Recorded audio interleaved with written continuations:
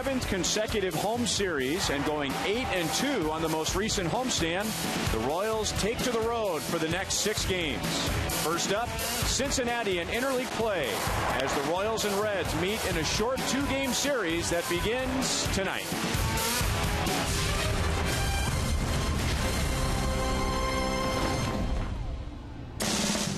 Royals baseball is presented by Academy Sports and Outdoors. In Kansas City, the Royals won the first 2 with the Reds, and now we're in Cincinnati, and the Royals will play 2 more with the Reds before heading to Boston. Hi, everyone. Welcome back to the ballpark with Rex Hudler. I'm Ryan Lefevre. Joel Goldberg and Jeff Montgomery are coming up.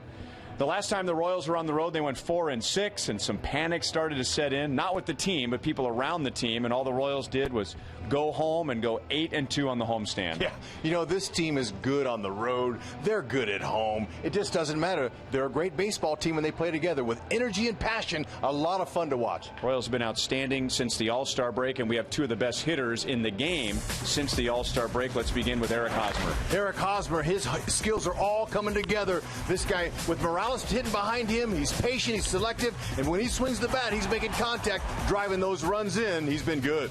And on the topic of left-hand hitting first baseman, how about Joey Votto? Votto's making a comeback here this year. Injured a lot last season, but that inside-out swing in this ballpark here in Cincinnati, it's a bandbox. He's coming back. He's got pop. They are our most trusted players, brought to you by the most trusted brand, Honda, and where the 2 guys rank since the All-Star break and in the top 5 in those 3 categories. Well, the Reds and their fans were hoping to see Johnny Cueto, I'm sure, on the mound. They'll see him in a Royals uniform, but he will not pitch in this 2-game series. But Edinson Volquez will. He'll start game 1, and he had the best season as far as wins go of his Major League career, pitching right here in Cincinnati. And Joel and Monty will talk more about that when we come back.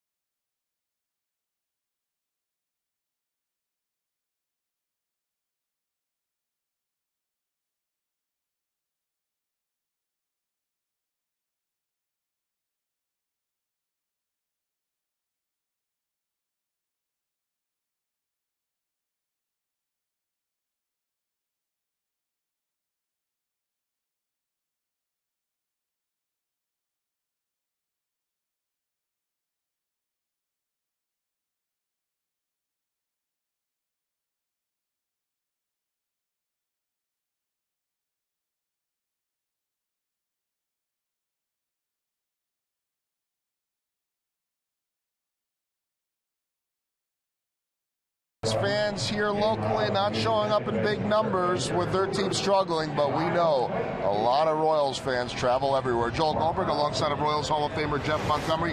It is a homecoming, not just for Monty, who grew up a couple of hours from here, but also for Johnny Cueto and tonight's pitcher Edinson Volquez. And perhaps, Monty, Reds fans will see a different pitcher than what they saw when he was with the Reds in Cincinnati from 08 to 11. Our AT&T Zobrist Rewind looks at a younger Volquez. How's he different now? Well, he put up some good numbers in his younger part of his career, but the thing about him now, he pitches a contact, he's a much more experienced pitcher, and he's not really worried about trying to pile up the strikeout numbers.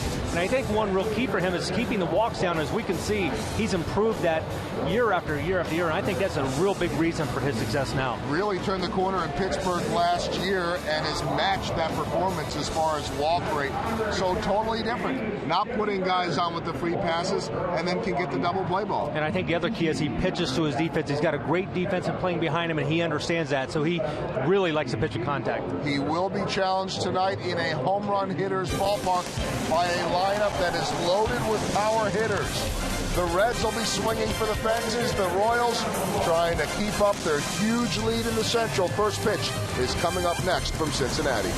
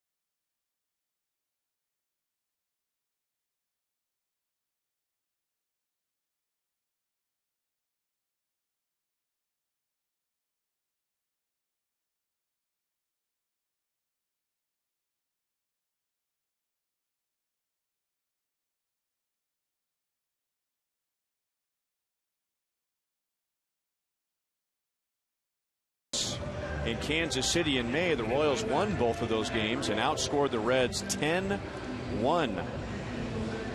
Royals are feeling good after an 8-10 homestand. The Reds are home after a 3-7 road trip on the West Coast. Ben Zobrist will play at second base. Omar Infante was in Nedio's first lineup, but Infante arrived today with some lower back spasms, so Zobrist will play at second. And Gerard Dyson will be in left field. National League rules, so Edinson Volquez will hit in the number 9 spot. And this is Raisel Iglesias from Cuba. And the Royals will see him for the second time this year. When they saw him back in May, he was pitching out of the bullpen. That's right. They're gonna see a lively young man. He's got a lot of energy. He pitches with passion. 90 to 92 with his fastball. Good sinking action with that slider. 82 to 83. He'll drop his arm slot at times, so he's got a couple different arm slots that Royals hitters will see.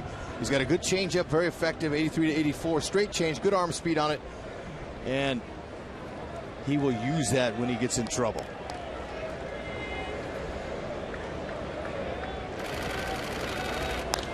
Alcides Escobar swinging at the first pitch. We have grown used to that.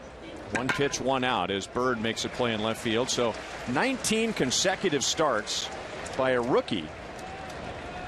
The Reds' entire 5-man rotation is made up of rookies, which now includes John Lamb, who went to the Reds in the Johnny Cueto trade. The last time a non-rookie started for Cincinnati was July 28th. So they're getting a close-up look at the future for the last month and a half of the regular season. Ben Zobrist takes a fastball strike. Isn't it nice to watch the opposing team develop for the future and not the Royals? It's nice. This team is going places. Checking out Iglesias, you know, he's got a tall 3/4 arm slot. Looks like he has some loose arm action. You know, he looks like he slings it a little bit here with his windup. A lot of deception to it. A little crossfire. I remember when we saw him pitching out of the bullpen in May, we compared him to El Duque, Orlando Hernandez, also from Cuba. And like a lot of Cuban pitchers, Iglesias will change his arm slot, and there he goes. He drops down, and Zobrist pulls it foul. There's some deception there for the hitters to figure out, but you know, the Royals, they're just looking for one area, and that's out over the plate, like most hitters do. But Zobrist and Kane and some of those guys are going to have to use the whole field a little bit here and maybe see as many pitches as they can to get used to it.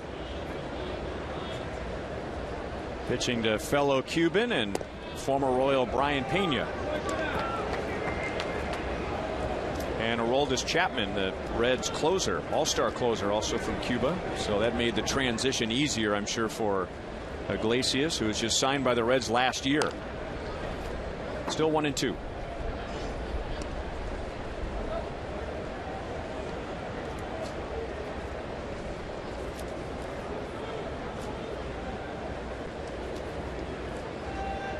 As the Royals took 3 out of 4 from the Angels, Ben Zobrist went 7 for 12 in that series and 6 walks. Now he's down on strikes, and there are 2 away in the first inning. Tough year for the Reds, 14 games under 500. They are actually a good defensive team. If you look at defensive runs saved, they're on the plus side, but let's see how the Royals do with their running game against Brian Pena. Yeah, Pena hasn't had that much success, and of course, you know, that really is directly related to the pitchers and how slow they are home or how quick they are. Oh, 81 miles an hour, and Kane recognized right away that that ball just got away from Iglesias. Well, obviously, watching Iglesias, very, very different delivery. It's going to be hard for him to repeat his arm slot. Because with all those moving parts like that, it's difficult. But you know, he is creative. A couple different arm angles, high 3/4, then he'll drop down 3/4. Not easy to pick up.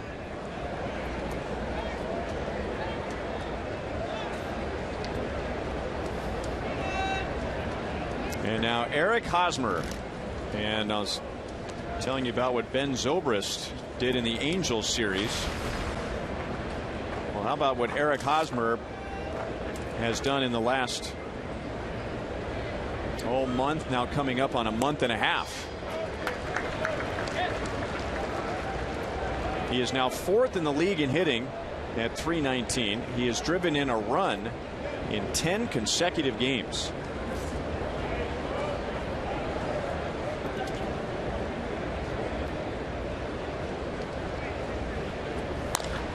And that's up the left field line.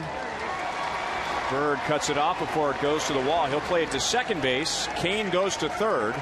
And here come the Royals in the first inning with runners at first and third and 2 down.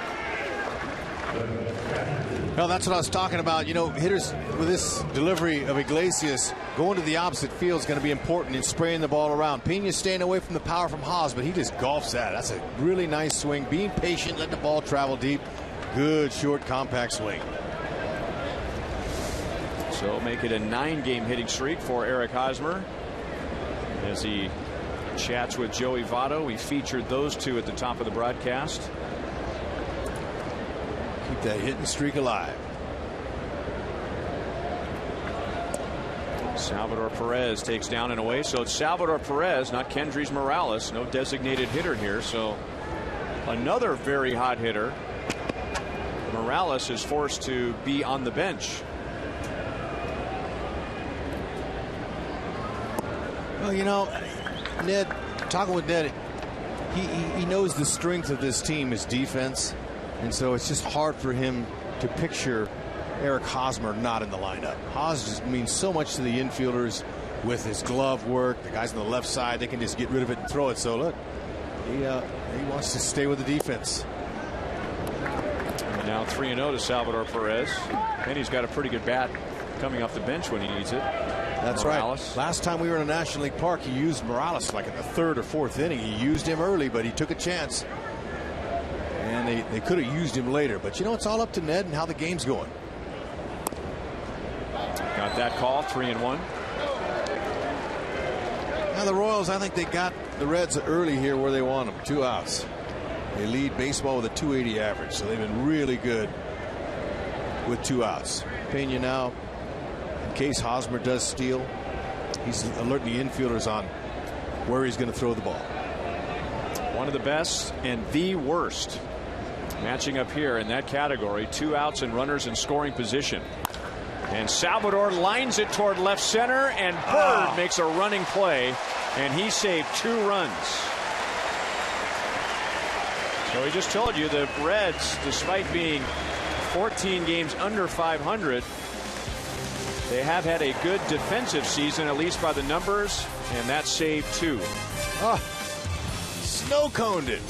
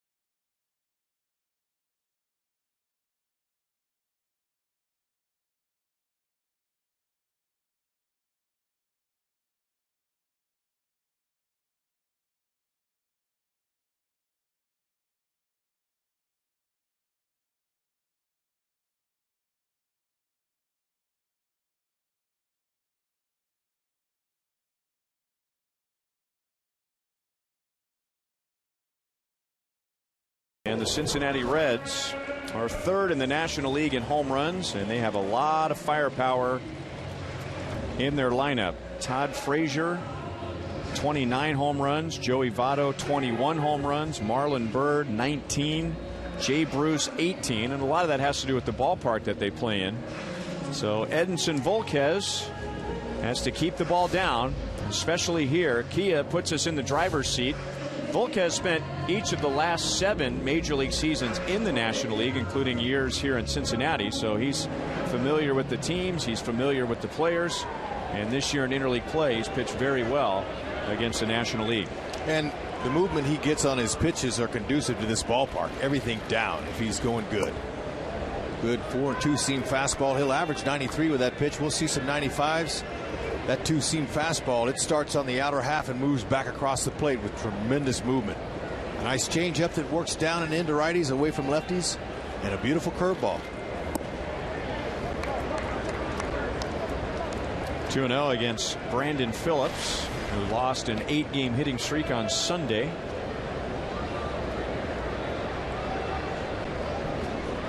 Brandon Phillips a few years ago would have been a player that we would have been talking about as far as long ball threat.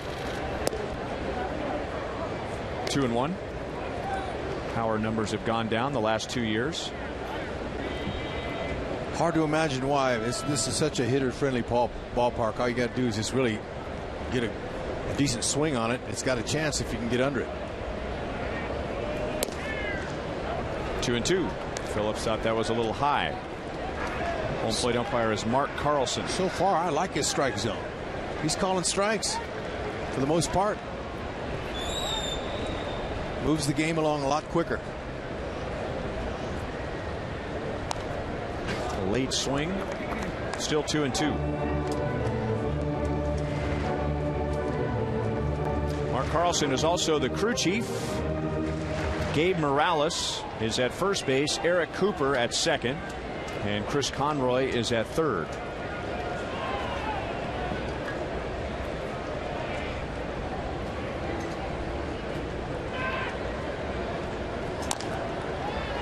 Out in front of the plate, Salvador Perez is on it. One away.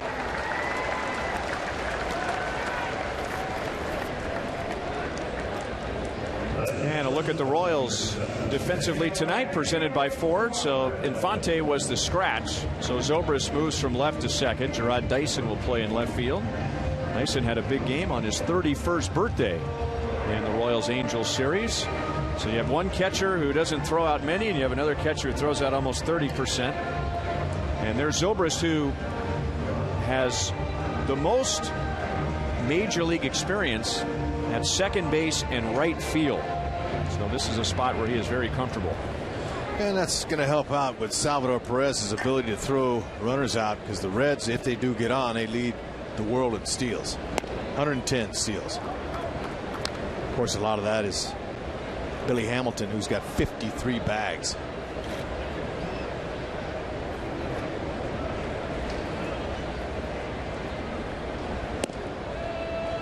Two 2-0.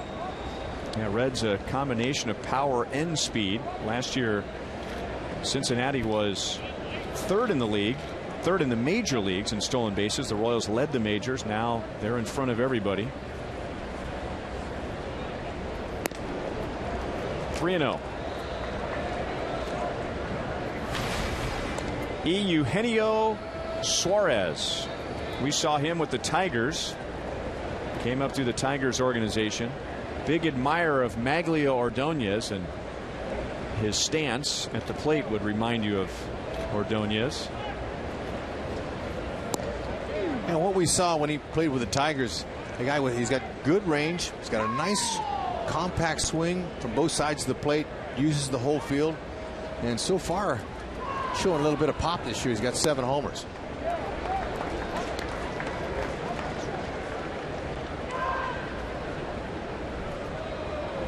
Three and 2 on Suarez. Scratch that. If he was a switch hitter, he'd be on the left side of the plate. My bad.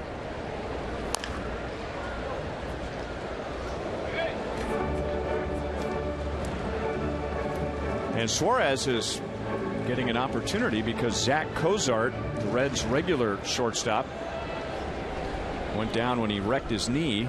Had to have surgery. That was in the first half.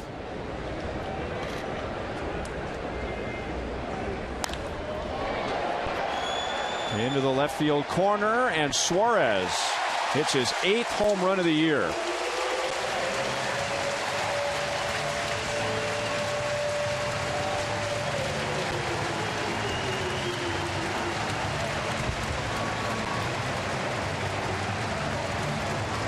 It's just the 5th home run that Volquez has given up to a right-handed bat this year. He tried to fastball that ball. It tied him up, it looked like, but he was quick enough to get the barrel on it. He pulled his hands in nicely and was able to barrel it. And like I said, it's a launching pad. 328. Doesn't take much to get out. Breaking ball, strike two, Joey Votto.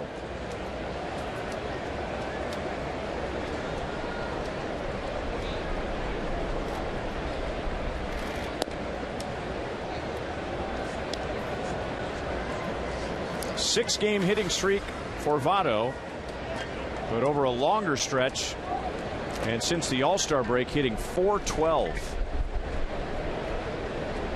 And you have to throw this guy a strike. One of the best eyes in Major League Baseball. See how the Royals are playing him. 3 men on the right side of that infield. But you know, one of the reasons that he's rebounding so well and he's been so hot is that he's using the whole part of the field. He's getting a lot of base hits to left field, left center. He's really staying inside the ball nicely.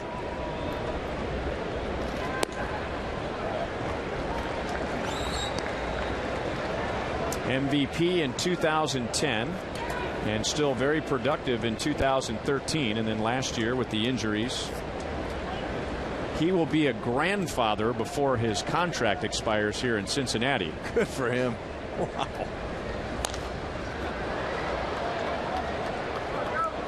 In 2012 spring training, so 3 years ago, the Reds signed him to a 12-year contract extension. Wow.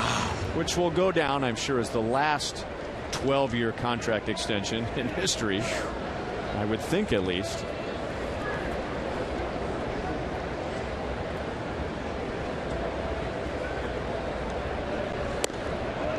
Ooh, where was the pitch? Doesn't matter. They're going to call it a strike. Eric Cooper, third base umpire, said that Votto swung. Votto doesn't agree. Excellent inside fastball. Four-seamer. That ball had teeth on it. It was growling as it came in there. Beautiful spot. Votto would have been better off just go ahead and swinging it, but instead, Votto, you got to go.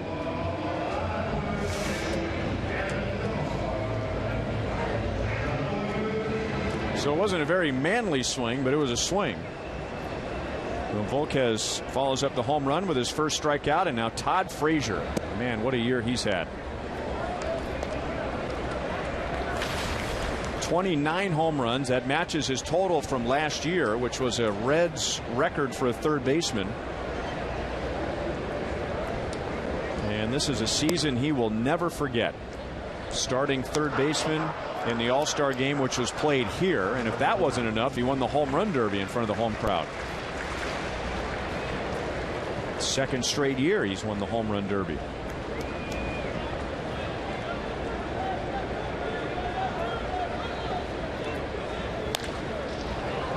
Just foul off to the third base side.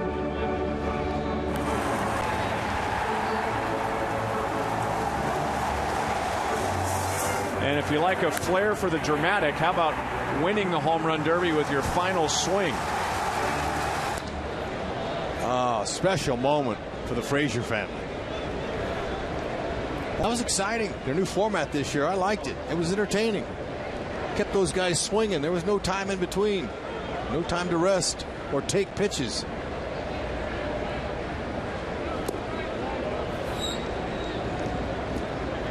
Three and one. Amazing how draining that home run derby is, though. Those guys, you could tell in some of them they were worn out. And they take all those swings underneath the cage, you know, in the batting cages on the dugout, and all those swings. No wonder some guys don't want to do it, because it's going to mess up their regular season swing, some of them. So there you go.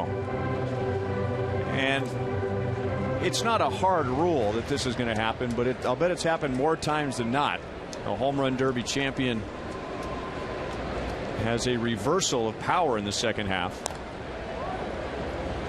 And you know, when I was watching it live, I was telling my kids that, you know, hitters are only used to getting 6 to 7 swings each time they go in the cage. They step out and the next guy hits in. He hits 6 or 7. Next round maybe they get 10 swings, but that's the maximum amount of swings you get a turn in BP. So these guys are gassed. You know, they're taking way over the amount that they're used to in that derby. Dyson coming in from left field, and that is the inning. The Royals lost a couple of runs on a good defensive play by Marlon Byrd in the top of the first, and then Eugenio Suarez homers into the left field corner to give Cincinnati a 1-0 lead.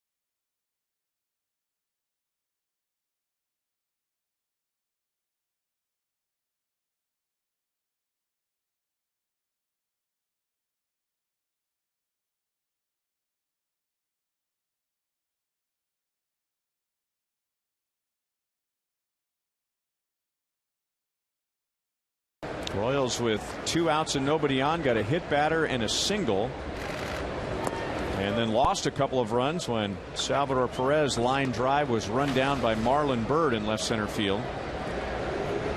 Mike Moustakas, Alex Rios, and Jarrod Dyson against Iglesias. Raisel Iglesias falls behind 2-0.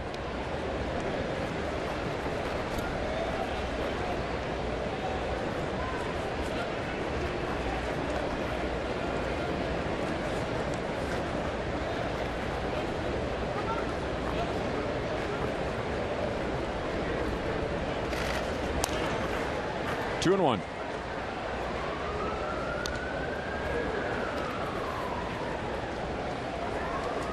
Mike Moustakas had a very good series against the Reds when they were in Kansas City. He had 8 at-bats, 6 hits, and drove in a couple of runs actually in the game when the Royals beat Johnny Cueto. The Royals outscored the Reds 10-1 in that 2-game series. Mike Moustakas, .339 this year, .309 in his career against the National League. He'll take a leadoff walk. And not just Moustakas, but the Royals have done very well in interleague play the last 2 years. Academy Sports and Outdoors leaderboard. If you go even one step further, the Royals' last interleague game of 2013, the Royals have won 27 of their last 38 against the National League. That's the best stretch in the major league since then, and the Reds have really struggled. They're 12-25 against the American League the last 2 years. And now ball one to Alex Rios, which is a little bit of a surprise because, you know, the Royals in the last 2 years, that meant no Billy Butler in the starting lineup, and this year no Kendrys Morales, at least we're in the National League cities. But it hasn't slowed down this team at all. Especially last year, they were dominant. Any National League park they set foot in, they won almost. It seemed like that.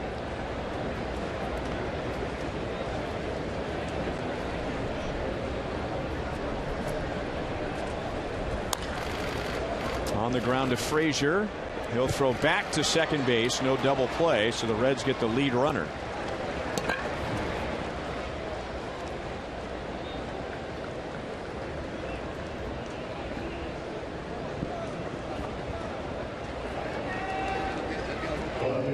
Rios at first, bringing up Gerard Dyson.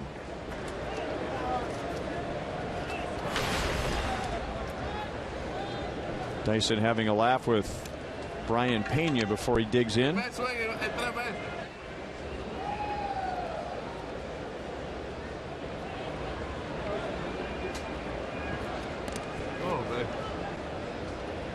Iglesias showing some quick feet with his move.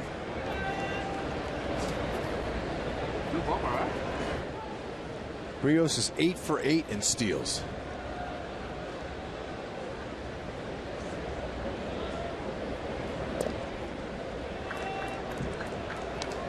Here's where the National League style comes into play with the pitcher on deck. Ed Yost could run Rios here, but that probably would mean that Dyson wouldn't get to swing the bat, because then Volquez would be coming up after that. So sometimes even if there's a stolen base out there, you don't run because you want the guy at the plate to be able to swing. That's right. I put him on. Pitchers aren't used to swinging and hitting in the games, or they're used to swinging, but they don't make a lot of contact.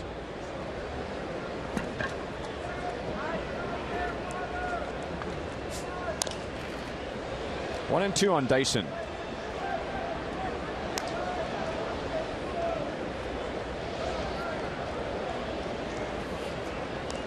Slowly but surely, the Royals are getting back toward the top, to the very top in the American League in stolen bases.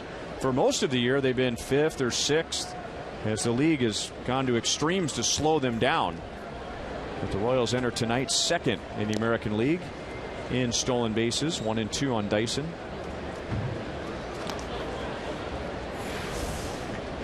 It's been the kind of year that the Royals, they attracted so much attention last year and the year before with their steals and the way they did it last year. So teams really are quick home. The pitchers have all worked on their moves, and they're really aware of the base running skills of the Royals.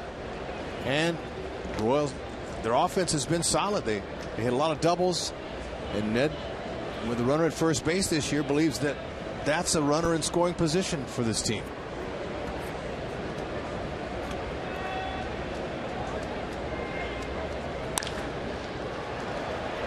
Phillips to Suarez to Votto. 4-6-3. Iglesias faces only 3 in the 2nd inning.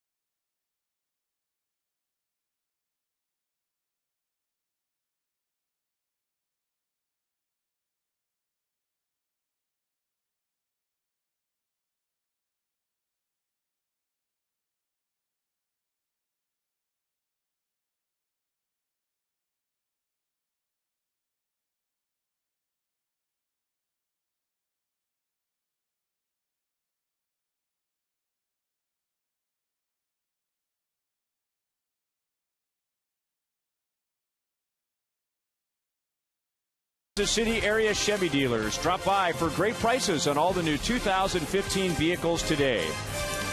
By AT&T U-verse high-speed internet. The U-verse revolves around you. Call 1-800-PIC-ATT. and by the Missouri Lottery. Every ticket you play gives back to schools across Missouri, so play it forward with the Missouri Lottery. Jay Bruce leads off for the Reds. Eugenio Suarez homered with 1 out in the first inning, giving Cincinnati a 1-0 lead. 18 home runs for Jay Bruce. He has also struck out 106 times.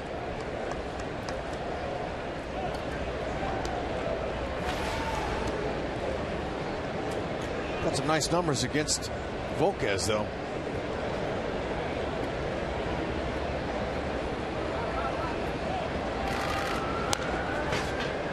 Two and one. He takes a big rip. He's got 49 extra base hits. That's tied for 8th in the National League, so he is finding some holes out there.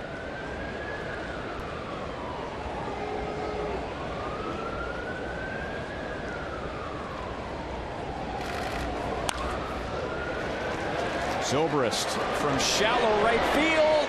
Didn't quite get him. Heck of an effort. And just in case the Royals will go to the phone. I didn't think he had a chance to catch it, let alone throw it. That's an excellent try and a good play. Good stretch by Haas. And he didn't give up on it. That's the thing. He just kept going and trusted it, stuck his glove out there, and it landed in it. And Haas with a stretch as far as he could towards first base, and I think he got him unless his foot came off.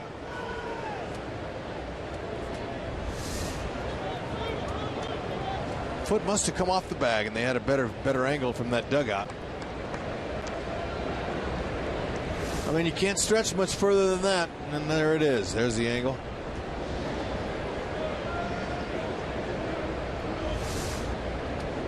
Unfortunately, the in the neighborhood play does not apply to first base. Yeah, but it does the second.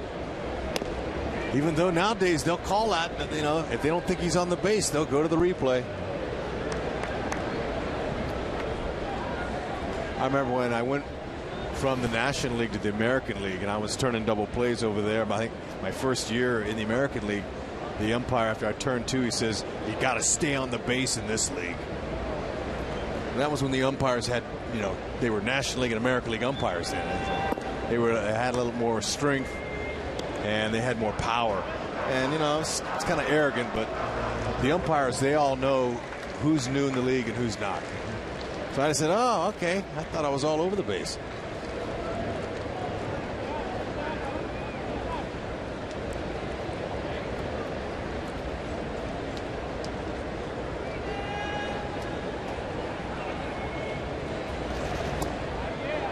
Good slider. 1-2 on Marlon Byrd. Reds have been hit with several injuries this year. Their catcher Devin Mesoraco went down early in the year. He's their cleanup hitter. He had a hip problem which required surgery. Byrd was hit by a pitch and broke his left wrist. Mentioned Zach Cozart, their shortstop, done for the year with knee surgery. Good pitch by Volquez, really tied up Byrd.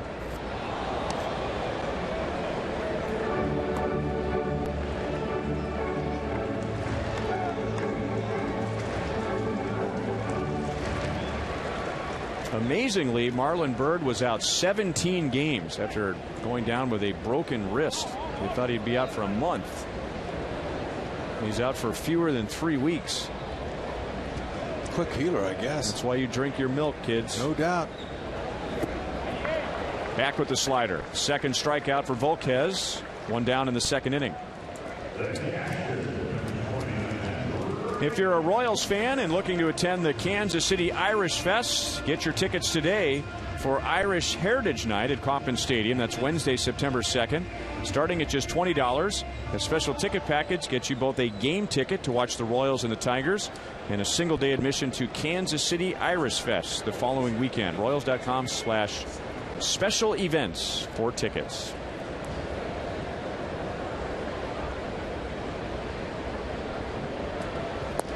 Maybe you had a chance to read the Kansas City Star Andy McCullough wrote a great story about Eric Hosmer's connection to this area. He spent 2 summers playing here, and he played for a team in Midland, not far from Cincinnati.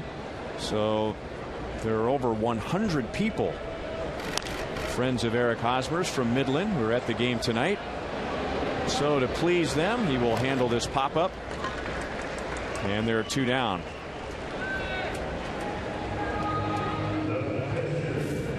Eric signing autographs before the game, and Andy McCullough's story saying that part of Ohio has become a Royals fan base. It's hard to walk down the street and not see somebody with a Hosmer jersey or T-shirt on. It's pretty impressive. Now, is that a 16U or 18U? I know it's a not a professional league, the Redskins. I'm not sure exactly what the age group is, but a lot of players, a lot of big leaguers have come through there. Hosmer, he lived for 2 years with his coach there, Brian Hyler. I wanted to meet them before the game, but I didn't get a chance to meet him. But pretty interesting how he still has a huge fan base. Buddy Bell played for the Redskins way back, long time ago.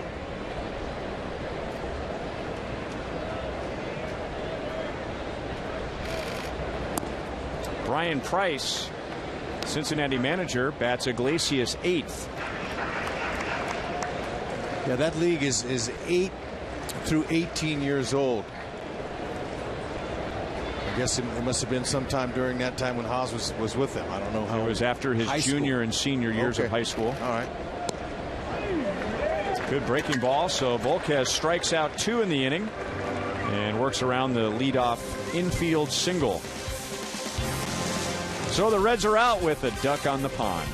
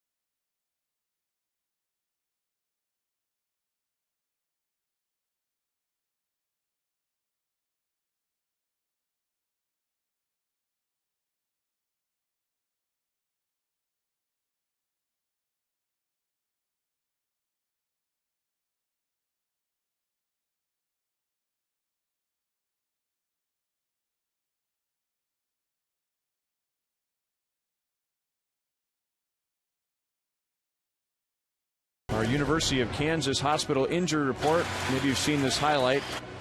Eduardo Escobar of the Minnesota Twins hitting Brian Mitchell on the side of his face, and he was placed on the disabled list today with a nasal fracture and concussion. So we're lucky that it wasn't a lot worse than that. It could have been. Yeah, I mean, it's tough enough getting hit above the shoulders with the ball at any speed, but off the bat like that stuff. But also, you know, the ball continued to go to center field, so I knew it caught him in the nose. It didn't hit him squarely. Like you said, it could have been a lot worse. Lots of times the carom of the baseball will determine the impact and how hard it was. How about that for taking a pitch? I mean, if you're going to take a pitch and go for style points, Volquez, and that wasn't even as good as the one before. The first one was a 10. That one was about an 8.5. He looked like he missed the transfer from his hand to his other hand with the bat. Oh, not a bad swing. Jay Bruce makes a play in right field. Now here's the one that I liked. He might have been imitating his former teammate Brandon Phillips. Look at that, huh? He's having fun and he's looking in there. Their dugout. I like it. Phillips is out there at second. Yeah. Had a little laugh with Alcides Escobar on his way back to the dugout. Yeah, and you notice Escobar, he's taking his time getting in the batter's box in the National League. That's one thing you do. When the pitcher makes an out, you make sure he gets into the dugout so he can get down and get him a little bit of rest. Give him as much time as he needs. Over the inside to Escobar. He swung at the game's first pitch and flied out to left field.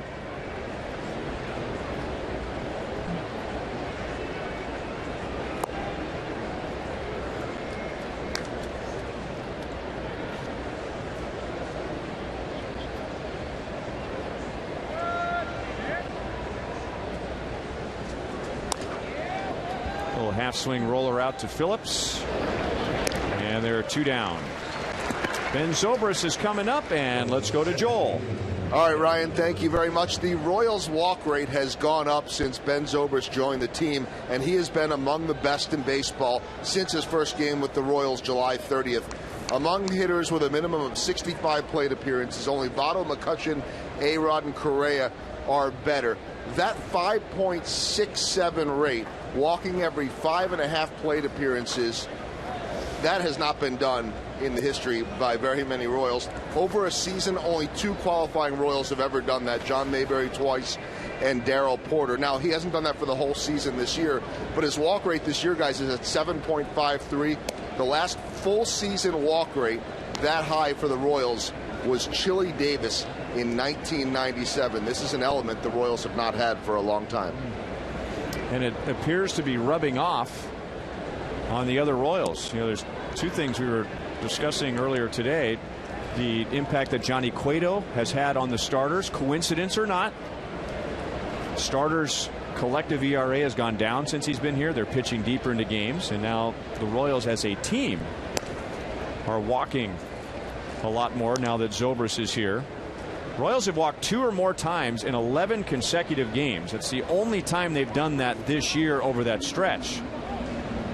And if they have 2 or more walks tonight, that would be the longest stretch in 4 years. Chopped out to Phillips. Royals, by the way, have 1 walk tonight. Iglesias gets the Royals 1-2-3 in the top of the 3rd inning.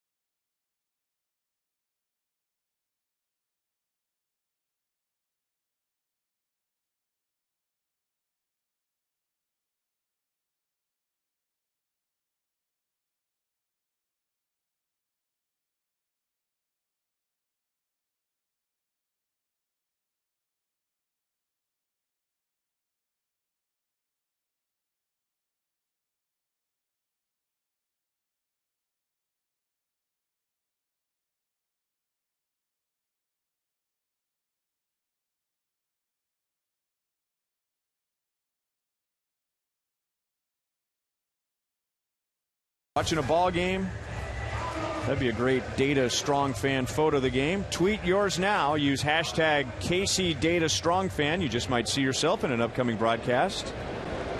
That's hashtag KC Data Strong Fan, brought to you by T-Mobile. Billy Hamilton batting ninth. Mostly because of that batting average and on base percentage. Batting just .228 and an on base percentage of .272. Yeah, but with his great speed, Brian Price, the manager, he wants him hitting that 9-hole, so then, you know, Phillips and Suarez, he can get on base for those guys. That's the reason the pitcher hits ahead of him in the 8th slot. But you know, not getting on very often with a .272 on base percentage. No, he's not. The first thing I looked at was his bunts. How many bunt hits does he have? You know, he's got 14. A guy with his kind of speed, he should be concentrating on slapping that ball and using that speed, but he's not. He's just learning. He's new in the league. It's his second year, and he's trying to find out who he is. But there's a guy right here that could go back and study some video on some of the former hitters that were like him.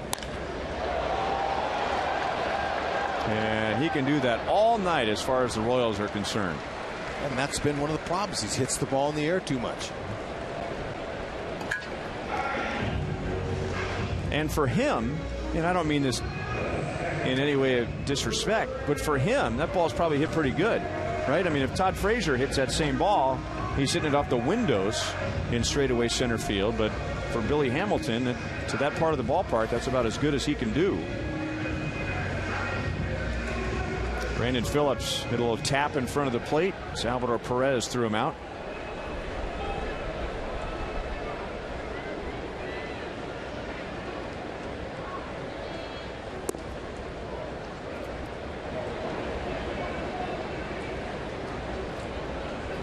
Volquez's mixing him up, though, but when he's been behind, he's going with his off-speed pitching. When he leads a strikeout, he's been using that fastball. Good four-seamers has been coming in on guys. He's got a good heater today.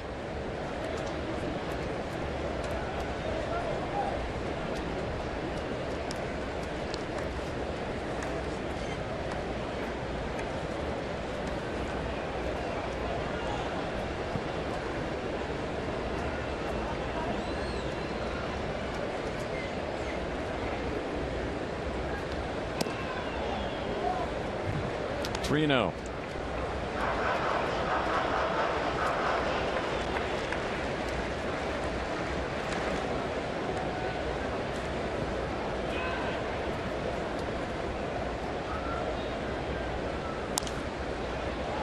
Swinging away on 3-0. 3-1 on Brandon Phillips, who's had a tough time against Volquez in his career. That might have something to do with him wailing away on a 3-0 pitch. He knows there's a high percentage of a fastball coming, and lots of hitters that they can hit homers on those 3-0 pitches if you swing with like one. Swing with some power. Oh, staying in. Rios makes the catch. 2 down. And now Suarez, he homered in the first inning, and that's our only run of the game. And we've been telling you that the ball really flies out of this ballpark. Our Toyota League leaders for tonight. This ballpark opened in 2003, and since then more home runs have been hit here than any other ballpark. The other 4, by the way, are all in the American League. So you got the heat and the humidity here in Cincinnati, very similar to Kansas City, and the short dimensions. That's a good example right here. This ball here is caught in Kansas City at the K. That ball's caught, but you know, here just stayed up long enough to where it reached that 328 down the left field line. My high school field was 325.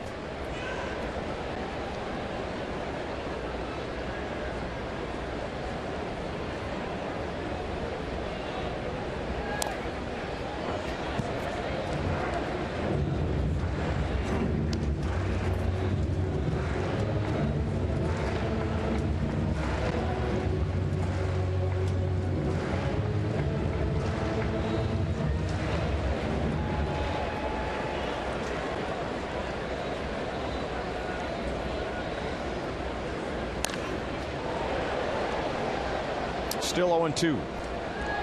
That ball stayed up. Was able to get a good rip on it.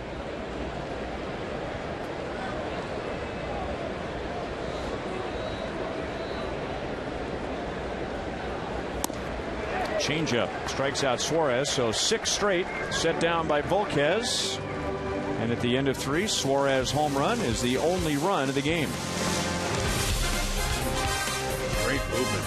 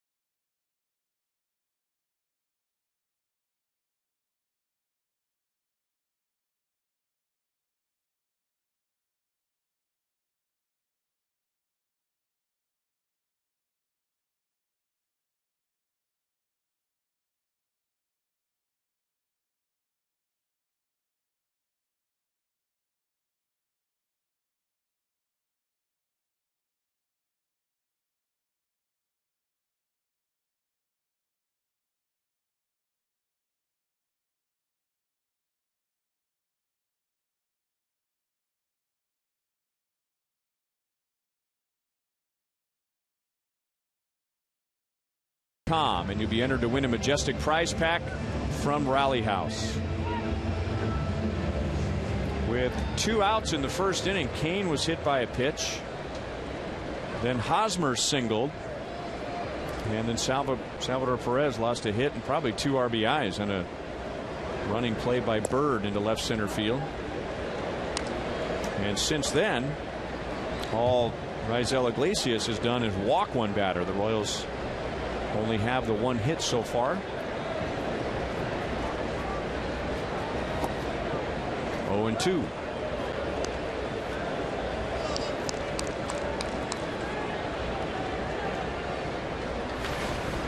Slider's got a nice little downward angle to it. Almost looks like a curveball, but he didn't throw a curve. It's fastball, slider, changeup from Iglesias. And a different arm angle or 2 here or there. Add some deception.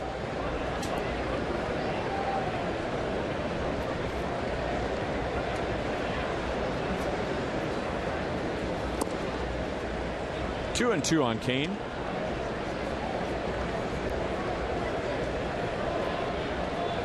"25 years old, Raisel Iglesias defected from Cuba in November of 2013 to Haiti. Suarez backs up to a couple of steps on the outfield grass to throw out Kane.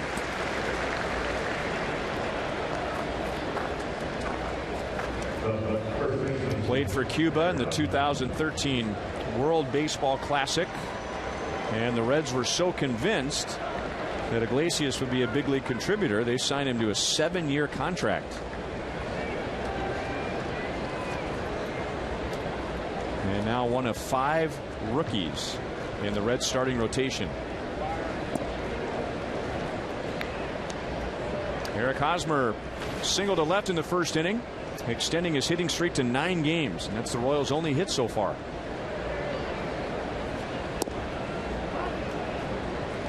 Well, you know, that Cuban league is such a high level of baseball. He played for 3 or more seasons with the Serie Nacional, and that's one of their top teams over there in Cuba. And so teams here in Major League, they understand that caliber of play, and some of the players who have come from there. So automatically Iglesias was pitching on that team. He's good enough to be in the big leagues. Good spot there. Tough one to hit. Back to Iglesias, who got a glove on it, and that slowed it down. And Suarez is playing up the middle. So 1-6-3 to get Hosmer for the second out.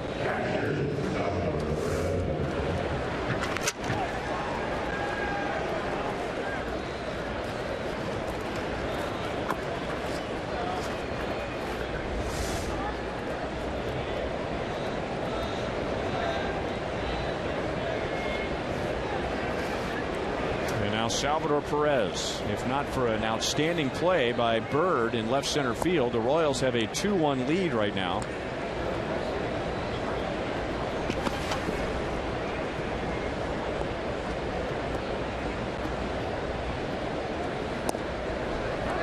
One ball, one strike.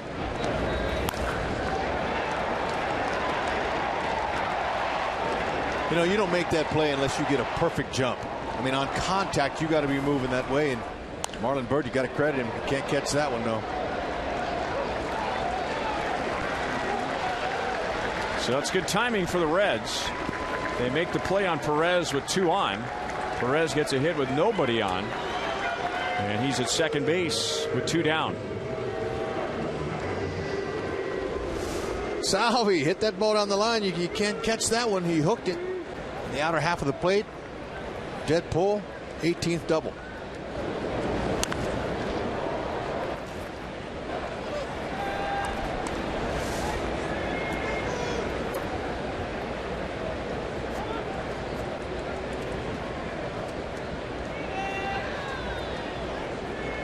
And now Mike Moustakas.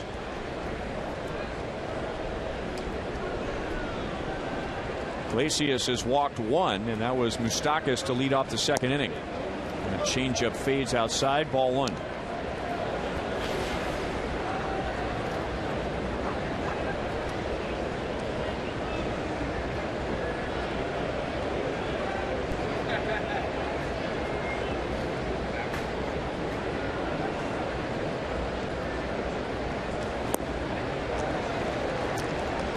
Reds don't see much of Mike Moustakas, but they are going with the American League teams that play with 3 infielders on the right side. Well, some teams have adjusted. They have fanned out a little more evenly with Moustakas increase hits to left field, but the Reds expect him to pull it to the right side, and he does. And it's Phillips over to first to end the inning. Perez is stranded at second base. 3.5 played. Cincinnati leads 1-0.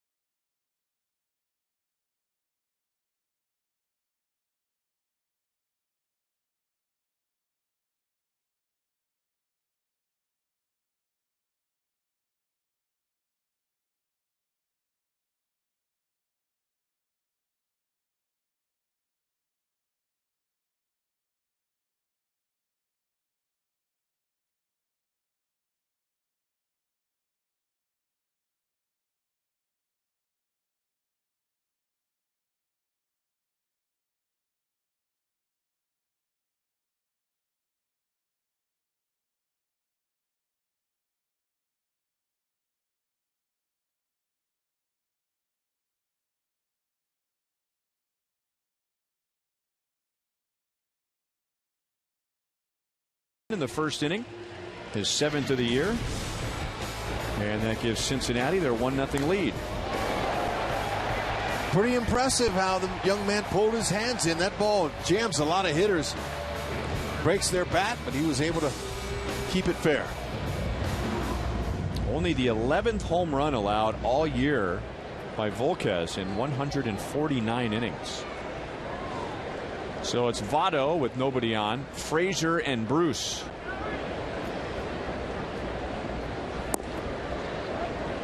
Joey Votto with a bad swing, abbreviated swing, struck out against Volquez in the first inning.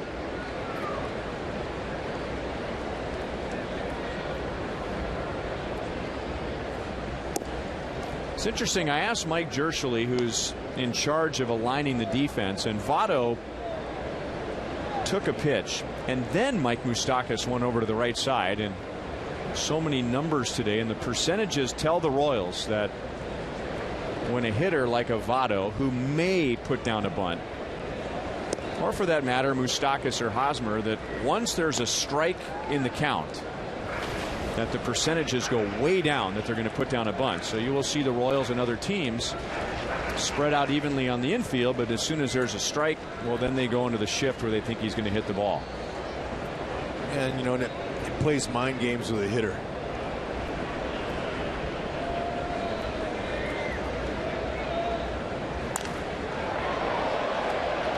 Right field, didn't quite get it, didn't get his arms extended. Rios makes the play, one down. This is Cincinnati, so you never know. No, you don't. And that ball, it looked like it could have been. Volquez is going, no, come on. Just executed that pitch. It got him to hit it off the end of the bat, but it stayed in.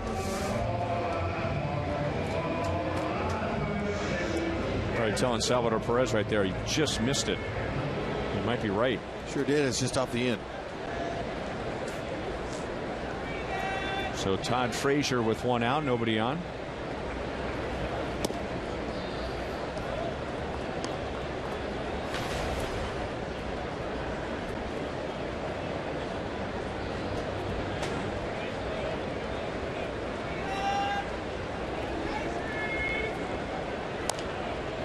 Had him reaching. One ball, one strike. That mom's telling him how to break up those ices. So it's not easy, but you know, sometimes that end there that's made to scoop them, it's not strong enough, so you got to use the other end. Or eventually, if you have to, last resort is just stick your fingers in it. Yeah, why not? There you go.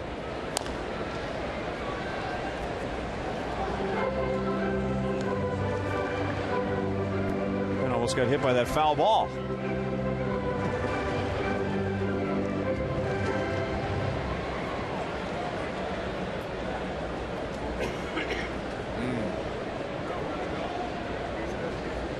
Well, if he was sleepy 5 minutes ago, he won't be 5 minutes from now.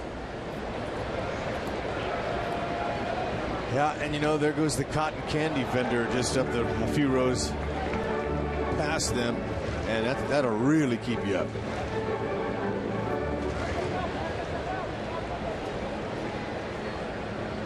Oh, hey, saying don't drink all of it.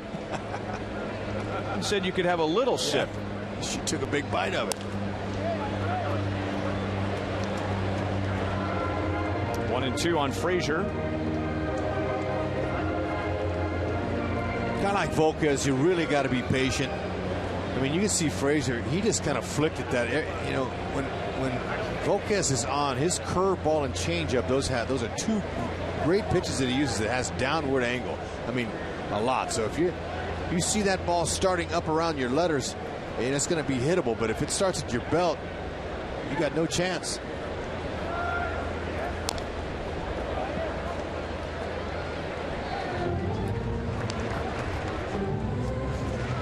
When was the last time, if we could pan out from that, when was the last time you saw a left fielder playing there on the line, deep in the corner? And he even took 2 steps over since you brought it up, closer to the line. Not very often. Now maybe a left-handed batter with a hard thrower up there, you might see that, but not with a right-handed hitter, but obviously Dyson's sitting right on that line. He is protecting the left field corner, to say the least. Anything, you talk about playing a guy to pull. Yeah, anything on the ground past Moose, Dyson will definitely be able to cut that ball off and keep him away from a double for sure.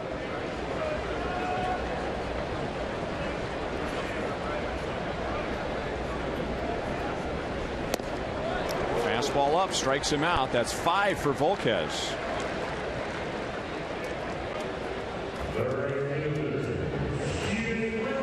The Royals are inviting all local business professionals to Kauffman Stadium next Thursday for Business Day at the K. The event will feature a pregame presentation by Royals General Manager Dayton Moore, networking opportunities, snacks, a $10 loaded value you can use for food and beverage throughout the ballpark, and of course a chance to watch the Royals and the Orioles.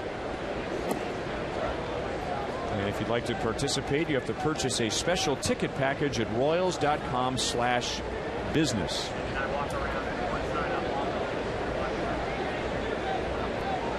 Jay Bruce singled to Ben Zobrist in right field first time up. 1 ball, 1 strike.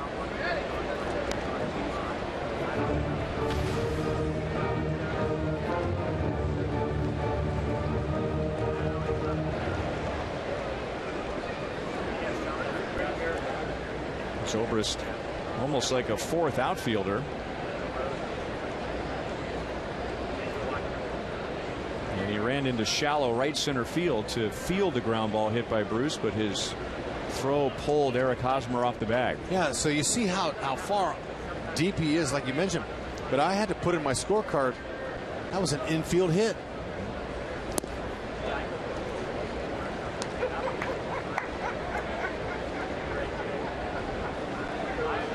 That changeup's a good pitch on Bruce. Bruce is looking to pull that ball. He's a middle in type of guy, likes to pull his for power. So obviously they're playing him that direction.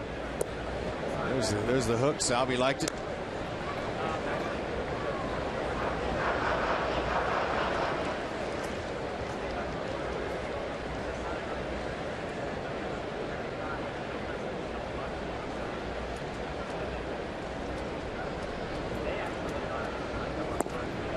Excellent changeup. A 6 strikeout performance for Volquez in the first 4 innings. And now he is taking care of the last 9 Reds hitters. Get him some runs. Stealing.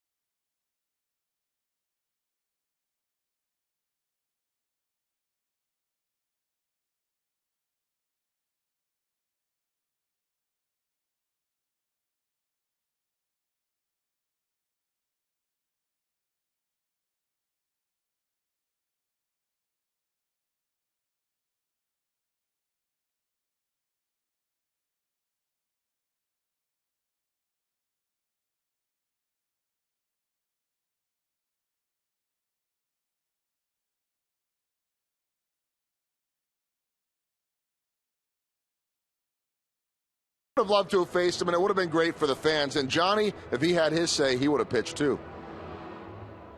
Pichar, le dije al pitching coach a ver si me podía dejar pichar, me dijo que no, que solamente tenía 4 días para pichar. He did want to pitch. He asked Dave Island if he he could pitch, and he'd be on 4 days. So that's not going to happen. But he did want to toe the road. Johnny Cueto, a lot of influence, but not that much influence that he gets to move the days up a little bit. Pedro Grifol, guys, is back at first base, and I just wanted to update what's going on with Rusty Kuntz. I know there's some talk that he might join the team in Boston. He did not fly here with the team. He's been battling a sinus infection, so he's missed a number of games now. And I just want to say, as a testament to Rusty as the coach, but maybe even more so as Rusty as the person, I have never heard from so many people regarding the well-being of a coach, all wondering, when is Rusty going to be back? We miss Rusty. How is Rusty doing? And so if Rusty's watching, and he probably is unless he's scouting the Boston game already for the next series, a lot of folks are saying, get back soon. And when you have a really bad sinus infection, you don't really feel like doing anything. But the last thing you want to do is get on an airplane. No doubt about it. But look, you know, this game is very grinding, obviously. These coaches say show up at the ballpark at 1 o'clock every day. There's a lot of work involved. And if you're not right, it can really set you back. So I'm glad he's taking a break. And he must really be going. He must really be going bad if he's not coming, because we know Rusty. He lives for this every single day. I mean, we've joked all the time about the way he spends his off days in a beautiful city, is watching 3 baseball games and room service in his room. So for him to take that time off, obviously not going very well right now with that sinus infection, but I am sure that he will be back as quickly as possible. The players miss him too. I mean, he's just got that presence every single day. Plus, there's a fan who loves him in Boston. He sits in the seats right behind first base. That's a little inside joke for Rusty. We hope he's watching. He understands what we're talking about. 0-2 on Rios. Reached on a force out in the second inning and then was part of a inning-ending double play. Royals have 2 hits and 3 runners in the first 4 innings against Iglesias, and late movement there strikes out Rios, and Iglesias has his second.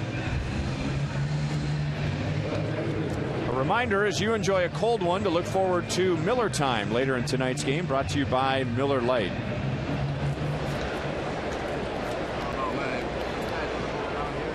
Royals are having a hard time figuring out the release point of Iglesias, I'm sure, because of the couple different arm angles he's showing and the 3 different pitches, and he's doing a good job of placing them. Speaking of placing them, defensive second baseman Phillips is right on that one. Too bad. That might have been extra bases if it got by him. But he's got some good action on his changeup. His slider's moving down. His fastball looks harder than it is. He's only going to go 92, 93 with that fastball, but it's sneaky quick when you throw all that delivery and all that deception in there. It's hard to pick up.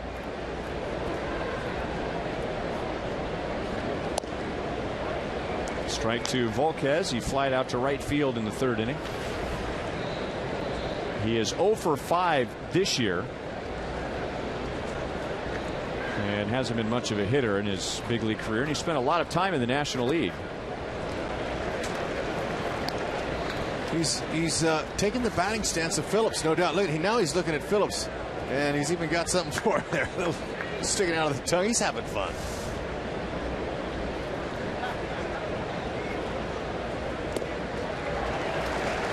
Well, if you're going to strike out, you may as well try and have a little fun doing so. Halfway home, Cincinnati leads the Royals 1-0.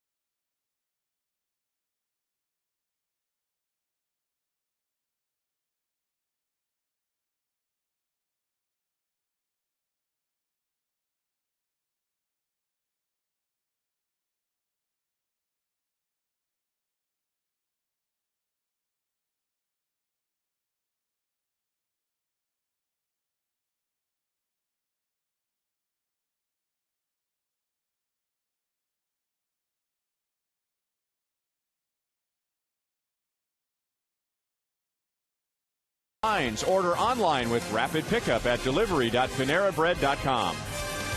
By Dodge, find your summer of performance with great deals at the Dodge Summer Clearance event. And by Academy Sports and Outdoors, right stuff, low price every day.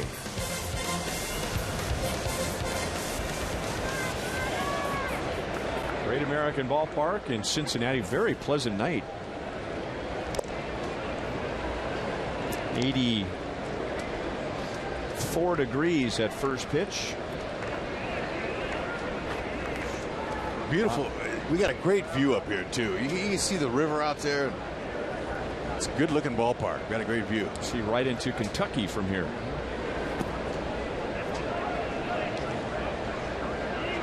One and one on Marlon Byrd. He struck out in the second inning. Volquez has struck out 6. And he has set down the last 9 Reds hitters.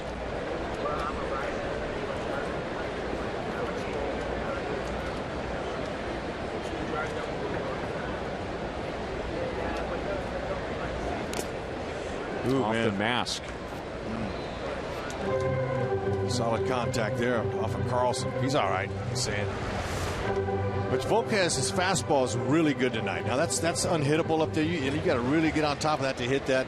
But his changeup and curveball are really effective. They got great stuff. Now the home run that he gave up, you got to credit Suarez for that.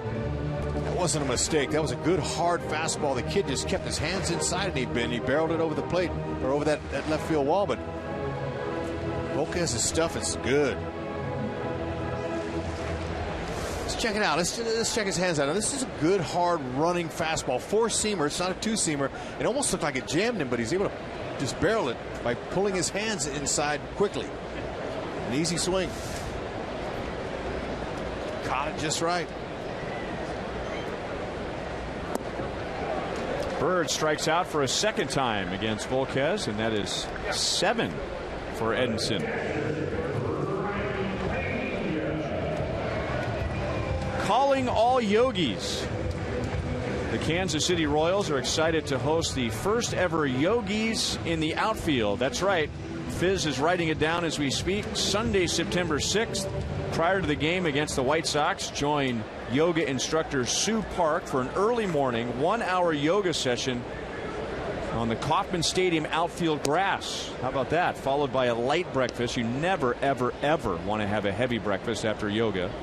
And that'll be served in the Hall of Fame Pavilion. To participate, purchase your special ticket package at royals.com/special events. And I'm going to say your chances are very good of meeting Steve Fiziak at Yogis in the outfield. I'll bet you'll go to that. Well, I might, but look, Fizz is into that. Now, if he does not bring his mat, we have one in the booth for him if he needs it. But he'll be out there, and Nama Stacy might be there with him. Fizz's wife Stacy, nicknamed Namaste. Right, and Namaste is a word they use in the Indian language after the class is over.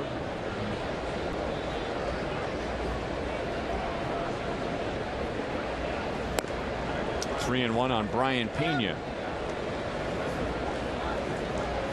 What does it mean? It means like peace or be well, yes, or something like that. I know it's have a good day, fasten your seatbelt, something like that. Yeah, and drink a lot of fluids.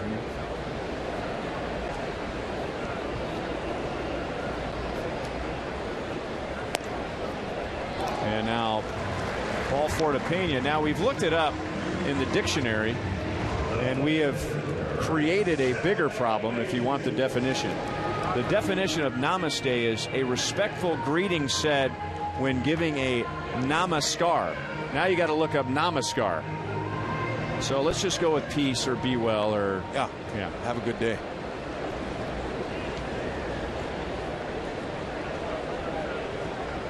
Volquez had retired 10 in a row, and now Iglesias showing bunt, swinging the bat, and there's no play. And that is the first major league hit for Raisel Iglesias. He had been 0 for 13. Just the way he had planned it. And that's a great play right there. It really is. We don't see it all that often, but this is a slug bunt. Okay, everybody expects the pitcher to be able to bunt, so they're coming in. They're all out of position. Zobrist going to first base, and then you're taught to hit the top of the ball. And when that happened, and Haas was already way in and out of position, perfectly executed. Train when you do that to hit the top of the ball, and they couldn't have placed it any better.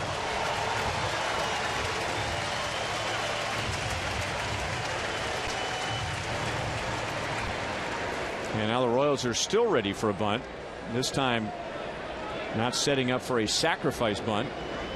As Billy Hamilton comes up, he flied to center field first time up. Yeah, you know, he'd be tough to double up to with his speed. He has grounded into 4 this year, but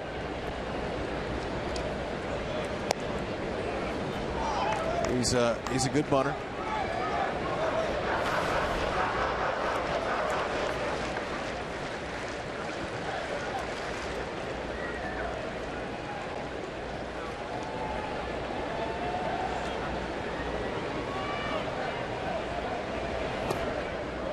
Two and 0.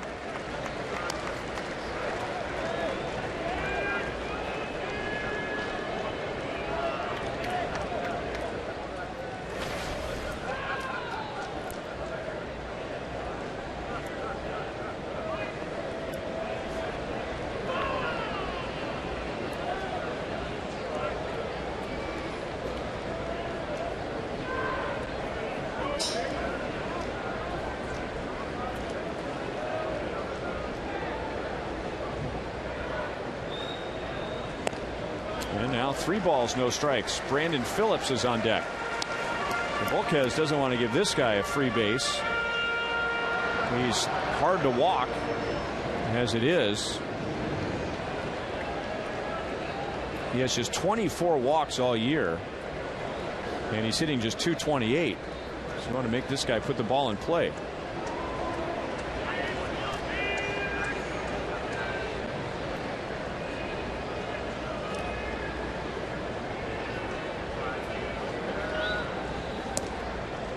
Three and 1.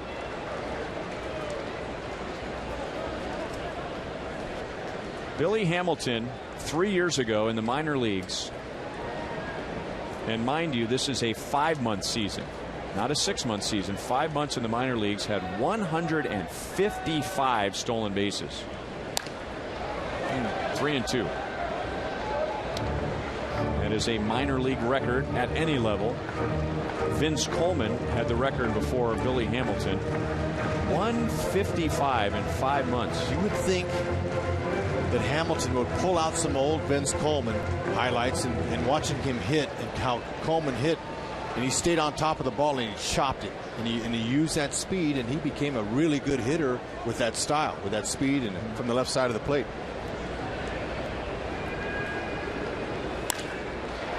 It's hard to double him up, but if he hits it hard right at somebody, your chances are good. And Edinson Volquez has now forced the opponent to ground into 16 double plays this year.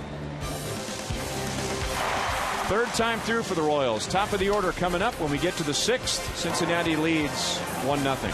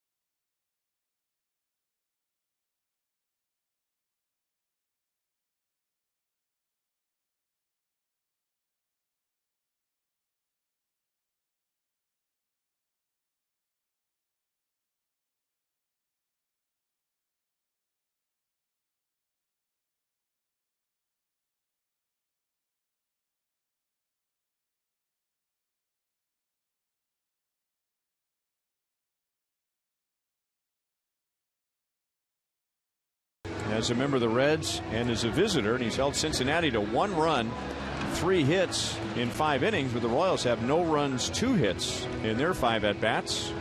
DraftKings will show us the players to watch for tonight. Eric Hosmer was on that list, and he's extended his hitting streak to 9 games. Go to DraftKings.com, enter the promo code BRoyal to play daily fantasy baseball for free.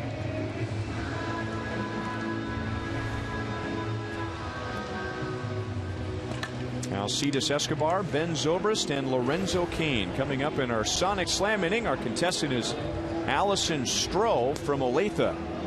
If the Royals hit a home run in this inning, Allison wins $600. If the Royals hit a grand slam out of the park, Allison wins $25,000 from Sonic and the Kansas City Royals.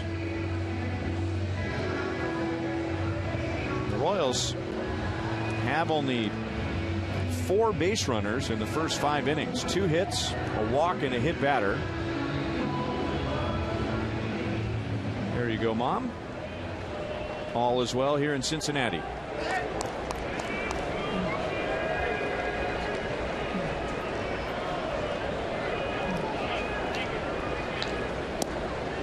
And Escobar takes a slider for a strike. Well, this would be the time, if you go by past numbers, to get to Iglesias.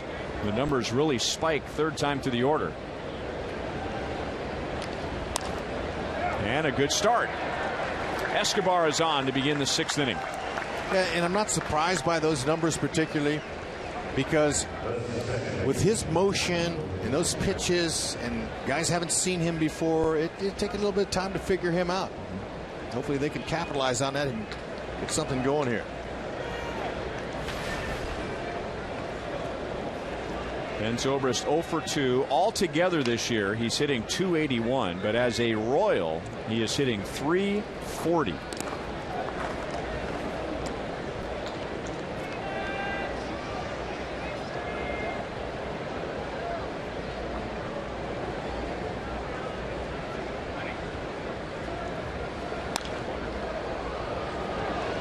Toward the left field corner and off the side wall.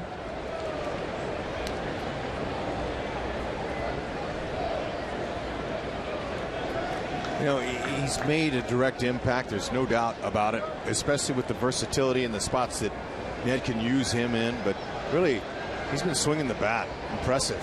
But I like that on-base percentage since becoming a Royal. .456. He is getting on base. He's hitting from both sides of the plate. Short, compact swing. And he looks good in that number 2 hole. Because of those things, he hits the ball wherever it's pitched when it is a strike.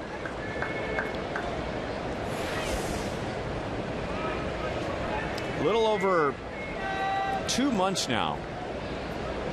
Those are the Royals' 2, 3, and 4 hitters. That'll be out of play. Of course, with Zobrist, some of those numbers go back to before he came to the Royals. But Zobrist has been hot, Cain has been hot, Hosmer has been hot, and that doesn't even include Kendrys Morales, who's not in the lineup tonight because of the National League rules.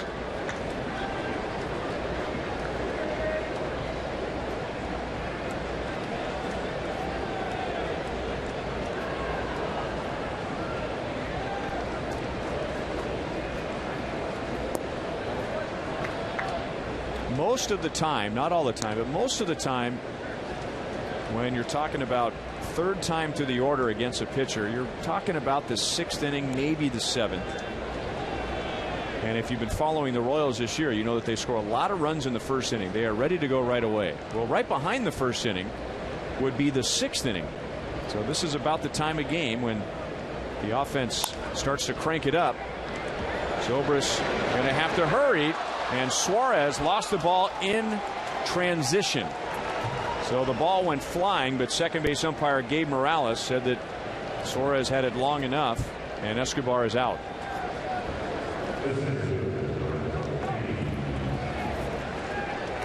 Royals got a break there. Zobrist was running hard, but this would have been a double play for sure.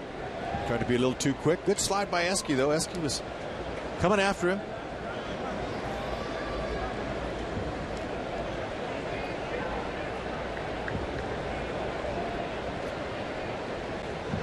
don't know. You know, that's a tough play there. It looked like he didn't have control of it, but they're not going to look at it. Well, and guys, you can't penalize certain guys for having quick hands. I mean, most of them don't have control of it.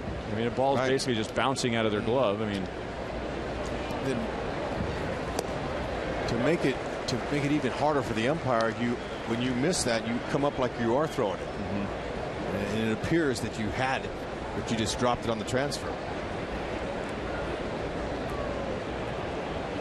A pretty good bubble.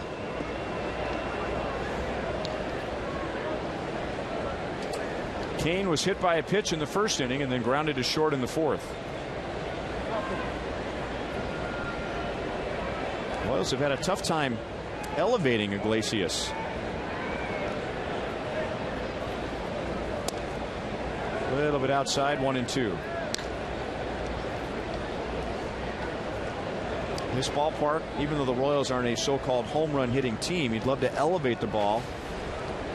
And the Royals have only had 4 outs in the air, and one of those was on the infield. So really only 3 balls lifted to the outfield so far against Iglesias. Done a good job of keeping the ball down. 2-2.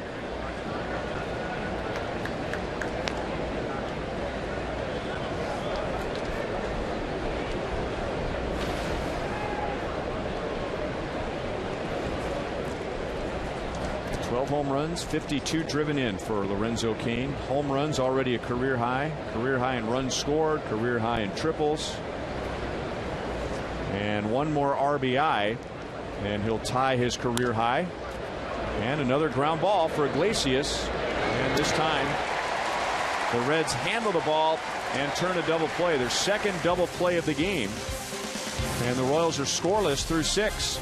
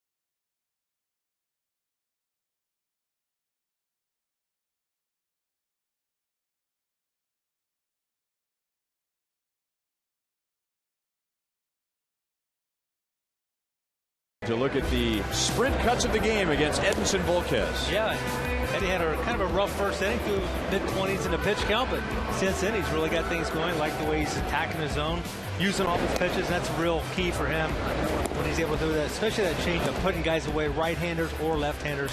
Nice sign for Eddie Volquez. Using that defense too, gotta like that. It's been a key for both pitchers. We've seen 3 ground ball double plays. So important in this ballpark. Keep the ball down. And of course, the only run tonight has been on a home run, which probably would have been out of Kauffman Stadium too. The left field corner here is only 2 feet shorter than the one in Kansas City. 328 here, 330 And the home run was measured at 344 feet. Brandon Phillips. Pass Escobar and into left field. Only the second time that the Reds have had their leadoff man on. Phillips is 1 for 3.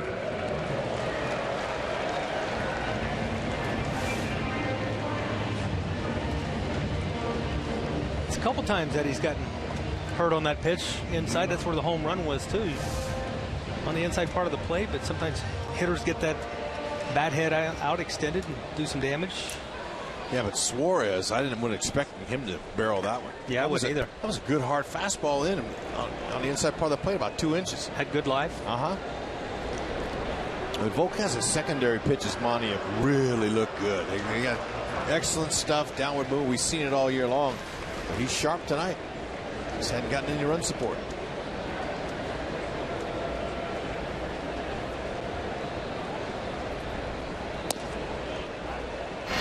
There's that home run we were talking about.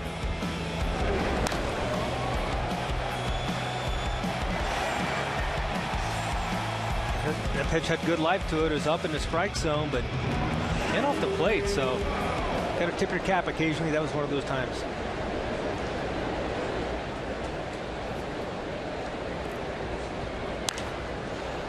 Monty, we say in a ballpark like this, and it's true, but we say, you know, Volquez really has to keep the ball down. Iglesias really has to keep the ball down. But are they even thinking about that? I mean, do you change anything once you're on that rubber and making your pitches? I pitch the same in all ballparks. My philosophy was you cannot hit a ground ball out of the ballpark. And you will be going to Boston from here, and it's just kind of the same thing with the Green Monster and Fenway.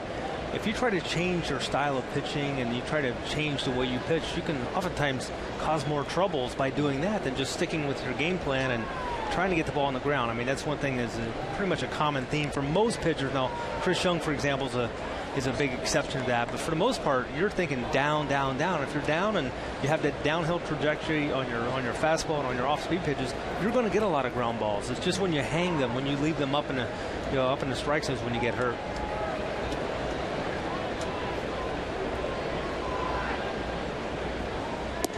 You know, guys, when you look at the Royals' numbers this year, and just about every department, they've got a winning record. I mean, that's why they're 25 games above 500.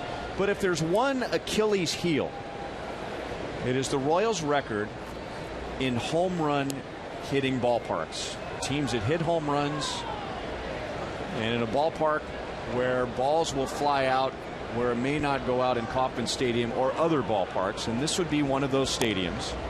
And if we could show those numbers again, the Royals are 1-9 at Yankee Stadium, Minute Maid Park, and Rogers Center, allowing 20 home runs in those 9 games. We bring that up because if the Royals get back to the World Series, they will face at least one of those 3 teams, if not 2 of those 3 teams. And Hud, I don't know about you, but my thinking is this team has to find a way to stay focused for the rest of the season with a big lead in the Central. But that home field advantage, to me, is as much incentive as anything for exactly that reason.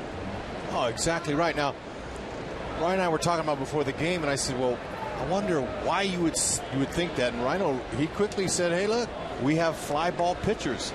And, you know, you guys are talking about how you're not going to change your style at all, but I'm going to turn it on the offense. I watched batting practice in those ballparks, and guys are trying to hit they're hitting a home run after home run after home run, but in the game, our offense hasn't had the ability to utilize those small ballparks. And we've got more home runs this year, or almost as many as we had last year.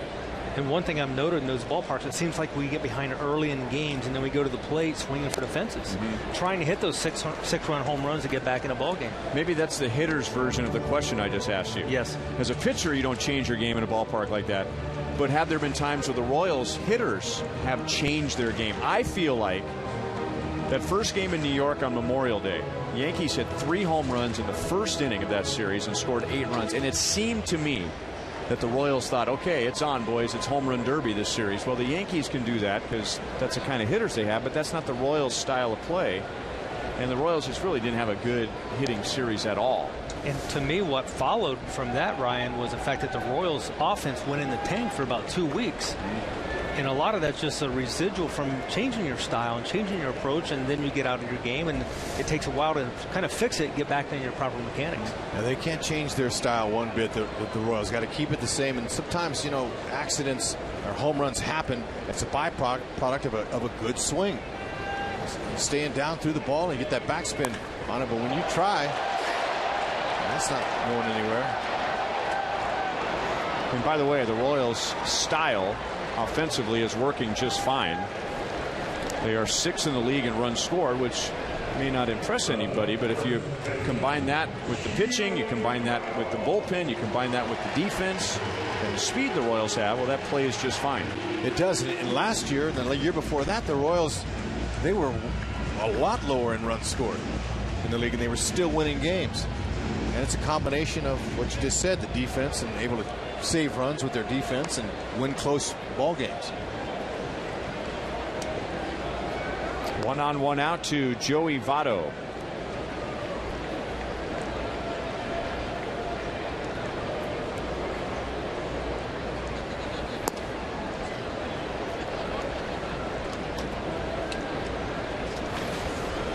Volquez struck him out in the first inning, and then Votto flied to the warning track in right field in the 4th.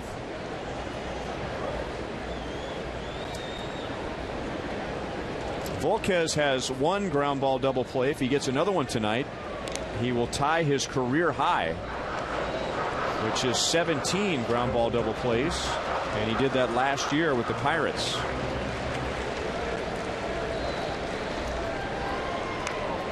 I'm not surprised with that number at all, Monty. As much action as he gets down with his pitches, that all bring it down. You know, hitters, if you're going to swing at it, and even if it's out over the plate, if it's moving down, you're going to hit the top of it.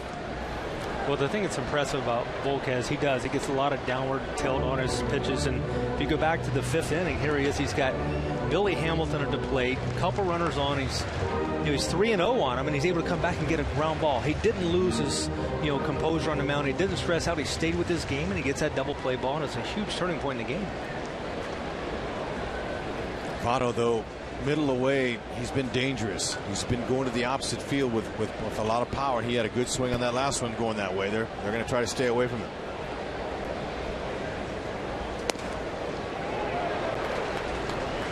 Riding away from him, 1 ball, 2 strikes. I'm surprised to see him throw the fastball. I thought he would go with the changeup. Maybe he'll come back with the changeup. Pitching a little bit backwards to a guy that has that strength and that power, going away with a hard fastball. And I've noticed that Volquez is using his off-speed stuff when he's behind in the count. And he's not ahead in the count. He's not burying him. He's pitching a little bit backwards tonight. His fastball is really good. He's got good life to it, but he's keeping him guessing.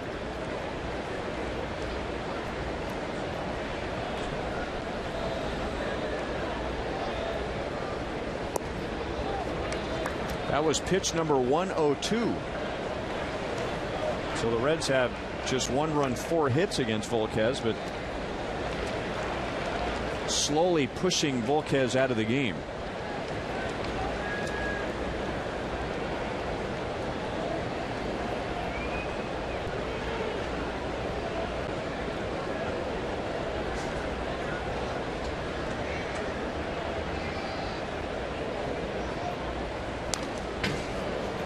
Very late swing, still 2-2.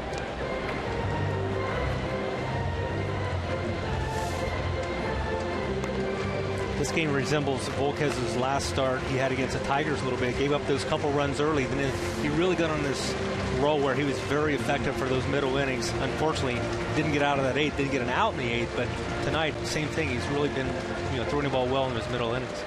Yeah, I remember he and Drew Butero were working together, right, for the first time, and a little trouble getting in sync in the first 2 innings. Faced a lot of batters, only gave up 2 runs, but it could have been a lot worse. Full count. Volquez snaps at that throwback from Salvador Perez. Yeah, it looked like he tried to overthrow that one a little bit, got off balance a little bit, but he's set up for a changeup, a 3-2 change. If he can execute it perfectly right here, Monty, he might get the strikeout. He's throwing a lot of fastballs up and away to Votto.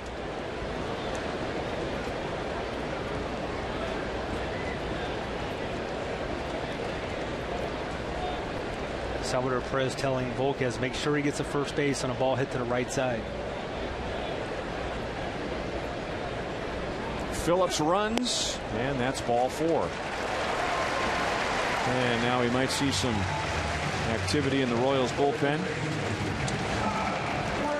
Volquez, second walk, and here comes Dave Island.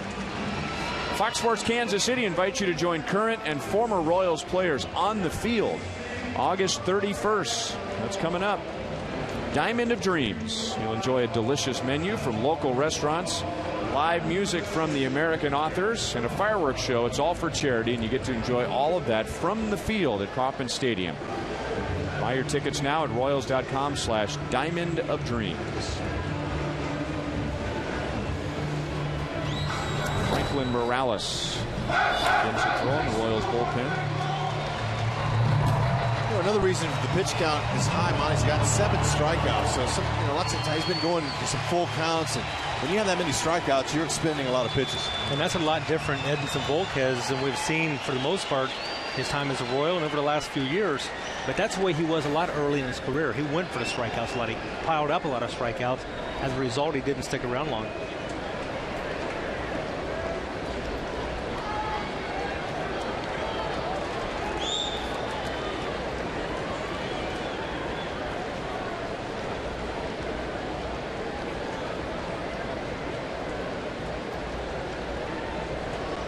Volquez is toying around with Brandon Phillips at second base. And Volquez, when he was hitting tonight, it was imitating Phillips' batting stance and looking at him and sticking his tongue out. I mean, these guys obviously are friends. They're enjoying the competition.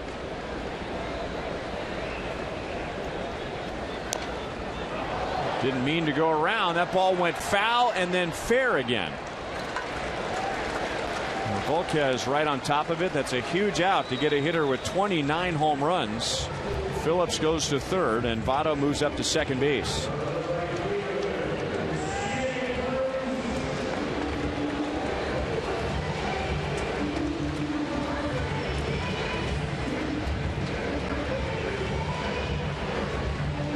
I was talking with Jeff Brantley, one of the radio personalities for the Reds, and like we normally do before the first game of a series, we'll come over and we'll share about our teams back and forth. And when he brought up Salvador Perez, I said, you know what, Salvi's a leader. And he goes, man, I love how he's animated behind the plate, how he really will point on the ground, he'll pat his glove, and he said that really helps the pitcher.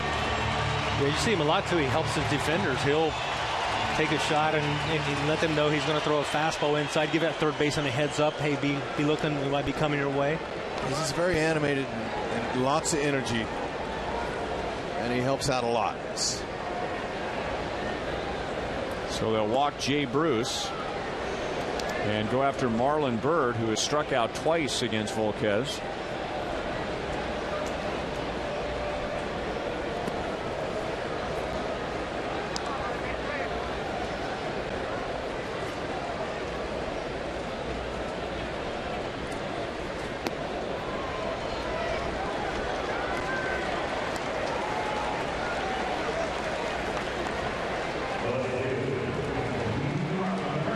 That'll motivate a hitter.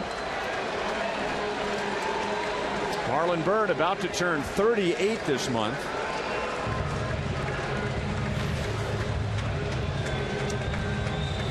Two strikeouts tonight, 9 strikeouts and 21 at-bats against Volquez. Volquez got him with a slider in the second inning and with a changeup in the fifth, both times swinging. Byrd 2 for 10 with them loaded up this year.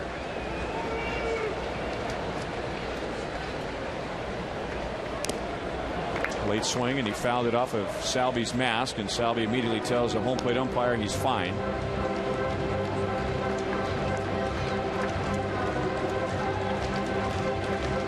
.111 pitches for Edinson Volquez.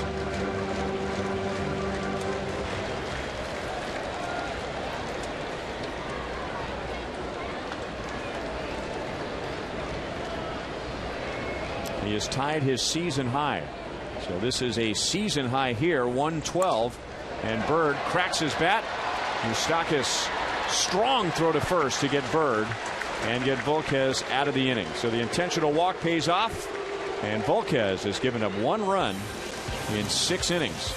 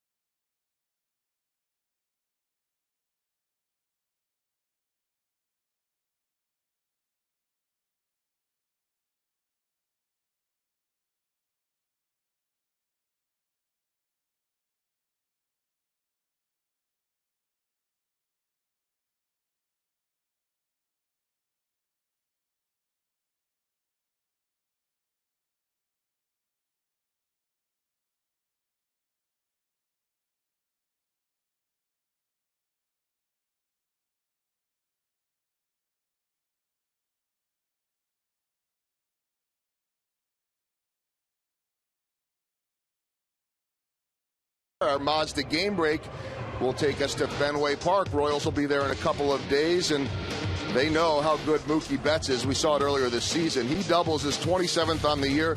That's going to knock in some runs. All Boston 7-0. Trevor Bauer, who had gotten very short with reporters after his last outing, asking them to kind of stop asking him what's going wrong. I guess they'll be asking that again tonight. An inning and 2/3, 6 hits, and 5 earned runs for Trevor Bauer.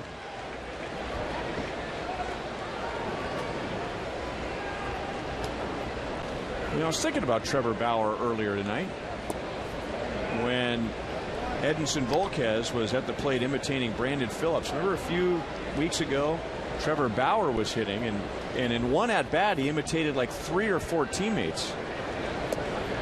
Yeah, he was doing the Michael Villas, yeah, Michael Brantley. He was doing them all.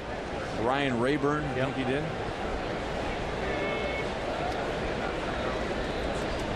Hosmer, Perez, Moustakas. Royals have 3 hits. That's it. 6 innings against Iglesias, who's done an excellent job of keeping the ball at or below the knees. Eric Hosmer has one of the hits, giving him a 9-game hitting streak. He's also hit the ball hard and grounded out. Royals have only stranded 3 in the 6 innings.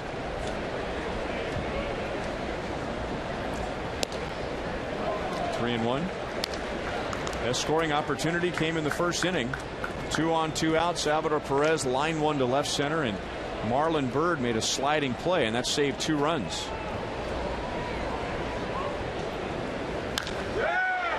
Center field, deep, and playable for Hamilton. He bumps into the wall. Hosmer hits it well again against Iglesias, but there's 1 out in the 7th inning. Royals have announced an exclusive ticket package that includes priority for every potential postseason game played at Kauffman Stadium. You can purchase any 10 of the remaining regular season home games, plus make a deposit for 2016 season tickets, and you'll receive postseason ticket priority. To take advantage, go to Royals.com/tickets.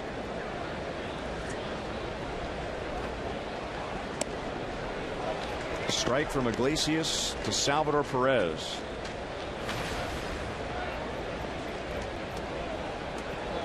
Iglesias has been doing a great job of keeping it middle away on these hitters, except for Salvi. Coming in on him, and Salvi missed that one. 2 outs in the 7th inning. And Suarez has only thrown 84 pitches. Or excuse me, Iglesias. Thanks, guys. Suarez making the play on Perez. Iglesias has not thrown more than 16 pitches in any half inning. So he's really played the aggressiveness of the Royals well tonight.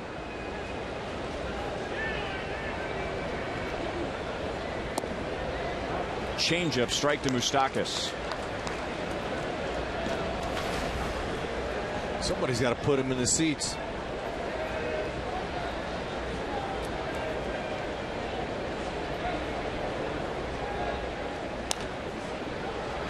Oh, and 2.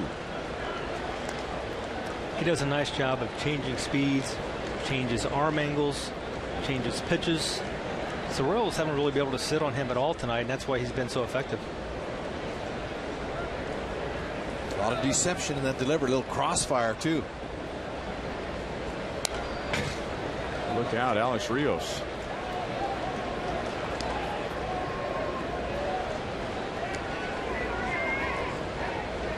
Well, this will get Reds fans excited about the future. This nice run they've had with 5 rookie starters, which includes John Lamb.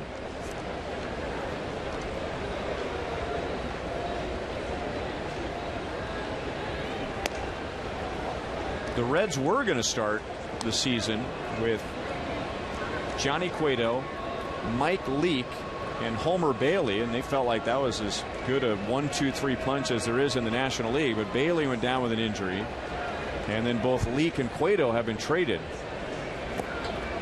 2-2 on Moustakas. And outside of Aroldis Chapman, the Reds bullpen has been a mess, especially the first 2 months. And of all the things that have gone wrong for the Reds this year, you talk to people connected with them, the bullpen in April and May really sunk this team. Can't win without a good bullpen.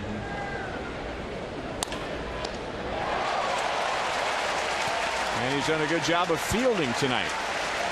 7 scoreless innings for Raisel Iglesias.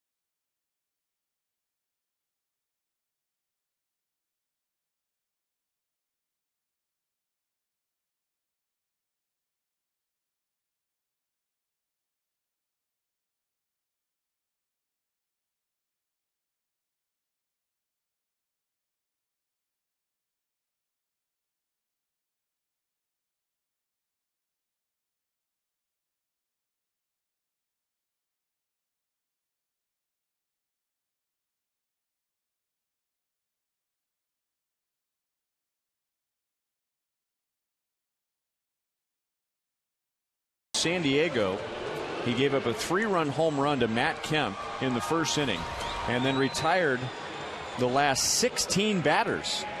So that's carried over to tonight. And now he's gone 7 scoreless innings and given up just 3 hits. Yeah, he's definitely been on his game. Again, talking about the command that he's possessed on all of his pitches. Very big key for him. He's got a pretty decent second baseman out there behind him as well. So playing to his defense, good life on all of his pitches, and put that together, got zeros across the board.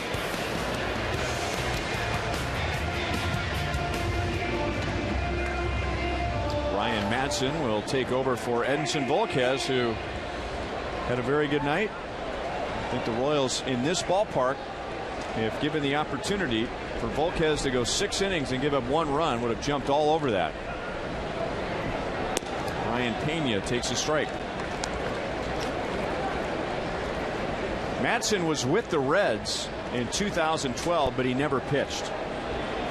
He was injured in spring training, ended up having Tommy John surgery.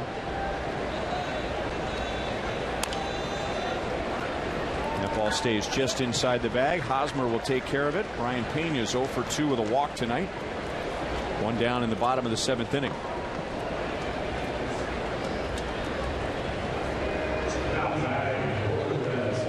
And now the Reds will pinch hit for Iglesias.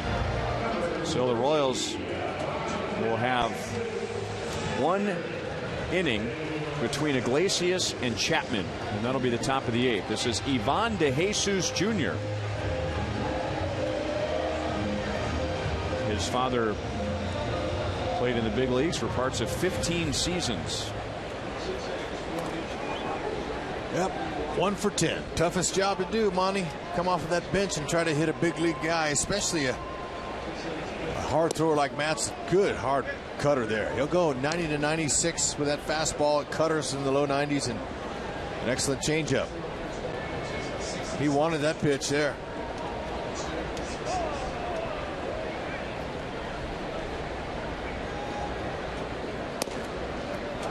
.95 at the knees. 1-1 to De Jesus.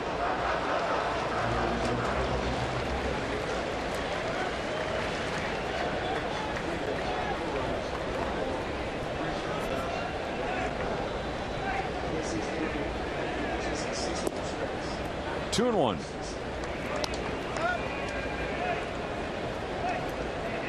Just mentioned last half inning that problem for the Reds this year has been their bullpen outside of Chapman, the bridge between their starters and Aroldis Chapman. So the Royals will get a chance to test that bridge, but tonight we'll only get 1 inning. 2-2. And it'll be Rios, Dyson, and the pitcher spot in the top of the 8th inning. Depending on what happens, Ned might pull out his ace in that dugout in Morales. We'll see.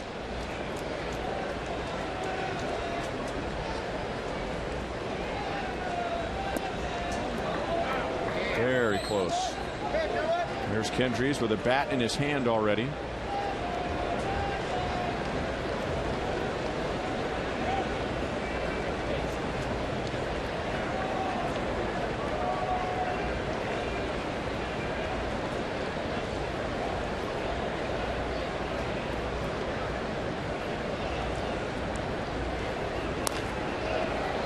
Right to Moustakas.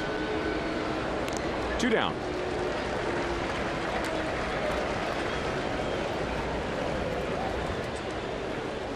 And as promised earlier in the game, it's Miller time, brought to you by Miller Lite. And here's the last swing of Kendrys Morales, coming in the bottom of the 10th inning against the Angels. And the Royals, after losing that heartbreaker in game 1, come back and win the next 3 and finish the homestand at 8-2. Amazing. They could have won every game in that homestand.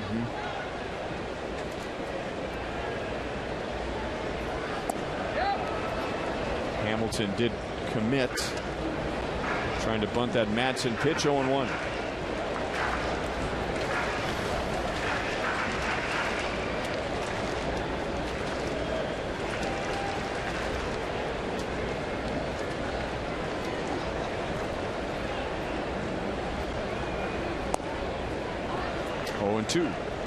Beautiful change.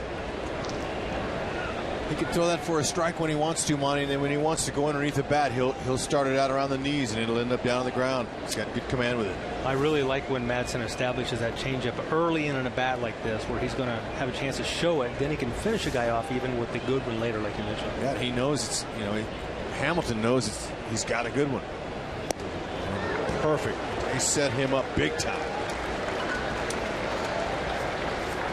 Good inning for Madsen, and a big inning coming up for the Royals in the top of the 8th. Down just 1-0.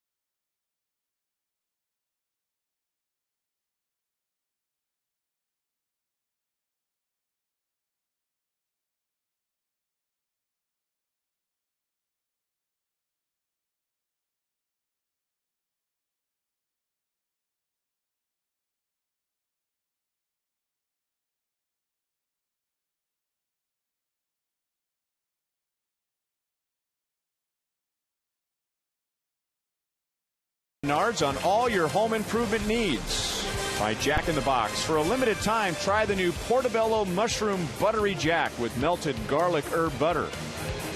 And by your Midwest Ford dealers. Visit your MidwestFordDealers.com. Still 1-0 Reds on a first inning home run from Eugenio Suarez. Coming up on Sunday, 2 of UFC's hottest rising stars face off as elite featherweight destroyer Max Holloway takes on dangerous double threat Charles Oliveira.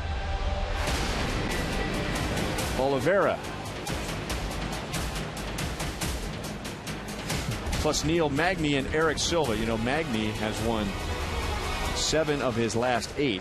But you knew that, Monty. Catch UFC Fight Night Sunday at 5:30 on Fox Sports 1 and streaming live on Fox Sports Go. That'll be in Saskatoon, Saskatchewan, Canada. Raise your hand if you've been to Saskatoon. When was that? You were the only one to raise their hand. 1994. Minor League Baseball. 19-hour bus ride from Minneapolis to Saskatoon. Oh, man. Ooh, that pitch was close. 3-0. It's the only time I've ever been on a bus where I saw the sun go down, come up, and go down again on the same bus ride. That reminds me, we were over at the Reds Hall of Fame today doing a piece for our pregame show, and they had jerseys up of their minor league affiliates and their rookie ball clubs in Billings, Montana, which is where I started my career. And I remember bus rides, the same thing, going up to Calgary and Lethbridge, Alberta, and some of those places. Gosh, you get on a bus after a game at, game's over at 10:30 at night, and you get on a bus and you drive up to the ballpark, literally get there at 4 o'clock the next day, ready to play another game. Days in the minor leagues. It's a glamour life. J.J. Hoover will try and get the ball to Chapman in the 9th inning. Down goes Rios. Rios is 0 for 3. Pretty good heat from Hoover, setting up for Chapman. And as promised earlier in the game, we have selected the Data Strong Fan photo of the game. Tweet your strongest fan photo to hashtag KC Data Strong Fan for a chance to have it featured in an upcoming broadcast brought to you by T-Mobile. Thank you, Julie. We're going to see a good hard fastball. He likes to sink it when he's in the upper 80s, but he'll reach back just like we saw some 94s, 95s. Curveball and a change.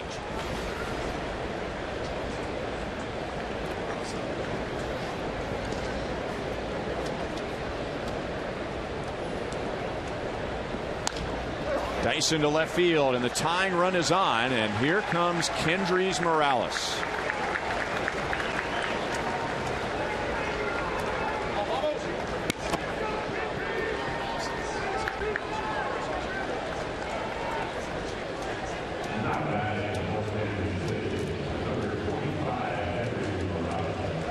So it hurts the Royals and the National League cities to not have Morales in the starting lineup, but if this were an American League game, you'd have the number 9 hitter coming up right now and not Kendrys Morales.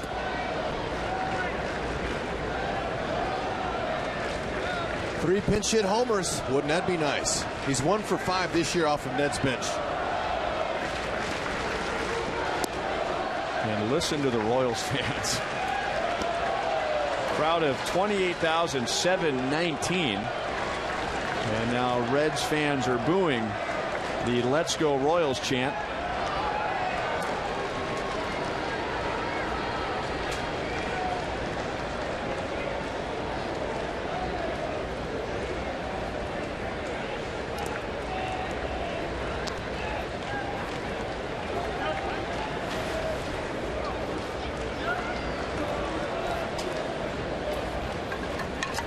Dyson looking for his 23rd steal if he chooses to go.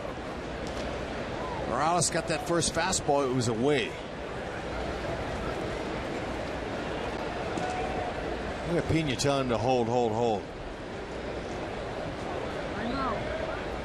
Now Pena knows he's trying to get all the help he can get, but when you hold over there like that, really does make it tough for Dyson to get it to jump. See Pena? Whoa, just hold her there. And also he was telling him, come set. Make sure you come set before you come home. Is that a good idea, Monty? You want your catcher basically reminding you that you have a fast runner at first base? Well, you don't want to give it up to the base runner. That's what I was surprised to see. The Pena's giving that up to the base runner, that he's having him hold the ball. I mean, I get trying to make sure Dyson doesn't get a jump, but the guy that can really hurt you right now is the guy with the bat in his hand, right? Absolutely. Especially that guy with the bat in his hand. Fastball away, first pitch, changeup down.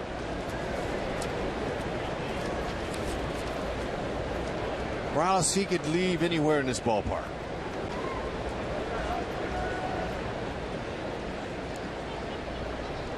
Not running. And now it's 2-1 to Morales. Royals saw a little bit of J.J. Hoover when the Reds were in Kansas City at the end of May. He pitched 1 inning, faced 3 batters, but one of those batters was Morales.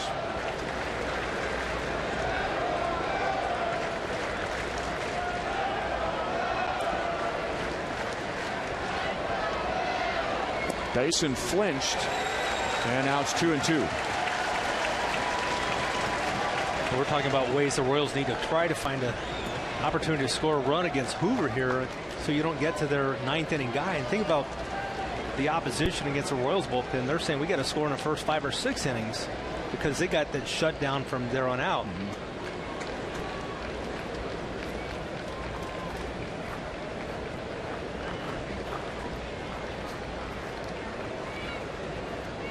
Now Dyson runs. The pitch is outside. Dyson is safe.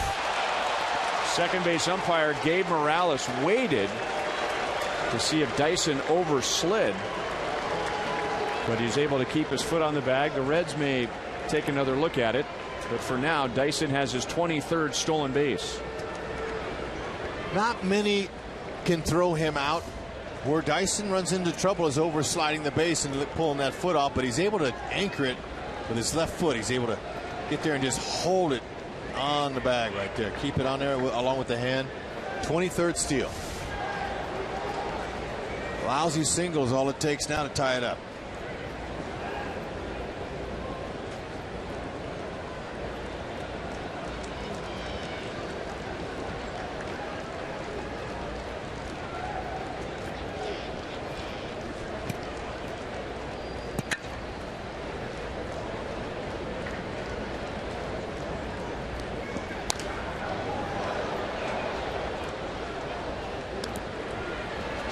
Got pitched just away, but now Morales is in the game. You got a swing in there. Now he's been able to gauge his swing on Hoover's pitch. And they're not coming anywhere near the plate. I mean, they're way off the dish. Look at all those pitches. Away, away, away. Really showing some respect to Morales. And they're really set up for a carbon copy of exactly what the Royals did on Sunday night in the 10th inning with Morales at the plate. Put a fly ball to left. I mean, is he really going to give him anything here with first base open? I mean, Escobar's on deck. You wonder. You don't want to give him anything he can pull.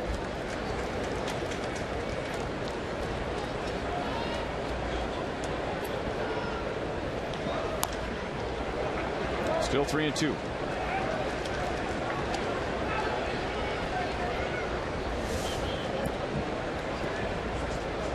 Ned Yost talks so often about how Morales is not a hitter with a one-track mind, that he can adjust to the situation. He's not a guy who only has one plan. He can change his plan based on what the team needs. And right now, the Royals just need a single. He will take a walk. So the tying run's at second. The go-ahead run is at first. And as it turned out, he did not get a very good pitch to hit. So you wonder, does he pinch run Paulo Orlando from Morales? Well,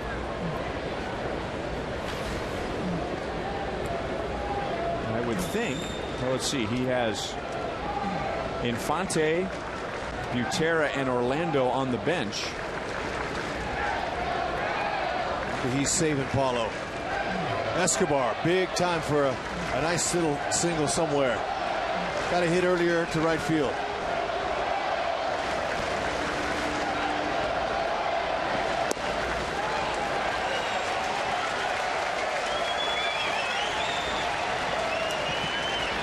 Escobar was not one of the Royals to face J.J. Hoover in Kansas City in May. This is only the third opportunity the Royals have had tonight with a runner in scoring position. That's how good Iglesias was for 7 innings.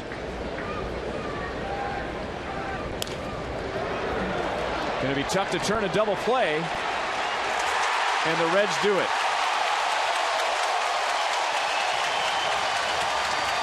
No one seems to be in a hurry to get off the field,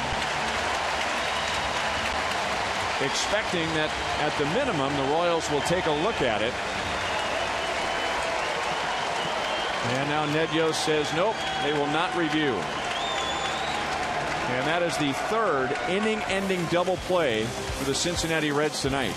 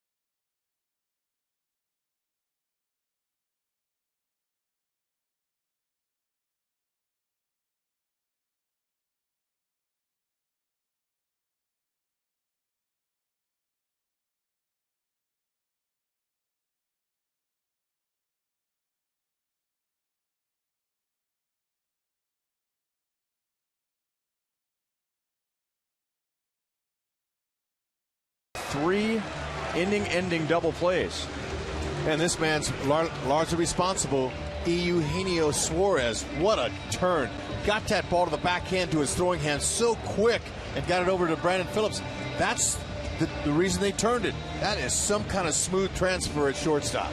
Excellent quickness there. Allowed that to happen.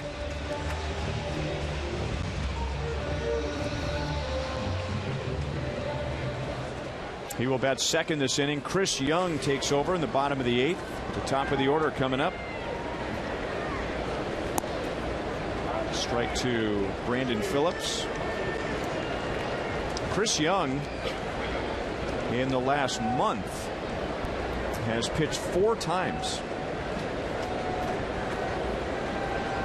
Twice as a starter, twice as a reliever.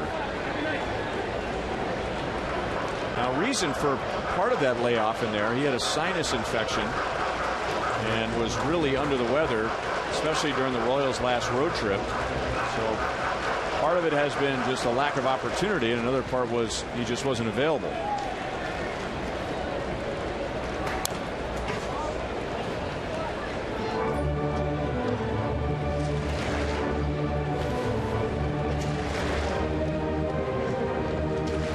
Time tonight that Phillips has led off an inning. Led off the 6th inning with a single. He's 1 for 3. Suarez next, and Votto. If anybody gets on, Frazier. Somehow Phillips hit that ball in the air.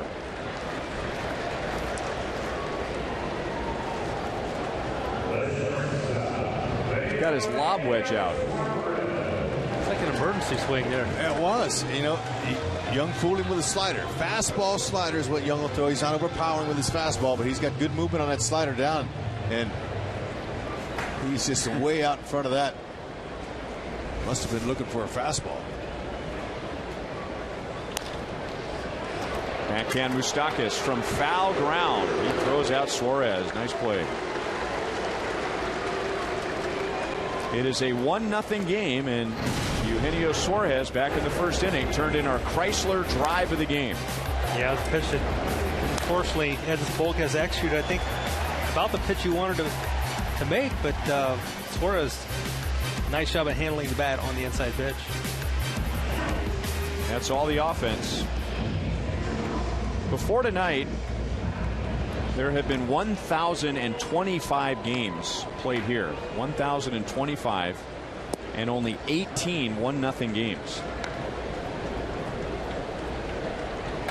When he hit that homer, I thought, no way that would hold.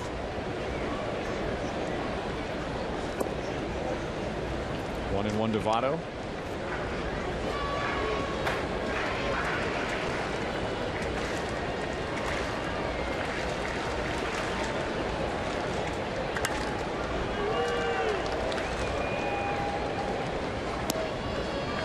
One and two.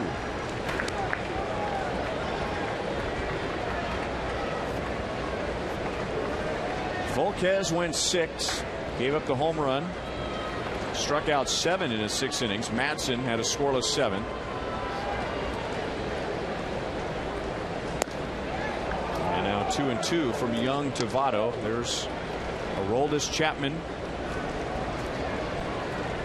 And the Royals have Zobrist, Kane, and Hosmer.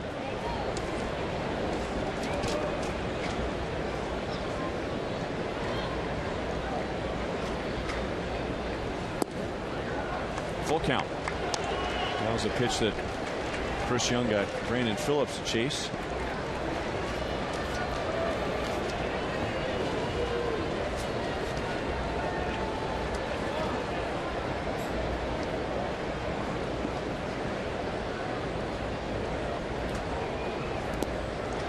And after down 0-2, Votto takes a walk.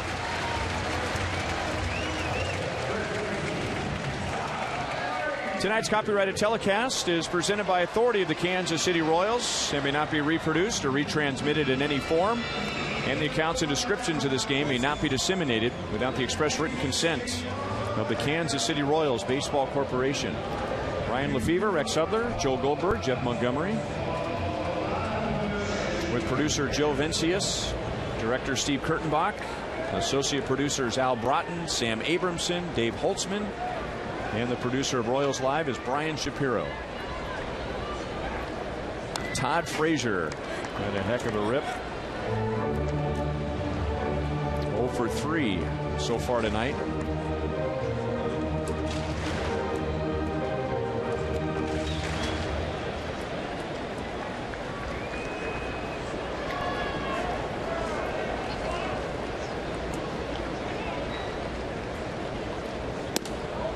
Tempted. 1 ball, 1 strike.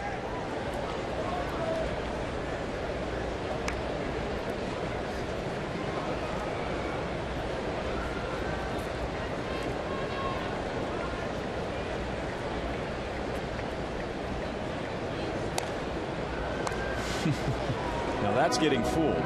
Frazier's expecting the end of his bat. He took a huge swing and just hit the side of the baseball, and that ball went spinning and whistling away behind home plate like a top.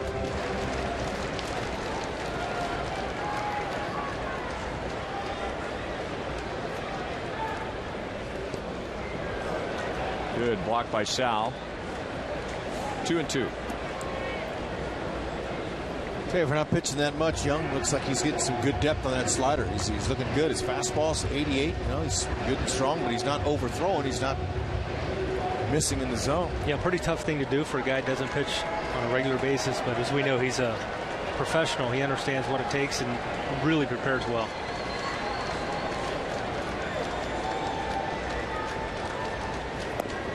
Slider strikes him out, so Chris Young turns in a scoreless 8th. Last chance for the Royals. And we've been telling you how hot the 2, 3, and 4 hitters have been for the Royals over the past couple of months. That's who's coming up in the 9th.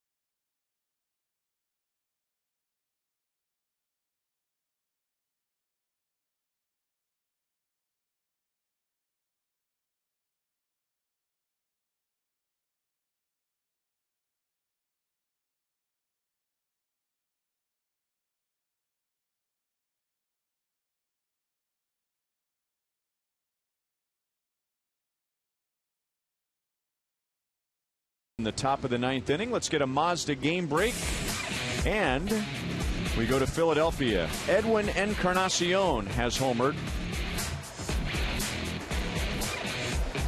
Josh Donaldson has 2, and Toronto leads Philadelphia 8-5. Minnesota leads New York, and I think we should start rooting for the Twins. We've been rooting against the Twins to increase the Royals' lead, which is 12.5, but now New York has the 2nd best record in the league. The Royals have a 6-game lead over them, so I think that's the more important race at the moment, to have home field advantage throughout the playoffs. And so along those lines, good news with Minnesota leading 4-1 in the 7th inning.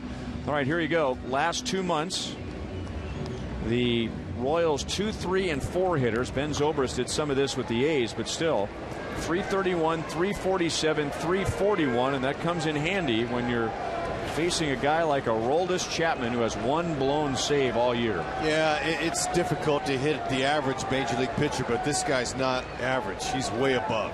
Hard fastball. He'll throw 103 miles an hour. Believe it or not, he'll cut that fastball. He's got a slider as well. It'll be tough to square up, but he's been hit before. He does have an ERA. So somebody else has gotten to him. Well, we saw Wade Davis give up a home run. We saw Royals blow a lead after 7 innings for the first time in 111 consecutive games. Well, Aroldis Chapman has converted 56 consecutive home saves. That's a major league record. And that will break at some point. Yep. And he has given up a home run this year. And so he can take something off of that fastball when he wants to. 94 to 103. 88 strikeouts in 48 2/3 innings coming in. He's what you call a beast. I mean, he just flat out lets it rip. And arms and legs are flying too. Left field, well hit, gone, and that streak is over. Ben Zobrist facing Chapman for the first time ever. And the Royals have tied the game with a home run in the 9th inning.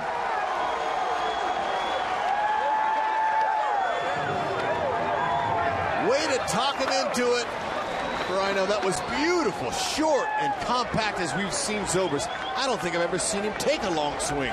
He's right to the ball. Watch him. Takes his hands back in a second. Just short. I mean, sets that bat down quietly to not disturb anybody. And that is a beautiful home run. And clutch. Chapman, just his 2nd homer of the year. That ball was right down the middle. And we can hear the dugout of the Royals on contact say, get out. And now Kane chops it up the middle and into center field.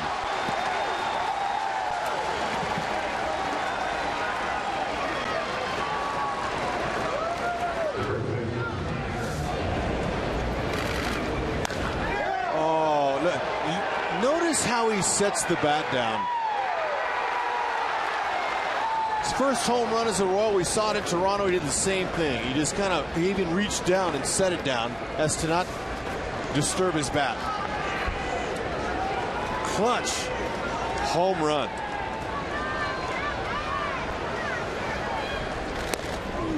Now, Eric Hosmer is one of the hottest things going in the American League since the All-Star break. But I would not want to be Eric Hosmer right now. Well, hitters, they'll tell you they fear no one, and they want the challenge. They're up for it, and especially with a little bit of life now breathed in the team because of Zobrist's big hit. Haas, that rip there, he took a big one, but he's looking for that RBI. And a streak of RBI in consecutive games on the line perhaps right here. 3 behind Mike Sweeney's team record, which actually tied an American League record back in '99. Slider in for a strike, and it's 1-2.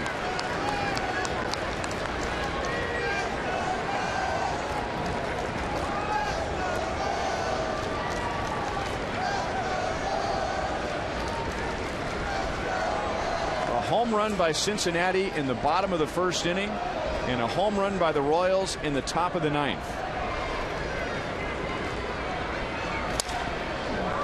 Crack bat.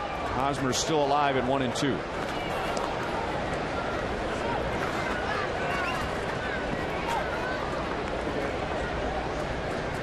Lorenzo Cain could tie Gerard Dyson with steals. Dyson stole his 23rd earlier. Lorenzo Cain, he's setting at 22. Chapman with a big leg kick. Looks like he's 1-3 to 1-4 home around that area. If he doesn't throw to first base, Cain with a good jump should be able to rip it off.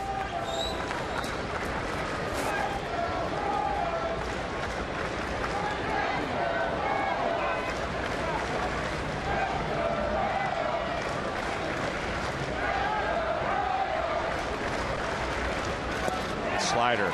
That is a tough pitch. So Chapman, after giving up a home run and a single, strikes out Hosmer, 1 down. Yeah, lefties are just hitting 170 off of him, and that's a really filthy pitch, especially after a 100-mile-an-hour fastball.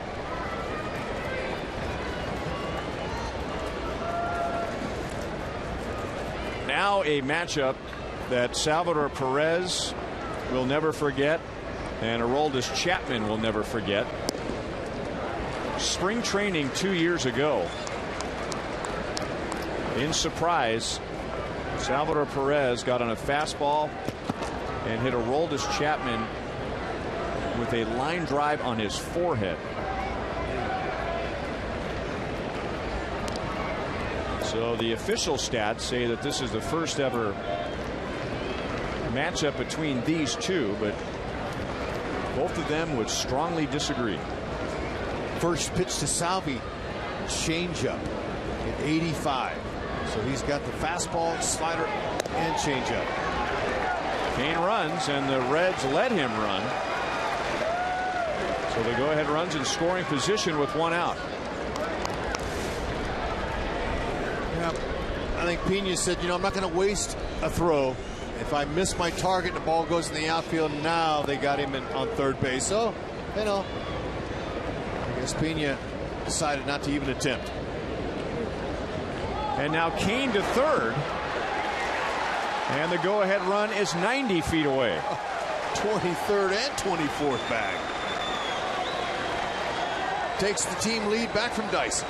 By the way, coincidence or otherwise, Chapman has not thrown Salvador Perez a fastball, and it was a fastball that Sal hit, which fractured Chapman's skull above his left eye and his nose, which requires surgery. And now the Reds bring the infield in.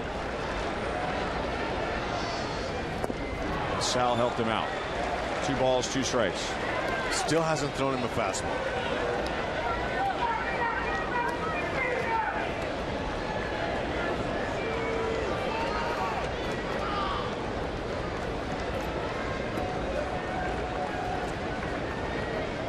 Well, you're never going to forget that if you're Chapman or if you're Salvador. That was a terrible thing that happened.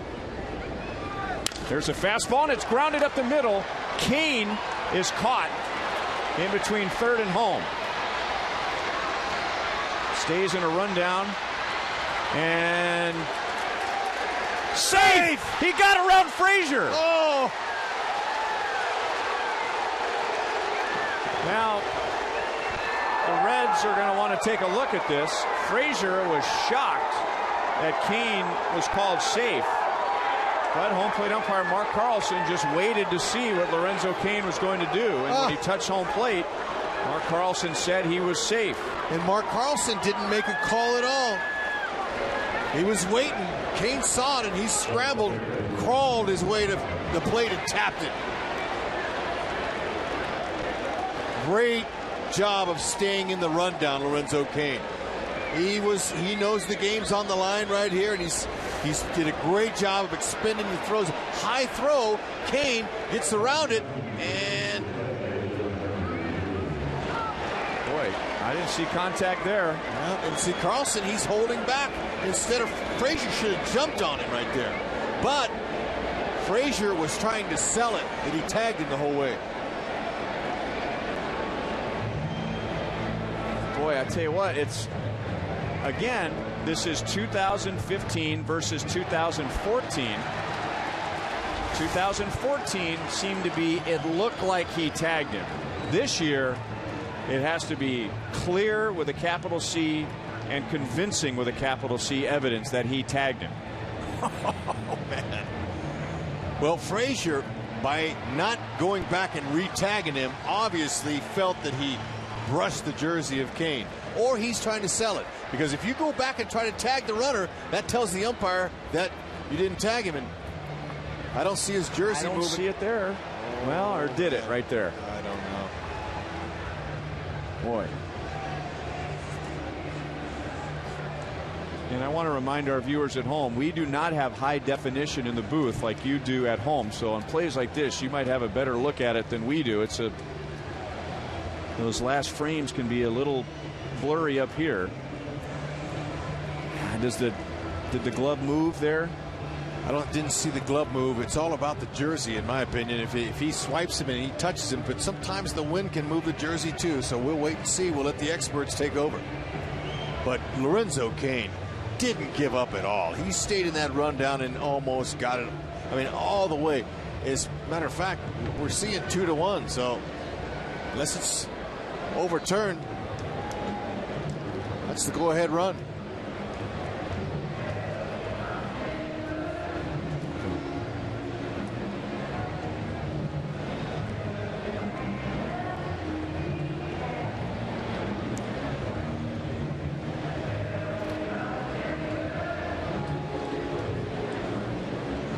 Well, even if Cain's out, he stayed in the rundown long enough for Salvador Perez to get into scoring position. Even the fans here are uneasy. We haven't seen the roar of the crowd, not that they play into the final decision, but we have yet to see a biased applause as they look at the replay up there. Even on the big high definition video boards, it appears to be inconclusive.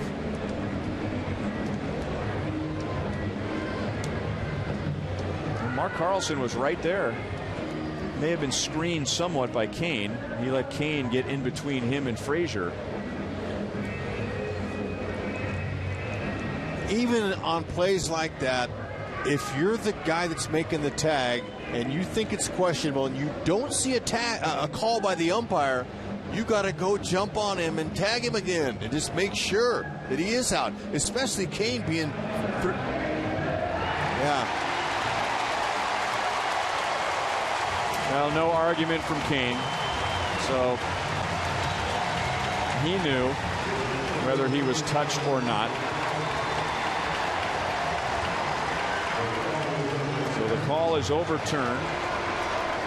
The fielder's choice sends Perez to second base. And I figured Frazier knew he tagged him. That's why he didn't go back and tag him.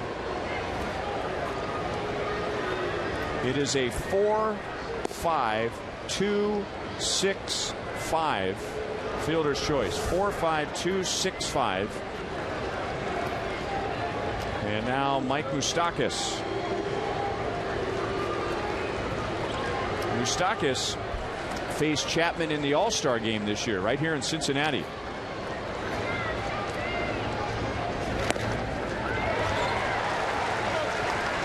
Chapman struck him out, and Moustakas had a great line after the game because Ned Yost sent him to the plate with Chapman on the mound, and Moustakas said, "I thought we had a good relationship," meaning he and Ned Yost. Of all the pitchers to put him in there against, it's Chapman. 0-2.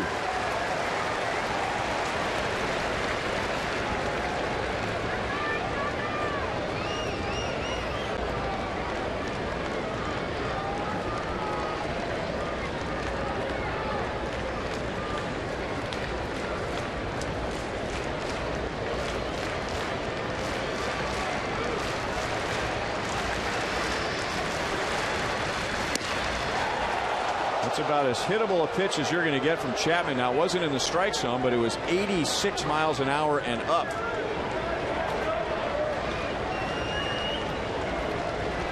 You know, with that type of fastball, you would think that that's all you needed to throw, but not here in the big leagues. They can get to it. Zobrist already showed us that. Slider changeup. Off the plate. Hit the bag. Suarez throws out Moustakas to end the inning, but the Royals tie it. Ben Zobrist with his 10th home run of the year. He had never faced Chapman. Got on that slider, and we are tied to the bottom of the ninth.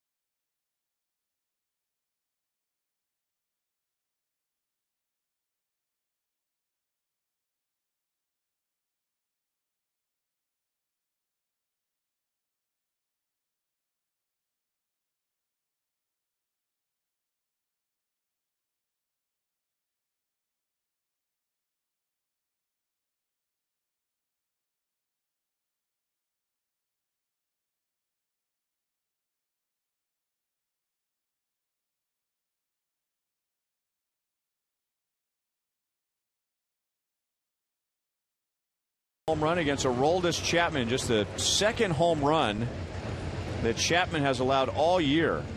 And now we go to the bottom of the ninth. Boulevard Royals Live coming up as soon as the game is over with Joel and Monty. Very good pitching tonight. Raisel Iglesias cannot win it now despite his 7 shutout innings. Edinson Volquez deserved to win. He gave up 1 run in 6 innings. And now Wade Davis.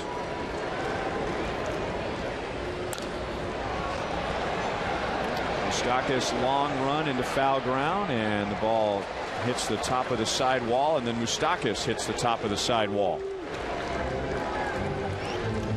You know, that last inning, as Moose gives a great effort there. That ball that Moose hit, that one hopper, it came a foot from hitting that bag at second base. It was Salvi on third. If it hits that bag, they would have, Salvi would have possibly been able to score depending on the bounce.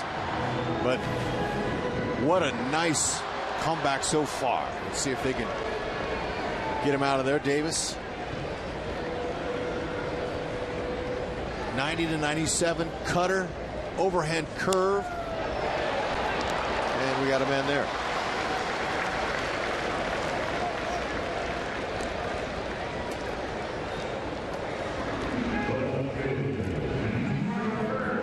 Wade Davis, at the beginning of this month, gave up a home run to Jose Bautista in Toronto. It was his first home run in 125 2/3 innings.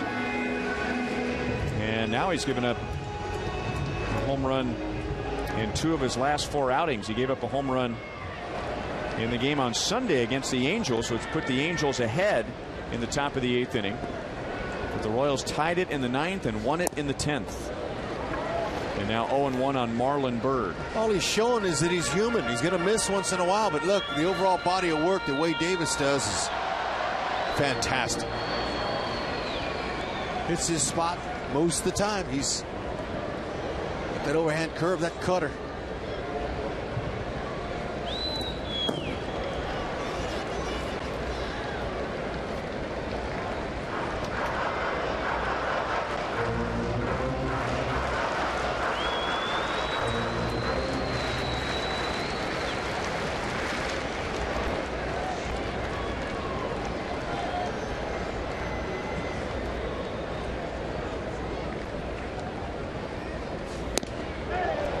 Two. Fastball riding in on his hands.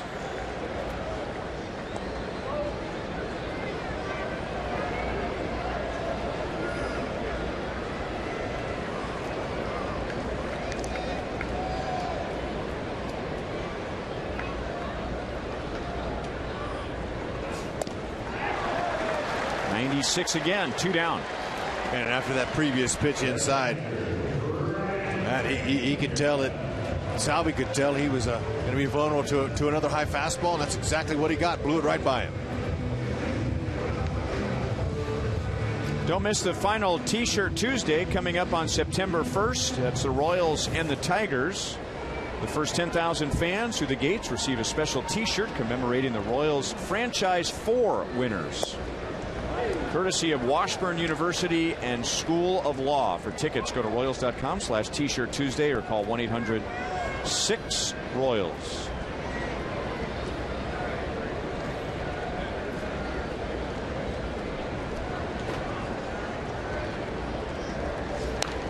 Speaking of the Tigers, I just got an alert from MLB.com. Remember, we were stunned, everyone was stunned when Dave Dombrowski was fired when we were in Detroit. Well, Boston Red Sox have just named Dave Dombrowski president of baseball operations. So we will see him over the weekend. General manager Ben Cherington will step down. And people figured Dave Dombrowski wasn't going to be unemployed for very long, but I don't know if anyone thought it would be that quick.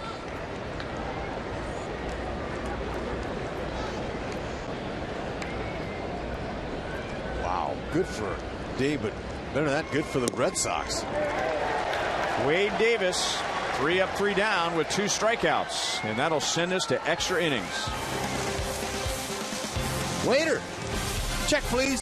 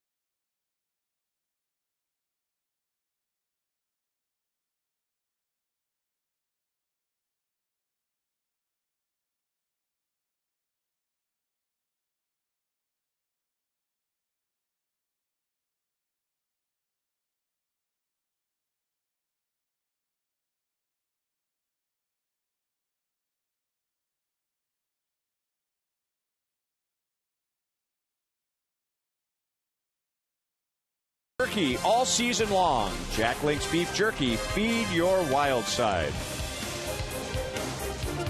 2 solo home runs. Eugenio Suarez in the first inning against Edinson Volquez, and then nobody scored until Ben Zobrist led off the 9th inning and gave Aroldis Chapman his second blown save of the year. First inning, hey, look, you know, and accidents happen. Suarez made a nice hit there, but I never thought that would hold, but it did until this. Zobrist, second home run all year by Chapman, and the second blown save.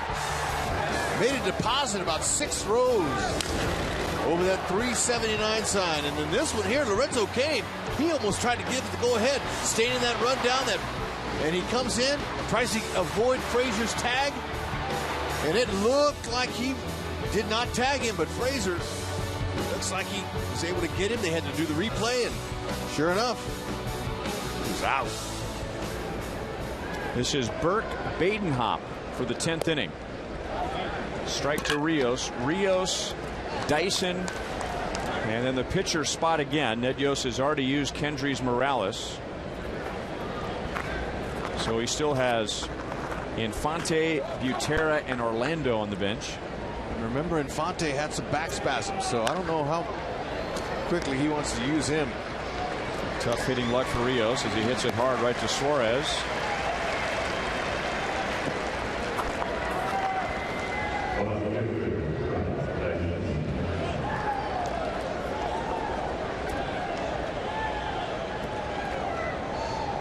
Badenhop, not overpowering. He's a sinker baller. He'll cut the fastball as well as sink it, slider, and a changeup. There's the extra innings read. Royals 7-2. They're 4-2 on the road in extra innings.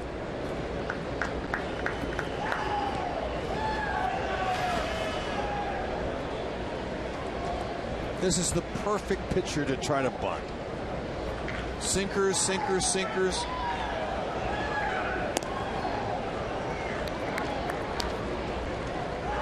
Even though the infielder's in with Dyson's speed, doesn't matter. Brandon Phillips, he's back at regular depth at second base. You see him there. It's going to be a hard time for him to get over there to first base if he can make Votto field it.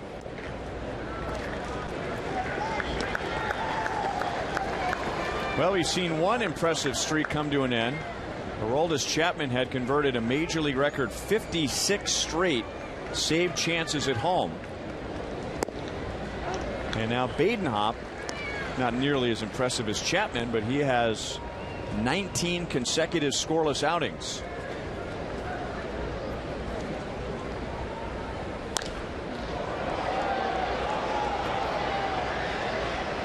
Paulo Orlando will come up with 2 down and bat for Wade Davis.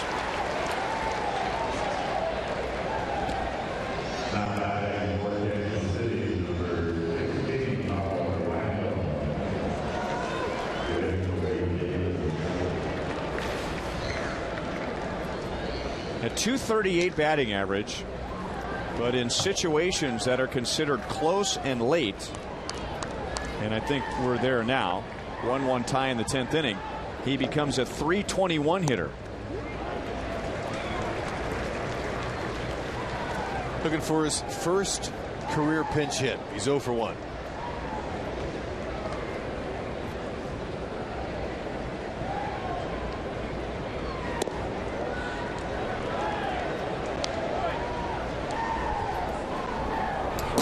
And Holland. The Reds have the pitcher spot, the number 9 hitter and leadoff hitter coming up. 2-1 on Paulo.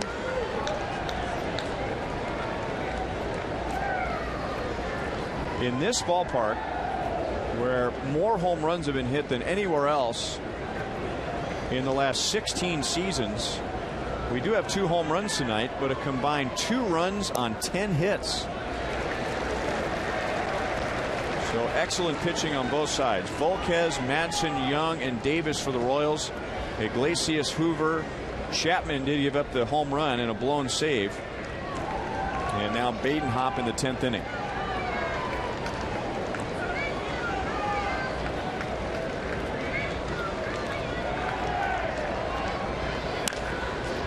Paulo Orlando. Man, does he thrive late in close games or what? He's on with 2 down. Oh, you know what? Amazing. Come off the bench. His first swing, he makes solid contact. Trying to eyeball a few of them, and that ball was right down the middle. Excellent short, compact stroke. Stayed inside the ball nicely.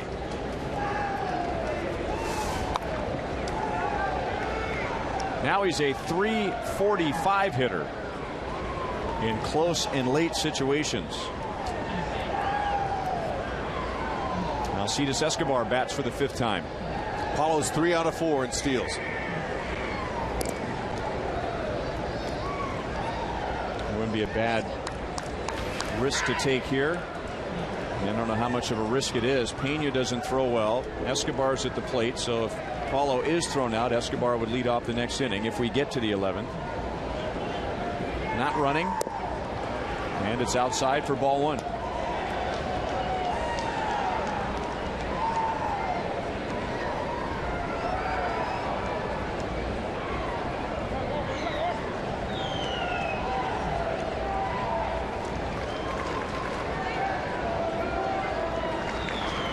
Not running, and that's a strike. 1-1.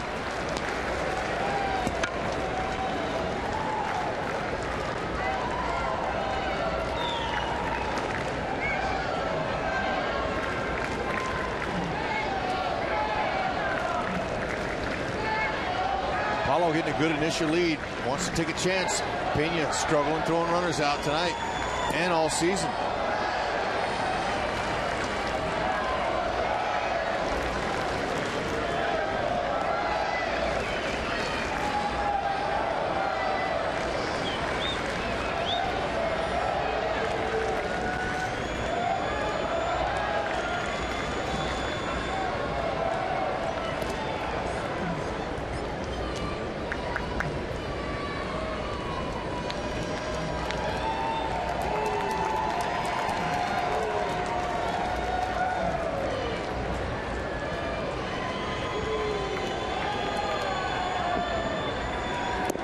And now 3 balls, 1 strike, delayed steal, and the Reds were ready for it.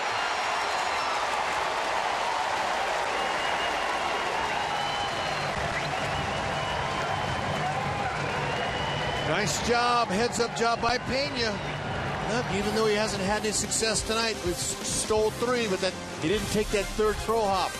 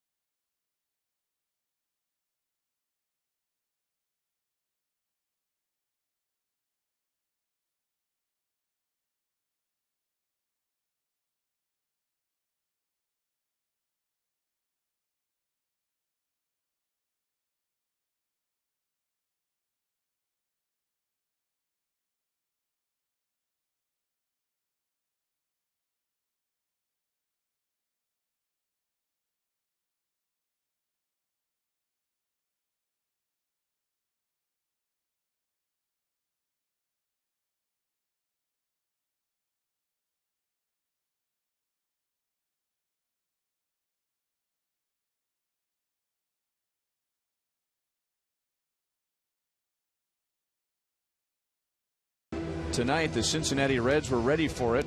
Pedro Grifol telling Paulo, hey, the guy made a good throw. I don't think Paulo did anything wrong, or do you think he left a little too soon on the delayed steal? Well, looking at the replay, it looked like he took the 3 crow hops. You have to be able to sell that. And as you do your crow hops, you look like you're just kind of getting off the base. You're not really trying to steal.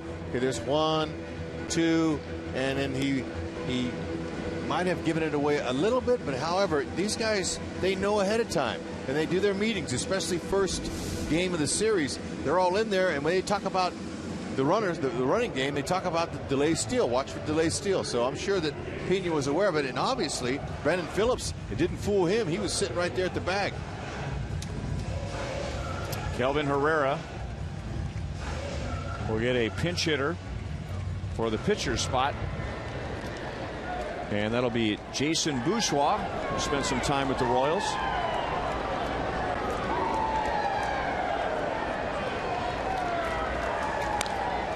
Jammed, and Escobar will make the play in shallow left field. 1 away.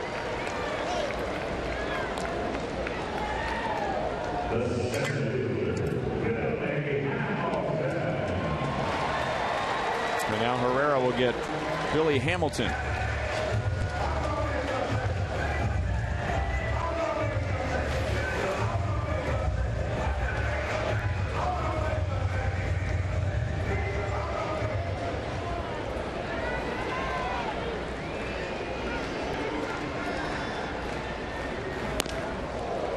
.97 and almost to the screen.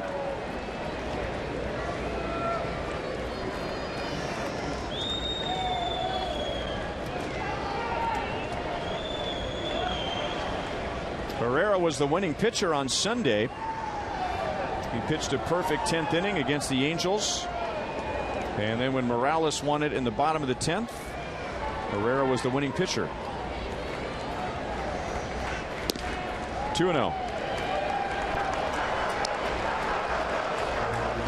Got to get in the zone on this guy. He's the best base stealer in baseball.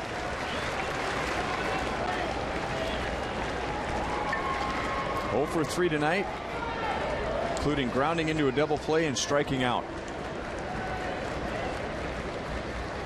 Not even close.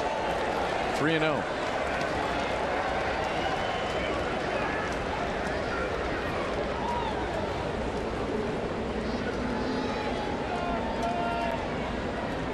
Well, just like Edison Volquez, when he was facing Hamilton earlier, he went to a 3-0 count, and he was able to get back in it and induce a ground ball double play. So right here, Herrera really wants to focus in on getting back into the count here and just throw him a strike.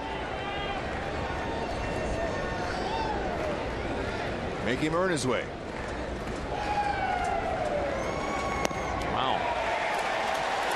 Missed badly with all 4 pitches. That has Dave Island concerned. Obviously, that lower half's getting out ahead of that arm, and it's dragging behind, leaving it up in the zone. They get that shoulder going downhill and staying on top like he normally does. That's what Dave's going to remind him of right here.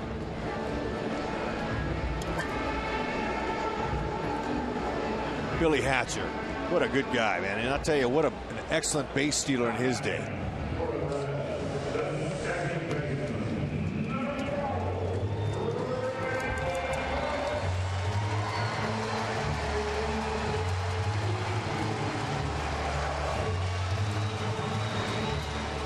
Herrera throws hard. Salvador Perez has a great arm.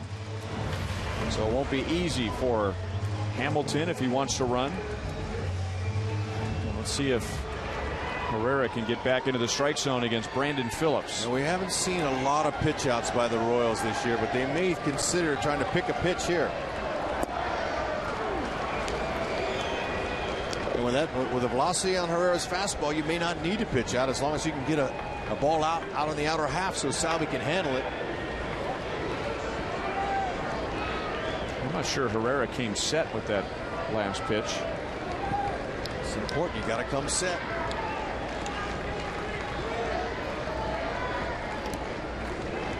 It's a balk that's hardly ever called, but in a situation like this, bottom of the 10th inning, 1-1 tie, winning run at first base, base stealer at first base. Sometimes the umpires will hone in on that a little more.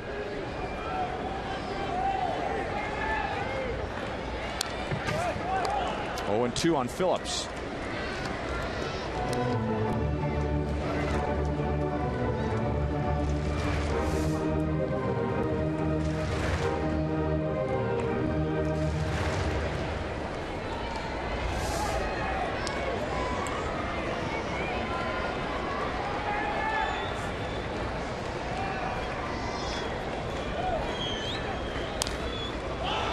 Had a play.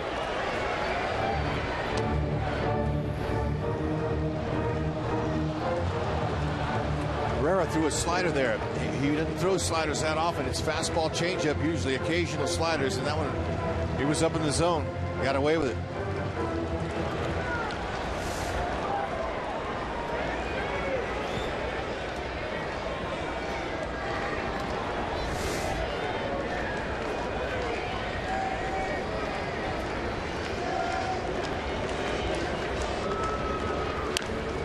Late.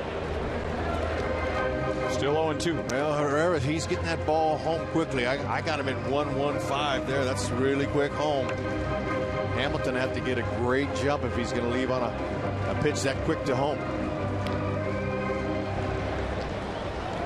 Anything 1-3, a guy like Hamilton's speed should be able to beat it pretty easily.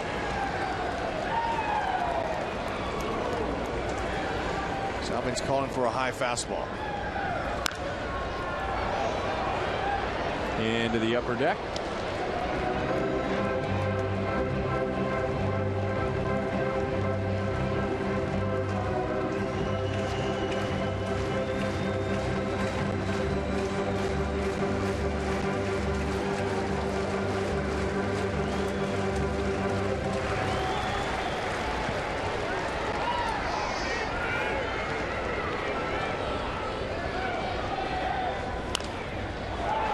Jammed him.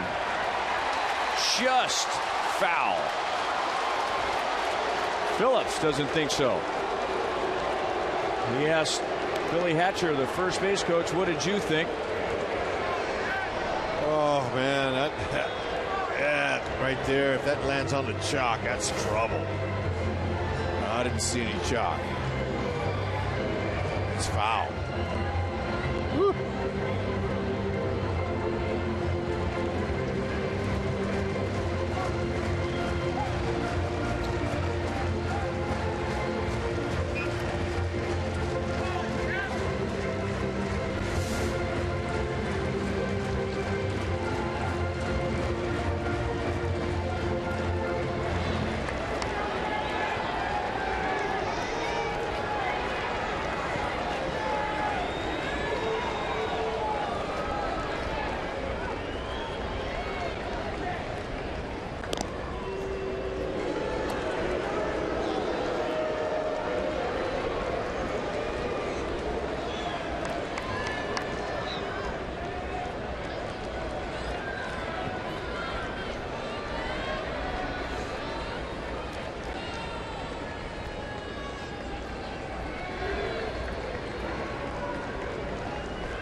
Hamilton not running, and it's hit well to right field. Rios is coming up.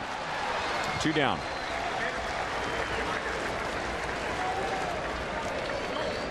For a team that leads the major leagues in stolen bases, and this is the only third game between the two teams where the Reds do not have a stolen base against the Royals. Well, Billy Hatcher's over there with a stopwatch, and he's seeing exactly what I'm seeing. 1-1, less than 1 second on 2 or 3 of those pitches, too, coming home. I mean, as great a catch and throw catcher Salvi is, he's hesitant to go. He doesn't have confidence out there. It looked like he wanted to get a good takeaway there, but he just wasn't comfortable getting the jump. And it's important that Herrera makes him stop, because Hamilton's over there getting a walk-in lead. He's trying to walk into his jump now. He's making an adjustment on Herrera.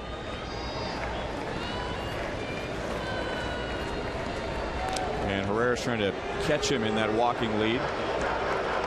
He's trying to time that move by Herrera so he can be moving towards second base. It helps you get a better jump.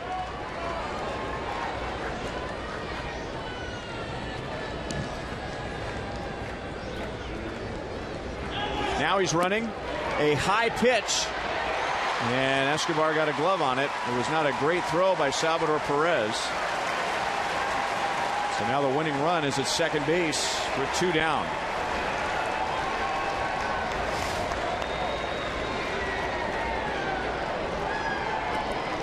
Salvi just pulled that shoulder out a tad. The ball stayed up and away from Escobar. No chance they would have gotten it. Hamilton too quick with the accelerator. 2-0 on Suarez.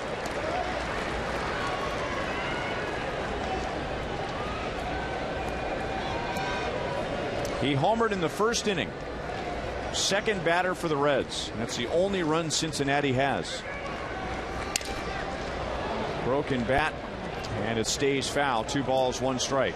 And then nobody scored until the Royals got a home run from Zobrist in the 9th.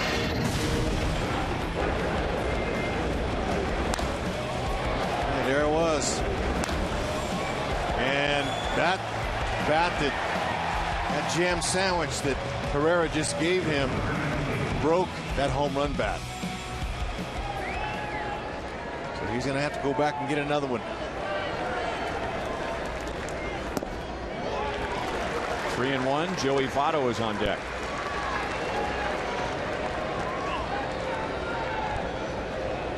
Herrera walked Hamilton on 4 straight pitches and wasn't even close to the strike zone. And then Hamilton stole second. 2 down. Full count. That got Sal down around the ankle.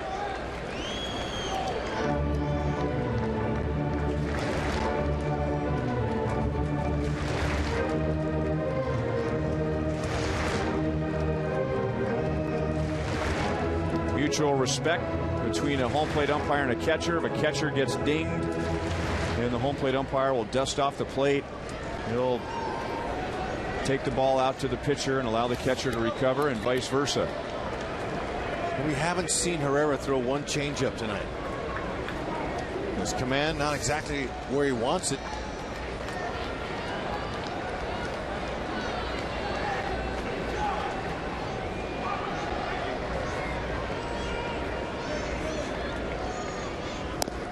Fastball got him looking at 98, so maybe he was expecting the changeup or a slider. So we go to the 11th. Top of the order coming up in a 1-1 tie. Right down the middle.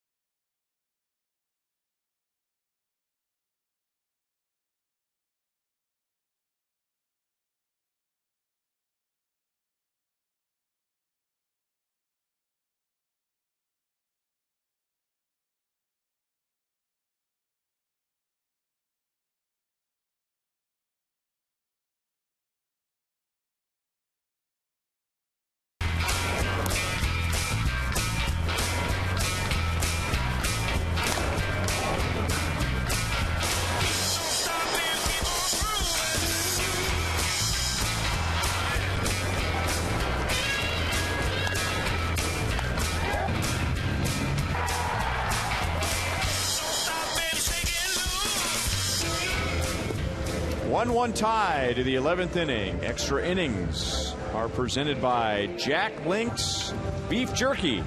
All season long, Jack Link's beef jerky. Feed your wild side. This is Jumbo Diaz, as in 6'4", 278 pounds. 2 years ago, he was 347 pounds. So he's lost 70 pounds. And last season, he made his big league debut, which happened to be his 13th professional season. Signed by the Dodgers back in 2001, and it took him from 2001 to 2014 to get to the big leagues. Jumbo Diaz. Well, he's got a fastball to match that name. He'll go 93 to 100 at times. Upper 90s mainly, fastball, slider. Escobar was at the plate in the 10th inning when Orlando was caught stealing. Diaz throwing 97.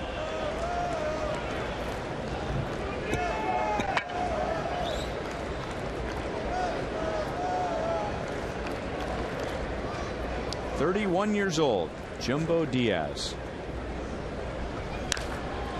That's out of play.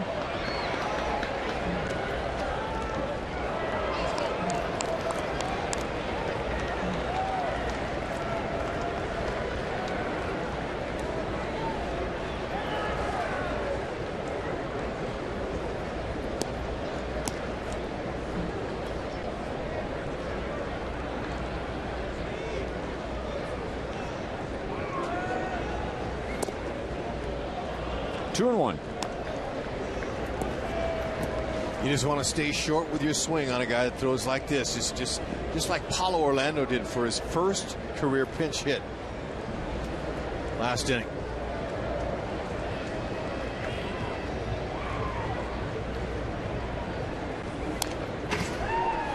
Two and two.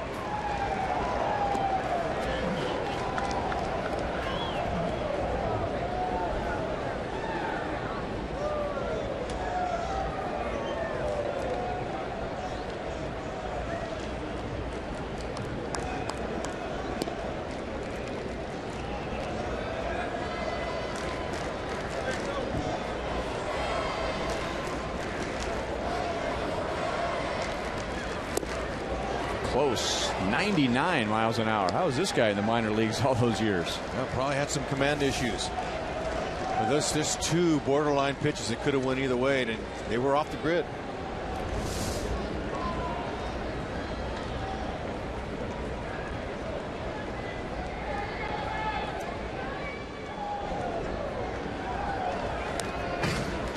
Jumbo Diaz, birth name is not Jumbo Diaz, in case you're wondering. Jose Rafael Diaz.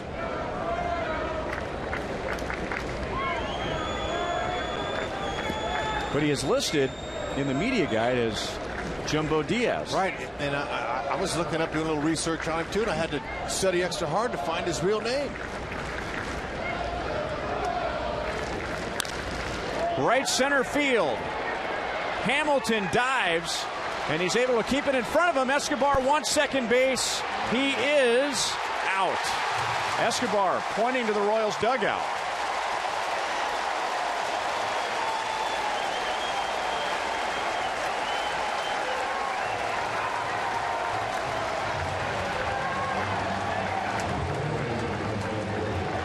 Well, he caught it cleanly on the dive, and you know, he knows if he leaves his feet, he's got to keep it in front of him. So he altered his glove and landed right in it, came up with a good, strong throw. And looks like his foot got in there. Yeah, I agree with Escobar after looking at that replay. Look at it, he's going hard, he's going to see it. Okay, it's down. Now he's going to kick it in gear. And his foot was reached over the tag of Suarez. Oh, man. Look at this. Now, watch that foot in the tag where it is. There's no tag yet. His foot's on the bag, and there now is the tag. He still hasn't tagged him. There it is. As good as replay coach and the trainers are in the clubhouse, Billy Duplessis, I don't think he's going to miss this one. Well, the problem the Royals have right here is I don't know if you can prove that he didn't tag the front leg, but it's clear that he was aiming for the back leg. So in New York, did they say, well, he was trying to tag the back leg, and therefore we'll assume that he missed the front leg, but I haven't seen an angle that shows that he clearly missed the front leg. And I'm not trying to rain on anybody's parade here, but that's just the way replay seems to have changed this season. You know, but I mean, can you prove that he did not tag him there? Because when he got him there, clearly the left foot was on the bag. Here's an angle here. Same thing.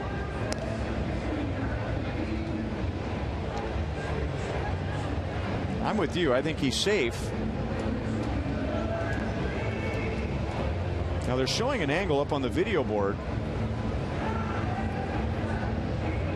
And there are angles that are available in the stadium that take a while for us to get here in the truck. But that one was an interesting angle. It was a low angle from the first base dugout on the home plate side of first base, and that one there seemed to show that he did not get the front leg. if Escobar ran hard out of the box, he would have probably beaten it cleanly. And he kind of just, didn't kick it in gear really until he hit first base. Here's the angle. Man, same thing. I mean, it just...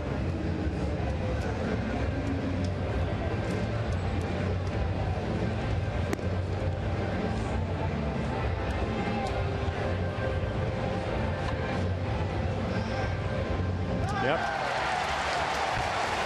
Escobar can't believe it.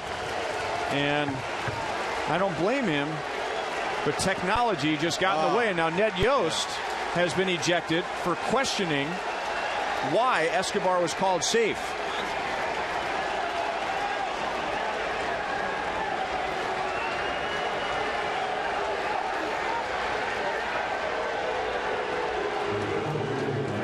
Now Ned Yost is well aware of the rules. This was not Mark Carlson's call.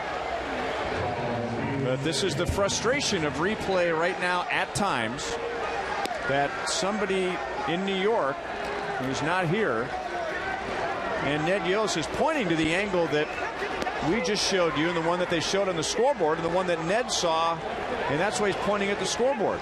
Did you even look at that angle? Unfortunately,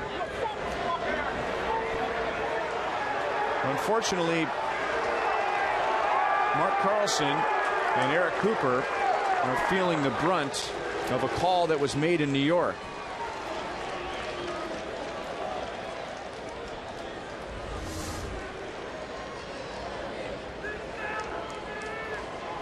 Well, it didn't look like to me he tagged his front leg.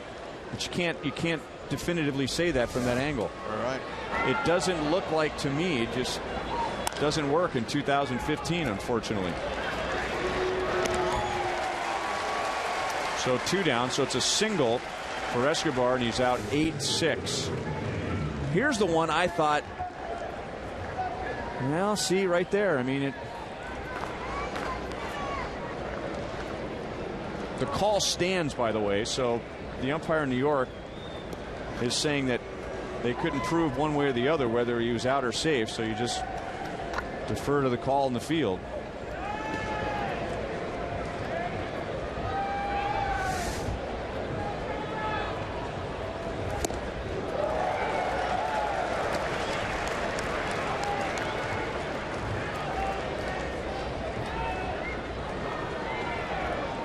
There's no way for me to prove this, but I think last year Alcides Escobar would have been called safe. I'm not saying that's the right thing, but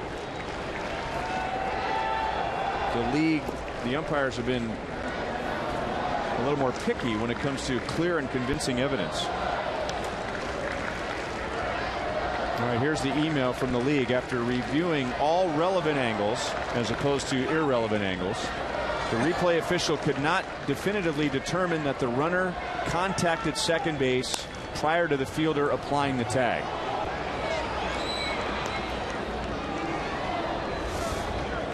Now, I think last year, the umpire in New York good, bad, or otherwise, would have said, you know what, he was trying to tag him on the back leg, and when he did apply the tag on the back leg, the front leg was on the bag, therefore he's safe. Yep, big difference between last year and this year. You're right. It looks like it doesn't work anymore.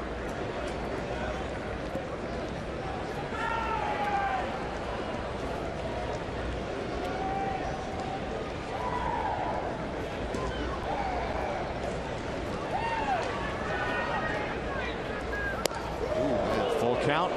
Hosmer's on deck. Locane's looking for that 98-mile-an-hour fastball right down the middle here.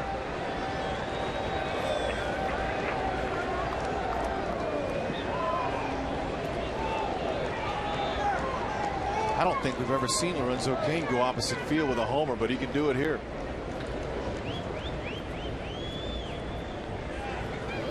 Ooh. So you got him to chase a pitch out of the strike zone. Big play on defense for Billy Hamilton, throwing out Alcides Escobar that turned the inning around. And we head to the bottom of the 11th inning in a 1-1 tie.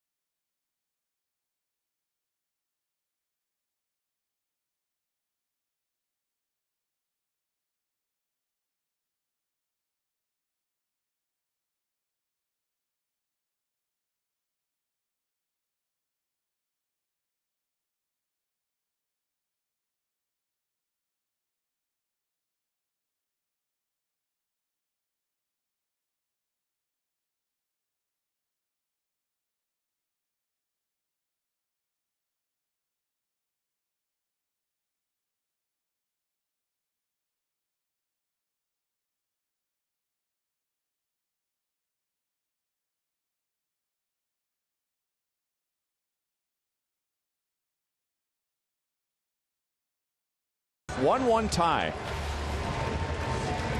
Eugenio Suarez homered in the bottom of the first inning. Ben Zobrist homered in the top of the 9th inning, and that's all the offense.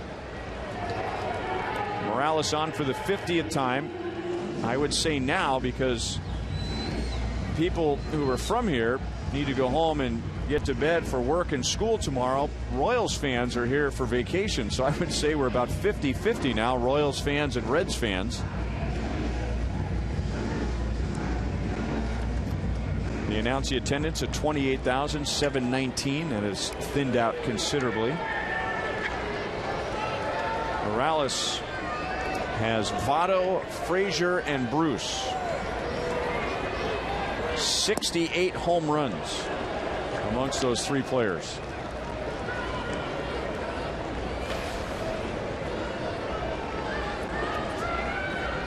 Votto has walked twice. He leads the major leagues in that category. He has 92. Hits it hard the other way, but Dyson is there, and there's one down.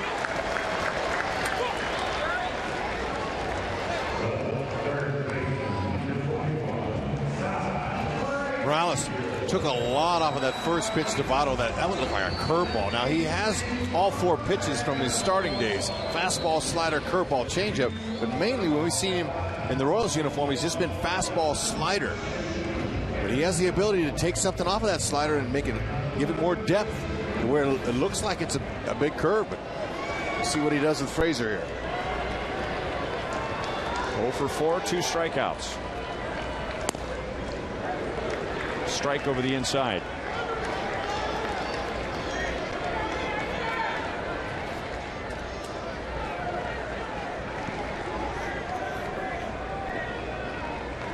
Royals pitchers against the Reds this year have pitched 28 innings and have given up 2 runs.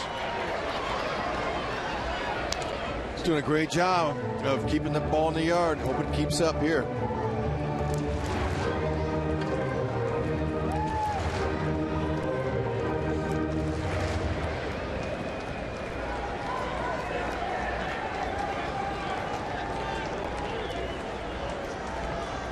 Morales over on the third base side of the rubber against a right-hand batter.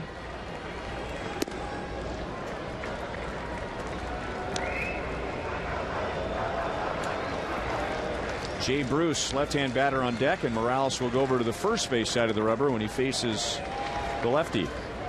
It's all about angles. Whatever is comfortable for the pitcher. That's punch foul. And we told you the story during the homestand that Morales, when he was a starter, he was always on the third base side of the rubber. But after having some trouble with lefties the first couple months this year, he needed a better angle, as you said, Hud, against the left-hand batter. So he went over to the first base side and has become nearly unhittable for left-hand batters since. 2-2.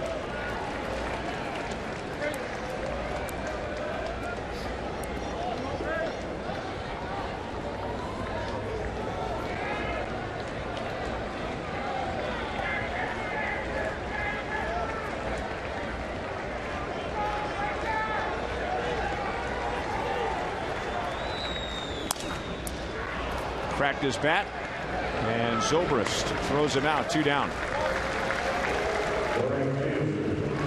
If you are on the road, like several Royals fans are here tonight, and you want to watch the Royals, can't make it in person, subscribe to MLB.TV Premium for live or on demand on over 400 devices. That includes real-time highlights, live look-ins, pitch tracking, and more. Blackout and other restrictions apply.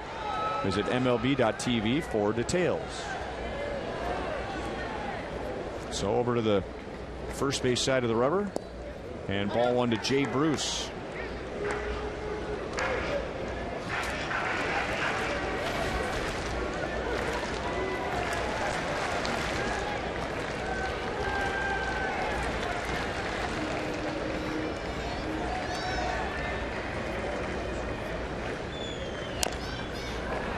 One and one.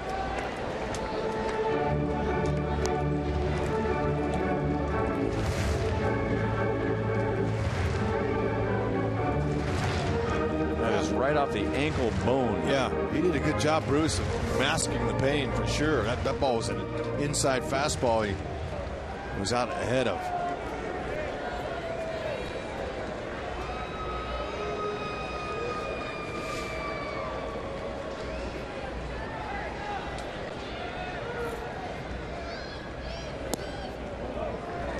Two and one.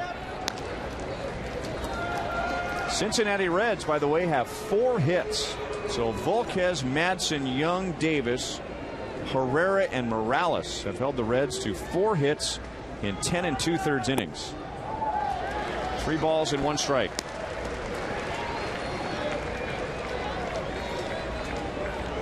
Royals have 8 hits.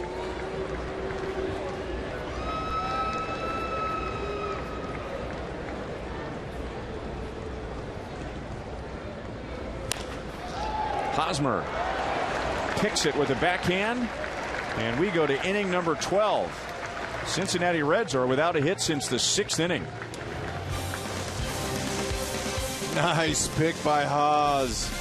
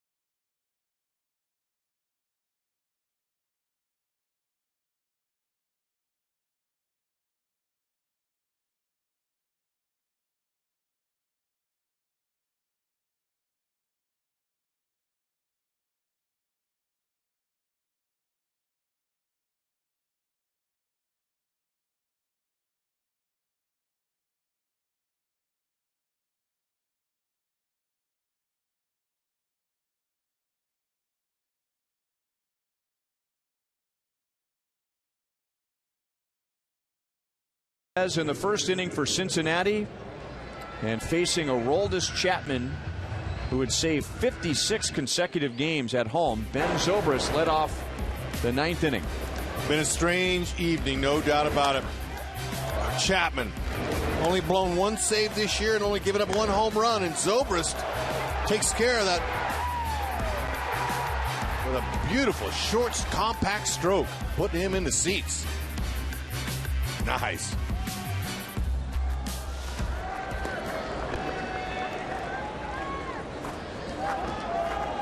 Skip Schumacher, former Cardinal, is now playing in left field. Hosmer, big rip against Manny Parra to begin the 12th inning. Manny Parra has been on the disabled list 3 times this year. Twice with a neck problem, and the 3rd time because of a problem with his left elbow.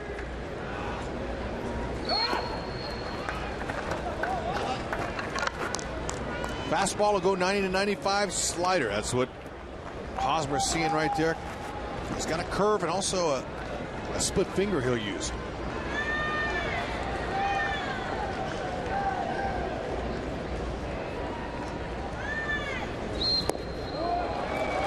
One ball, 2 strikes. Mentioned that Schumacher's in left field, and that's not for Marlon Byrd. Marlon Byrd has moved from left field to center field, so Billy Hamilton maybe injured himself diving for that ball against Escobar in the 11th inning.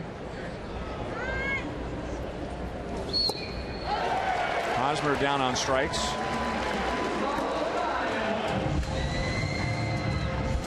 So Hosmer 1 for 5 tonight and 1 down in the 12th inning.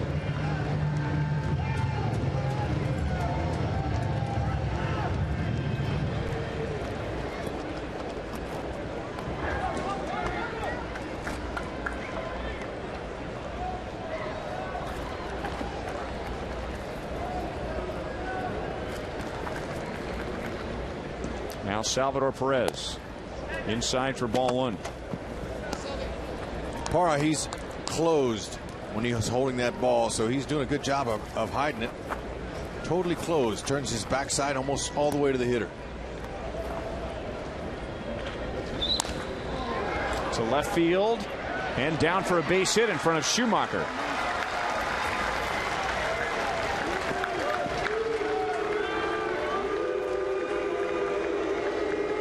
And you can hear those Moose chants all the way back to Kansas City as he comes up with Perez at first. That's how he's able to get that off the end of the bat. It just dropped in front of Schumacher. Didn't take exactly the best route to that ball, but he was keeping it in front of him.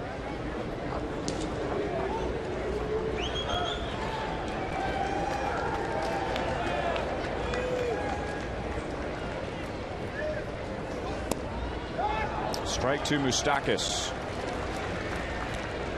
0 for 3 so far tonight. 3 groundouts. He does have a walk.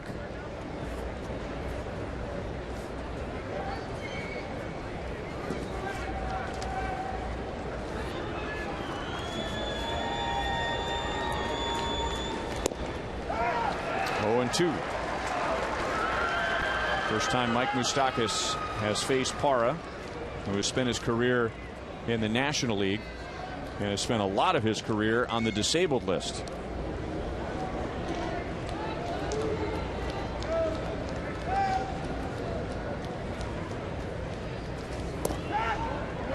One and 2.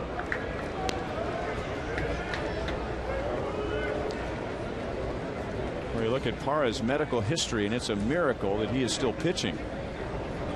He has had everything go wrong.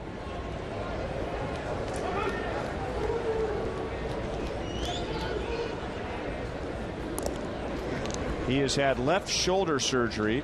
He has broken his left thumb. He's had another left shoulder surgery. He's had left hip surgery. He's had Tommy John surgery. And I mentioned he's been on the disabled list 3 times this year. Wow. Uncle on the injuries. Grounded out to Phillips. So good for both teams. The Reds get an out. The Royals get the go-ahead run in scoring position.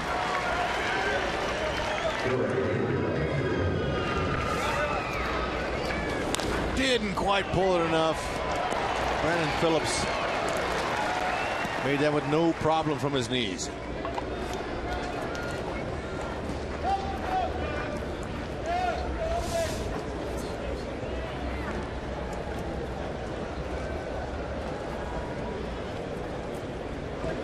Brian Pena goes out to have a little chat with Parra. There is an open base and a left-hand batter on deck. 0 for 4 so far tonight. 2 strikeouts, 2 groundouts for Rios, who has the most experience of any Royal against Parra. Outside ball 1. It hasn't been great experience against Parra. 0 for 4 with 3 strikeouts, but he has an idea what Parra is going to try and do with him.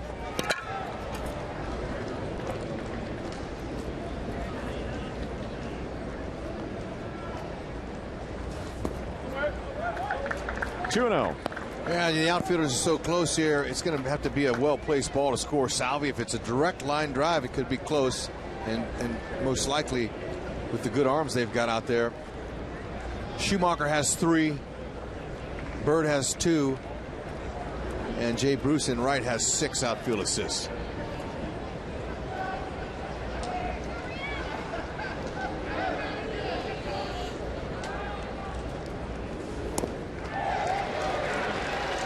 Two and 1.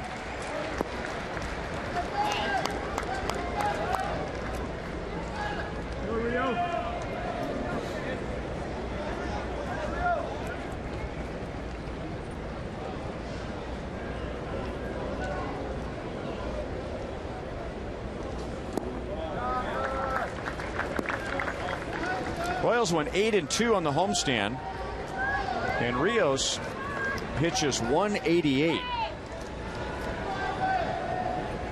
He had 3 RBIs, but one of those RBIs was a sac fly to tie the game in the 9th inning on Sunday, setting up the Morales walk-off.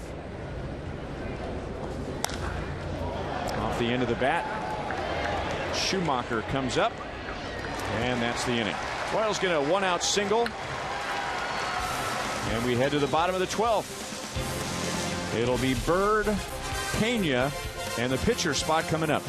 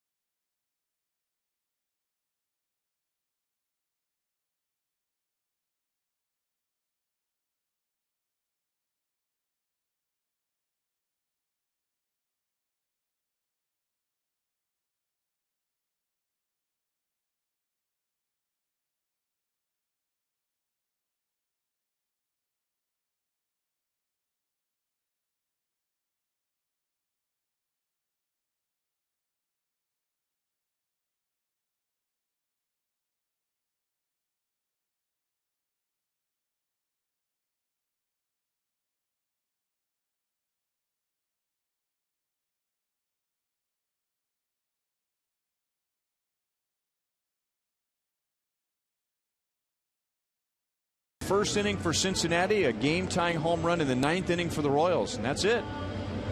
In a ballpark that has allowed the most home runs since this one opened in 2003. A lot of Royals fans still hanging around, hoping for another victory. The Royals shooting for 26 games above 500 for the first time since 1980. Chris Medlin will come on to pitch, and the Royals can expect 2, 3, maybe 4 innings out of him after using Madsen for 1, Young for 1, Davis for 1, Herrera for 1. The Royals bullpen has not allowed a base hit tonight, and now Medlin in the 12th. We found out that Brian Price made a double switch in the top half of this inning, so Hamilton not out because of any kind of an injury, but it'll be Bird, Pena, and Schumacher to bat in the 12th inning, and the pitcher spot is now the 9th spot.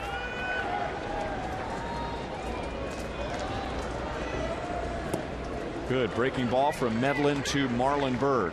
Yeah, that's a nice hammer there. His fastball go 90 to 93. He's got a good changeup too. Franklin Morales also pitched a hitless inning, so 5 relievers, no hits for the Reds against the Royals bullpen tonight. That's a little bit below the knees, 1-1.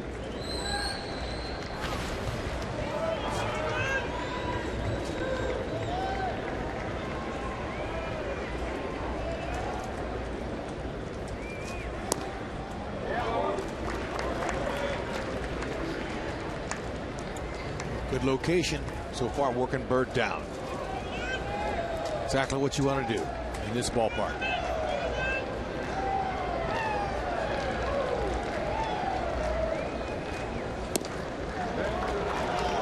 Three balls, 1 strike.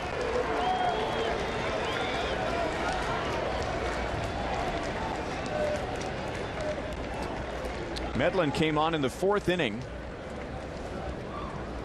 9 days ago in relief of Danny Duffy. Full count, so he hasn't pitched in a while, but he went 3 2/3 innings, 3 2/3 hitless innings against the White Sox. That was the second longest relief outing of his career. And he got Bird to chase ball 4. So a break for Medlin and the Royals. 1 down in the 12th inning. Medlin's been impressive. He looks confident every time he goes out there. I don't know if it's his, well, I know what it is. It's his mound presence, but also it's his tempo. He gets that ball, gets up there and throws it.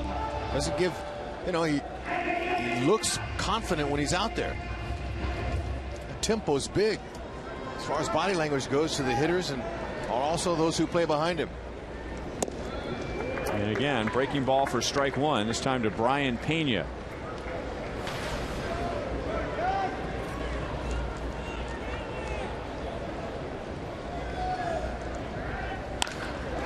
Into center field, and that's the Reds' first hit since the 6th inning and only their 5th hit of the game.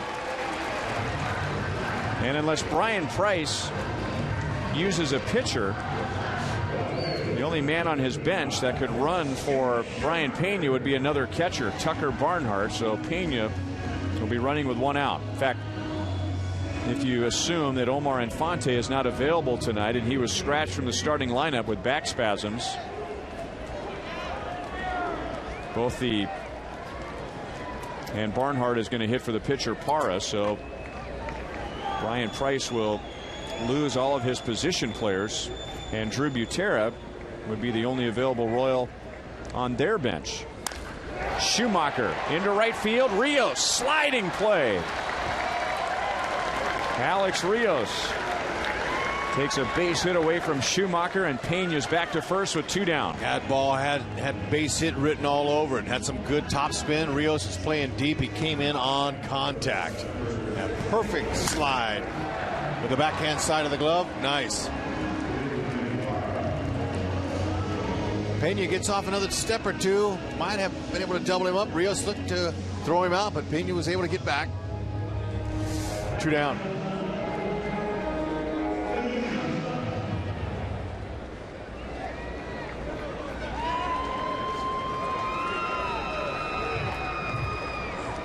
And now the backup catcher, Tucker Barnhart. Mentioned early in the game that Devin Mesoraco, the Reds' regular catcher, very early in the season it was determined that he had a hip injury which would not allow him to catch. Boy, that stung Sal on the left shoulder. Mesoraco eventually went out with hip surgery, so Brian Pena, the backup, became the starter, and Tucker Barnhart has appeared in 47 games for the Reds. Mesoraco hit 25 home runs and drove in 80 for the Reds last year. That leaves a big hole in their lineup. Just the third opportunity for Barnhart to pinch hit this year. 0 for 2.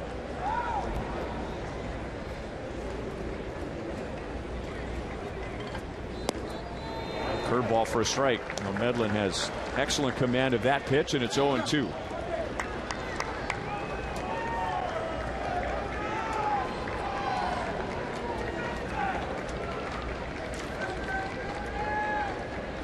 Barnhart is a switch hitter, much better from this side of the plate.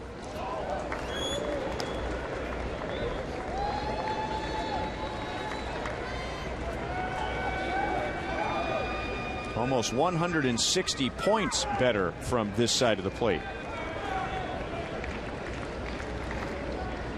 Fastball in.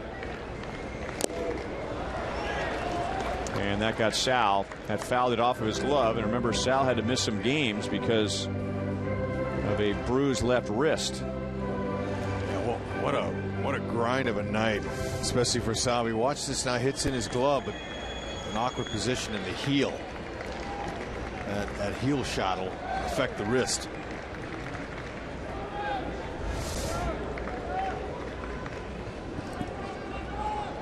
Drew Butera has got a bat in his hands.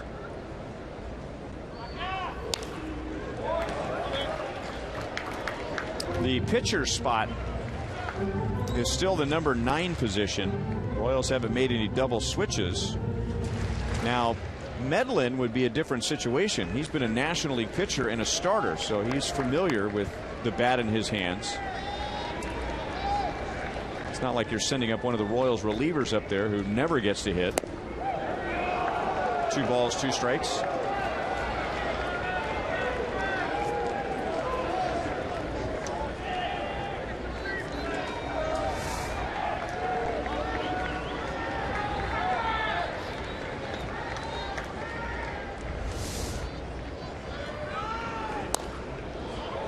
Still 2-2.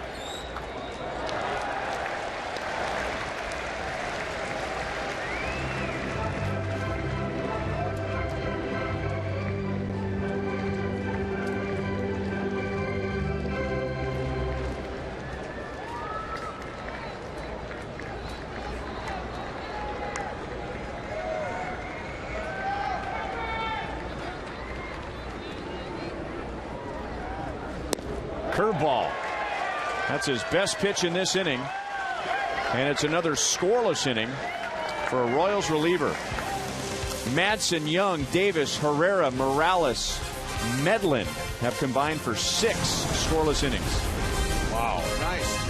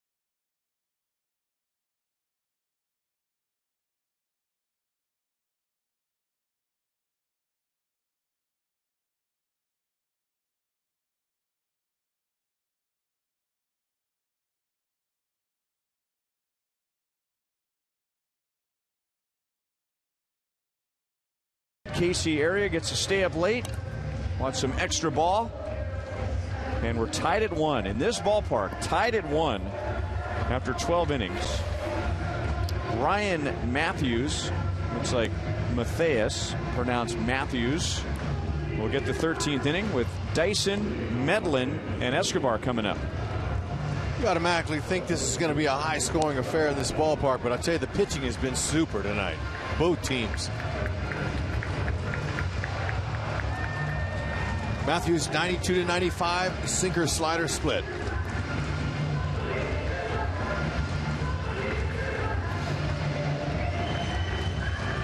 Gerard Dyson is 1 for 4 with a stolen base. We saw Drew Butera with a bat in his hands, but Chris Medlin is on deck, and you figure the Royals would like to get as much out of Medlin as they can tonight. Who knows how long this is going to go. I guess the only exception would be, well, maybe not the only exception, but if Dyson were to hit a triple here, maybe you'd want Butera to come up, hit a ground ball or a sacrifice fly. If Dyson singles, walks, or doubles, you figure Medlin can handle the bat and bunt after all that time in the National League, but we'll see. Yeah, I'm going to do all I can to keep Medlin in the game. You know, he's good for 2 or 3 innings. Who knows how long this one will go.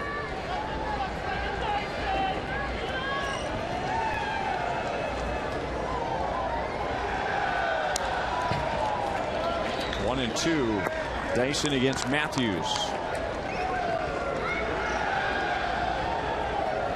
Royals have had many more chances than the Reds from the 9th inning on. We've had base runners in every inning.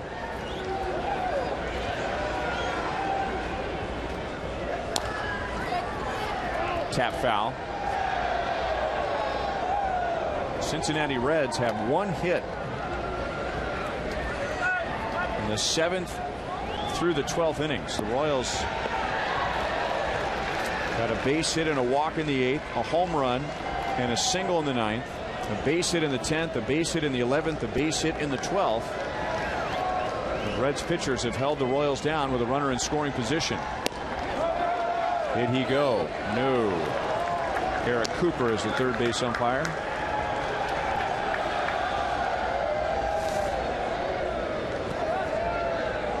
Oh, and that was awfully close.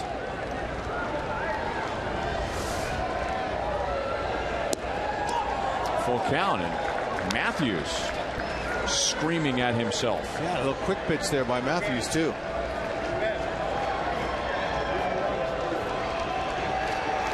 Dyson's going to get a good pitch to hit right here.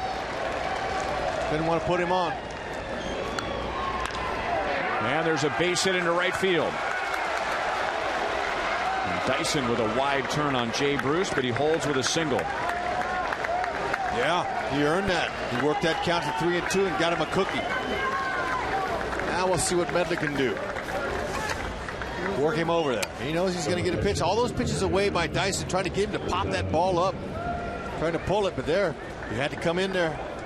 Good top hand by Dyson. Stayed on top nicely. Chris Medlin is listed as a switch hitter. He was a switch hitting shortstop when he was drafted out of college. He has 11 career sacrifice bunts.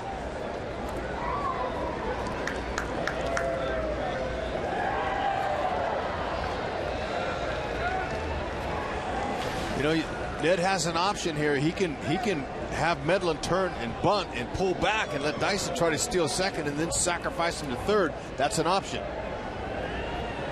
Dyson's not running, and the pitch is very high, ball 1.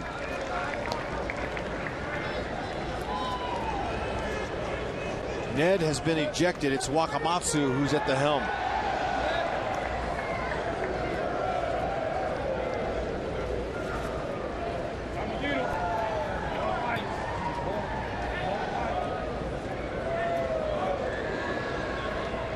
Not running. Medlin gets the bunt down. Beauty.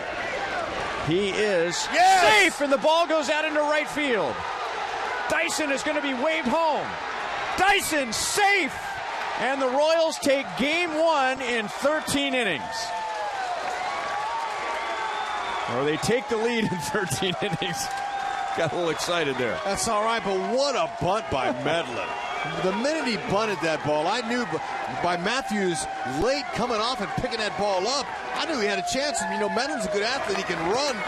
And I knew it was going to be close at first base. And sure enough, Matthews obviously not ready for this bunt. Watch how long it takes for him to get off that mound. He's kind of just taking his time over there. And Medlin worked it. Nice job. I think they're arguing that Medlin was not in the running lane. I think he was clearly in the running lane the whole way. Yeah, but look at this. You can tell he's an athlete. Look at that. Good hustle down the line. Didn't overexert himself, but he got a great jump on that. And then Dyson, he knows what to do. Gonna hit that bag. He's got to be able to play it safe. And he sees it. And Jershely's sending him home all the way. Still nobody out. And inside to Escobar. So it's a sacrifice error 1. And no, the Royals are not the first team in Major League history to walk off on the road. It's all right. It's a long game, man.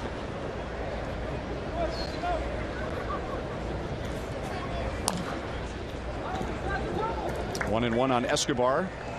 He has a 2-hit game.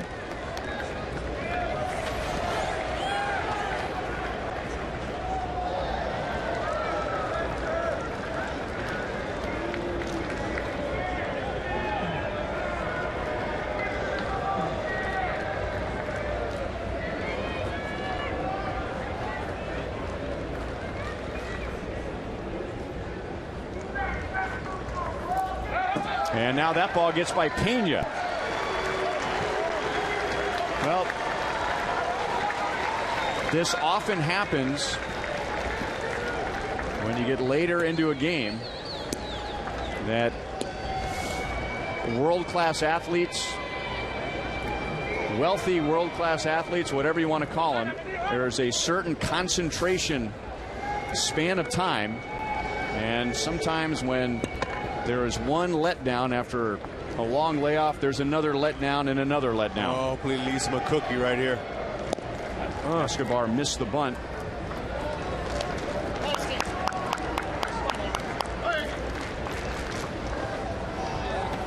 It's a great idea, man. Move Medlin over there to third base.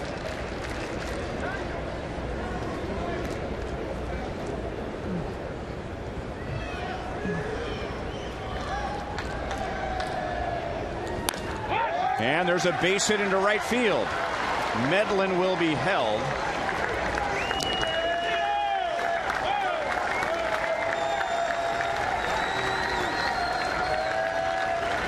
That'll work.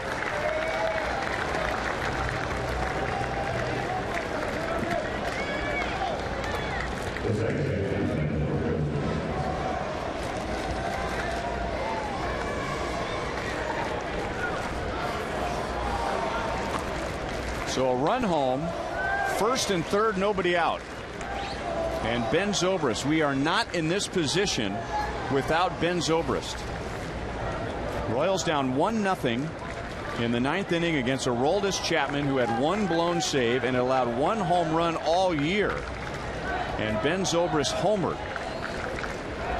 Now Escobar runs, and the Royals have 2 runners in scoring position for Zobrist.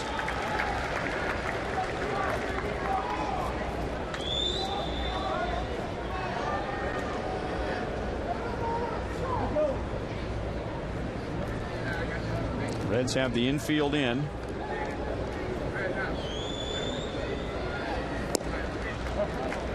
One and one. Well, here's Zobrist right now. You love this. Infielder is in, short, compact swing as a hitter. He's just going to guide that wherever it's pitched if it's out over the plate.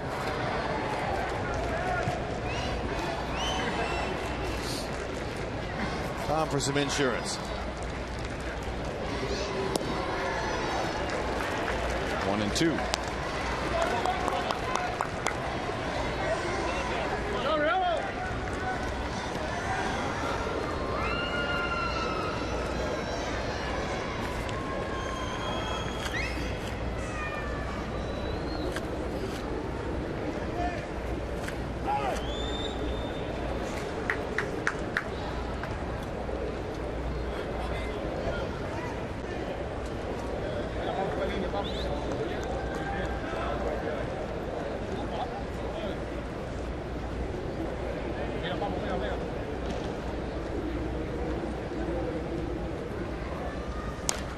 Good swing.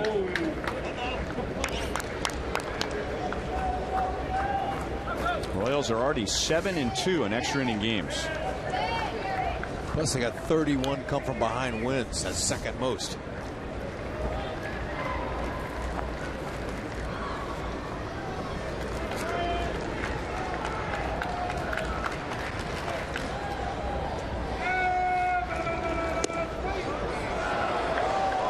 Very close, 2-2.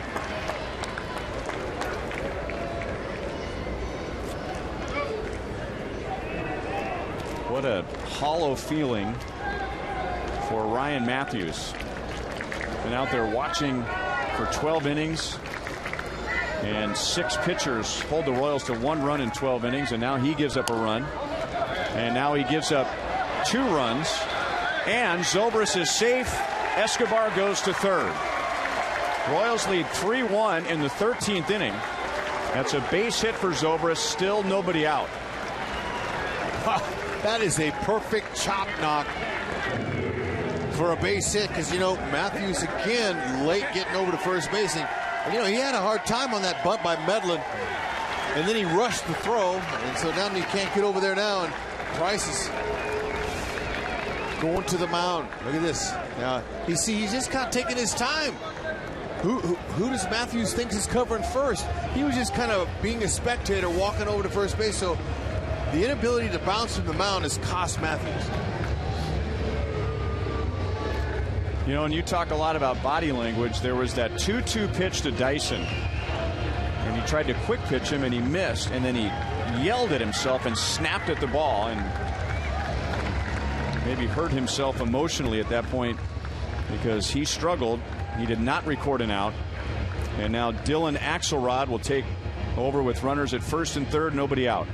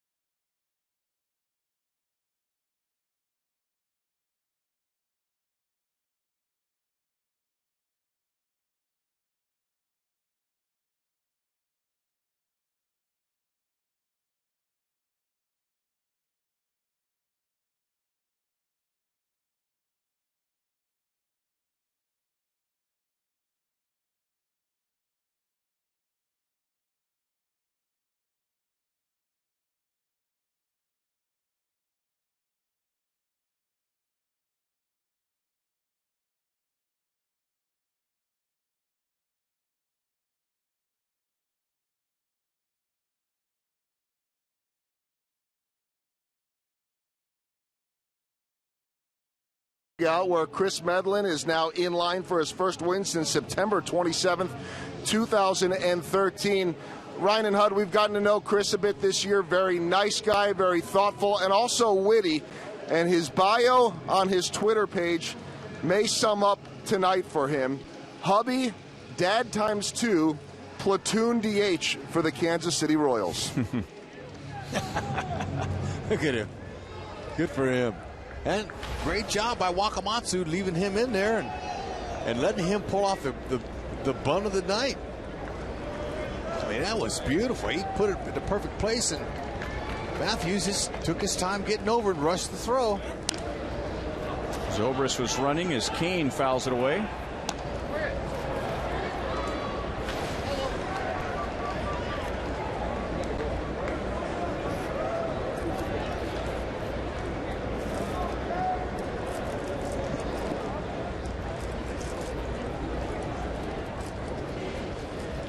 Ben Zobrist has driven in a run. Royals also got a run on an error, and once again the Reds will allow Zobrist to take second base. They're playing with the infield all the way in and on the grass, so no way to do that and prevent Zobrist from taking second. They're trying to keep this game at 2, a 2-run Royals lead.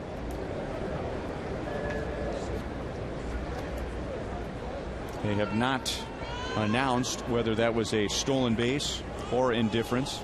It is defensive indifference.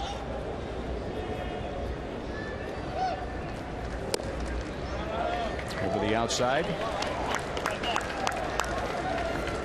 Axelrod at 85-91, not overpowering, slider changeup.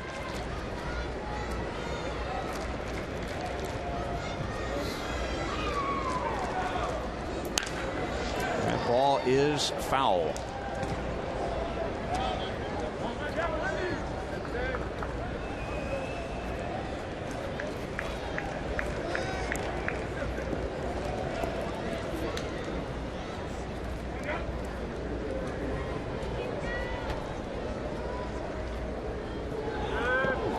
Pena just saved another run. Wow. That ball was way short. Excellent job of squaring it up in that chest protector. I mean, that's right in the center of that baby.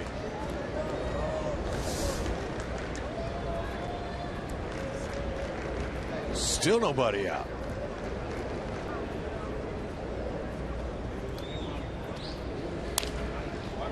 Still 2-2.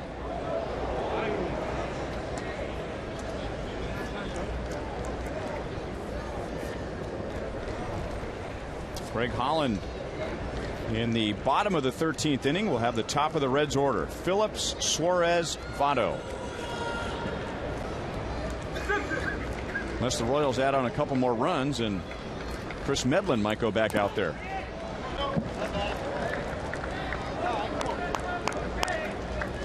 Wouldn't be a bad thing. 15 pitchers have appeared tonight. Brian Price has used his entire bench, and Ned Yo still has Drew Butera and Omar Infante on his bench.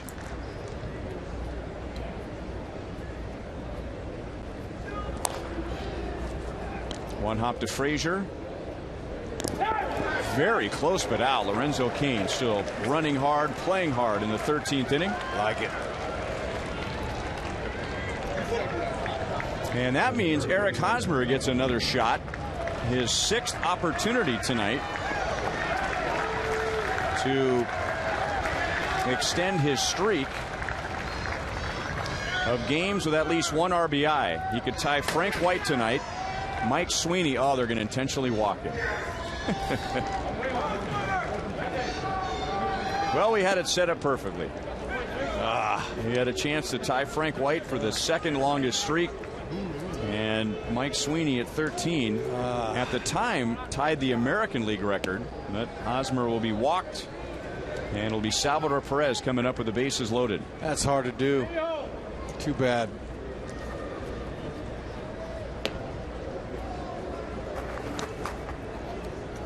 Cain, gallant effort down there to first base, though. Almost got it. Almost beat it out.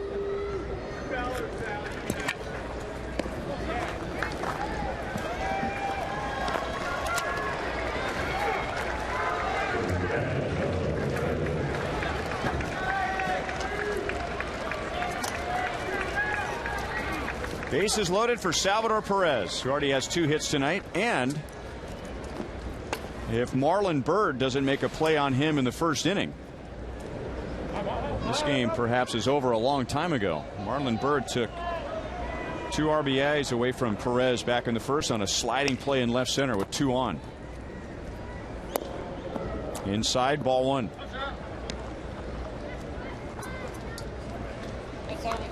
Byrd now playing in center field after a double switch an inning ago. Escobar's at 3rd. Zobrist is at 2nd. Hosmer's at 1st. Ooh, Brian Pena, man, that hurt all the way up here.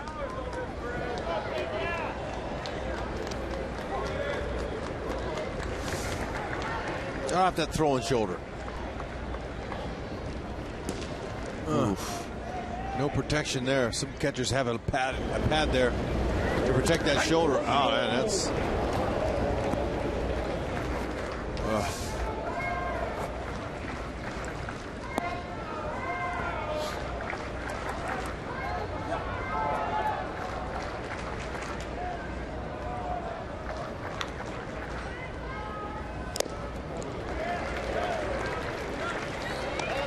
1-2 on Sal.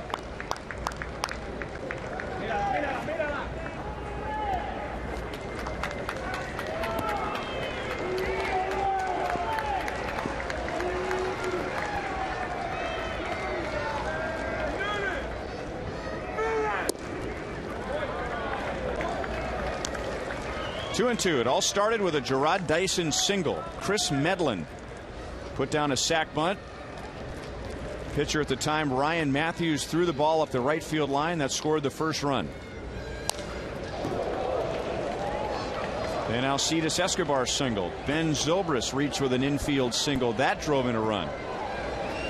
And with one out, Eric Hosmer has been intentionally walked. Salvador Perez has a chance to give the Royals a big lead and save Greg Holland for the night.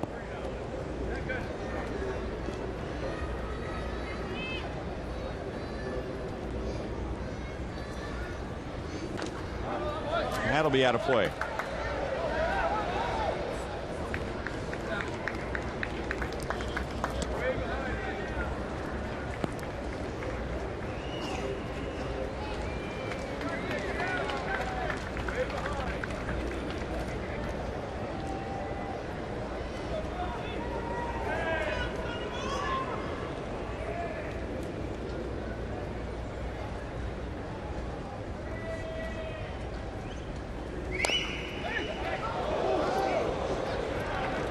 Still 2-2.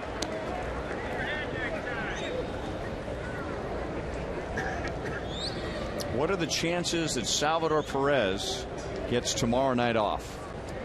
I would think pretty good. 13-inning game. Yep.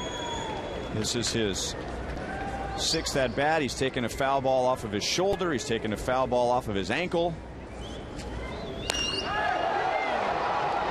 He's hit a ball to Cleveland. Unfortunately, it was foul.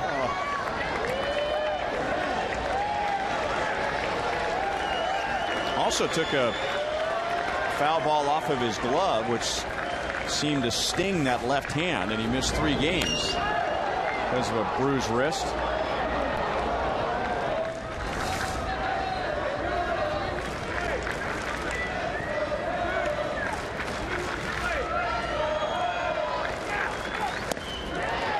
Battle is won by Axelrod. 2 down.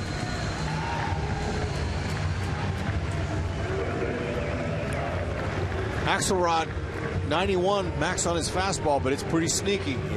It's getting up on some hitters. You just saw it right there. It looked like it was about 95 by Salvi.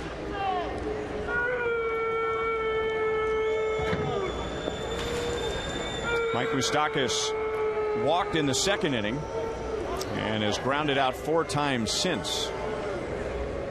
Bases loaded, 2 down. 2 runs home for the Royals in the 13th. That off day yesterday really helped. Just giving everybody a little bit of rest. Bullpen.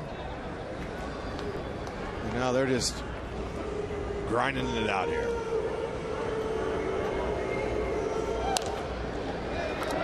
One and one.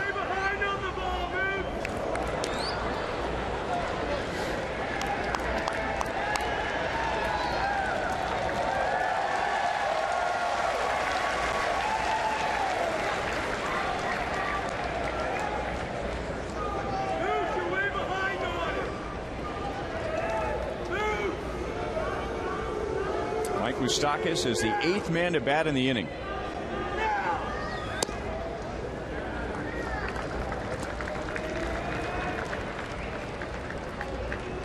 Royals didn't have any other inning where they batted more than 5. In fact, they only had 2 innings where they batted more than 5. Big key for the Reds tonight in the first 8 innings. Inning double plays. So the Royals had 1, 2, 3, 4, 5 in the first 9 innings. They only sent 3 to the plate.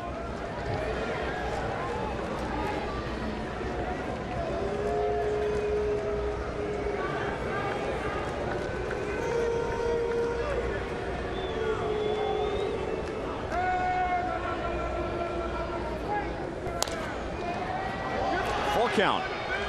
And now everybody's running.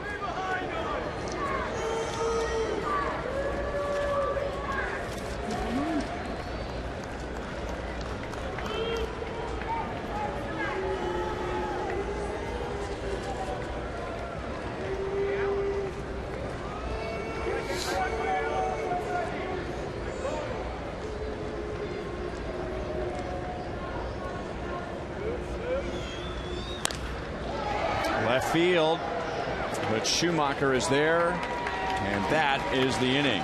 8 come to the plate, 2 score. That means Chris Medlin's night is over. He gets a handshake from Dave Island. He pitched a scoreless 12th inning, and he helped set up a 2-run 13th inning. Way to go. Dyson all the way home from first base. Medlin. Nice action.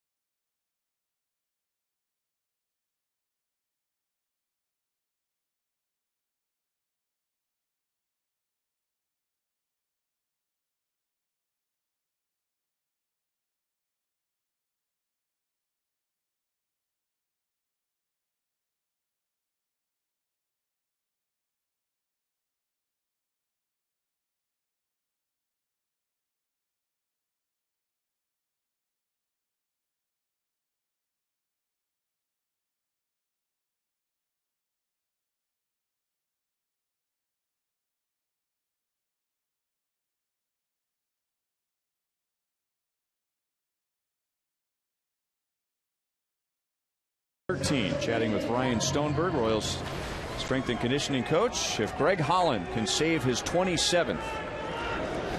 Top of the order for the Reds. Fastball slider. Fastball strike 1. Phillips thought it was up and in. Royals bullpen tonight has given up 1 hit, and that would be 6 innings. Strong. I mean to tell you, that's a lot of work by this Holland making it 7th different reliever. Pretty impressive. Ned Yost, if nothing changes, did not use Luke Hochevar. He used Ryan Madsen for 1 inning, Wade Davis for 1 inning, Kelvin Herrera, Franklin Morales for 1 inning, and figure they'll all be available again tomorrow with the off day yesterday. Right.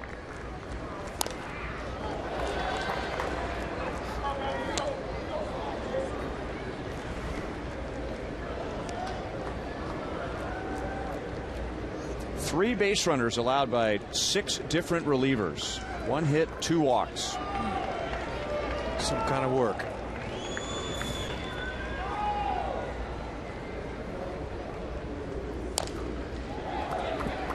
Still 0-2.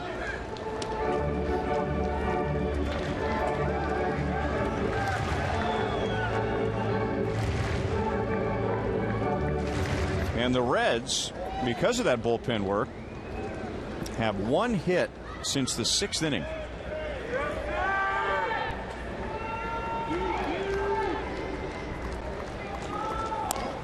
Didn't mean to do it. Holland has plenty of time. 1 down.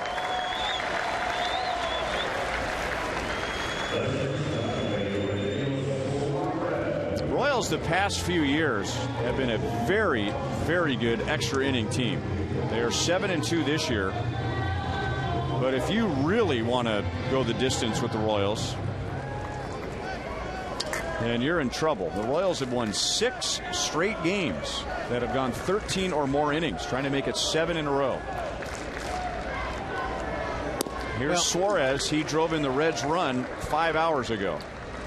Just goes along with that characteristic of this team that Ned has instilled, that they just keep pushing and pushing. They'll do anything it takes for a win, and they grind it out. All of them.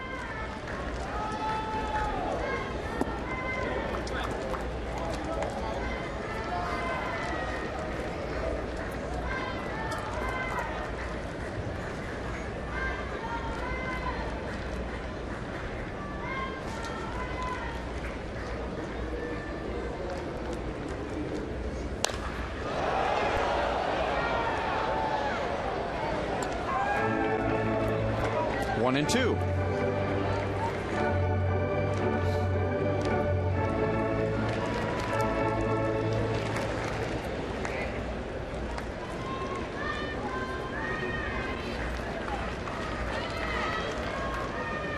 Sounds like there's one fan in the ballpark rooting for the Reds. Yeah, might be right.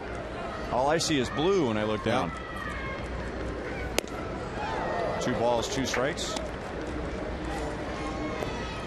It has not been a good year for the Reds, and their attendance is down. It was a disappointing season. But still, at times, with their power, can be an impressive offensive team. But they have scored 2 runs in 30 innings against the Royals this year. Holland thought that was a strike. Salvador Perez thought that was a strike. And it's 3-2.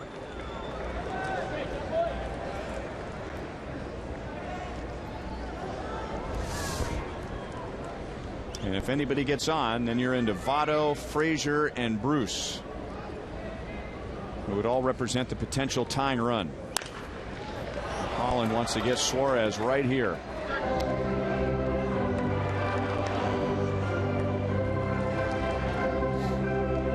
Talking so much about the Royals bullpen tonight, it's easy to forget what Edinson Volquez did. He went 6 innings and gave up 1 run, struck out 7.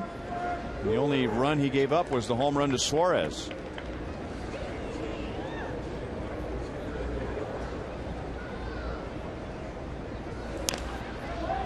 Another foul ball. And you know, again, that was Suarez. That's just some great hitting there. He pulled his hands in. You know, that wasn't a bad pitch. It wasn't right out over the middle of the plate. It was elevated a little bit for him, but the ball was bearing and boring in right on his hands. So you got to give him the credit for that.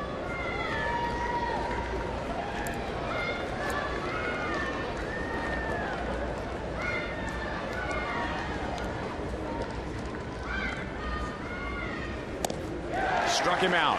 So that tying run stays on deck.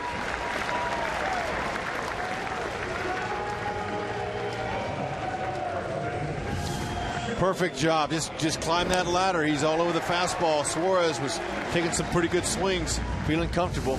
Holland backed him up and then with an inside fastball and then elevated on him, and perfect spot. Can't get it up there.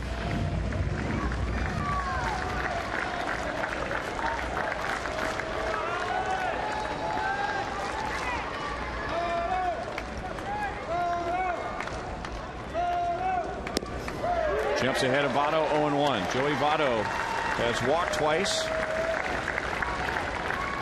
He's had a couple of tough luck outs. He has lined to left and flied out to deep right.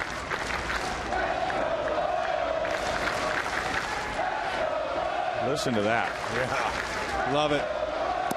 Oh, Votto, man, he was going for it all, to say the least. No balls, 2 strikes. Way to go, fans. Way to show up.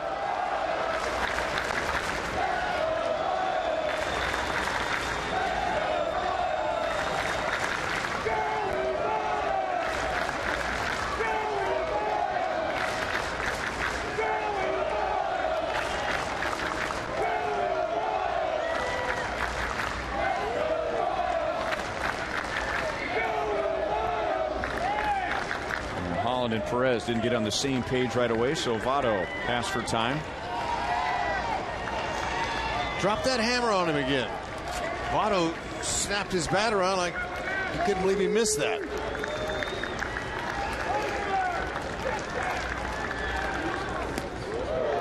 One and two. Royals are one strike away from moving to 26 games above 500 for the first time since 1980, 35 years ago. Wow, that's amazing. And Medlin is looking for a W. First time in a couple years.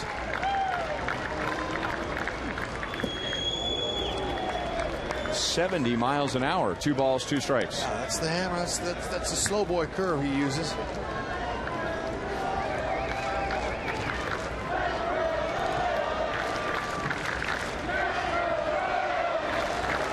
It's been a big strikeout game for the Royals. They have struck out 15 Reds hitters.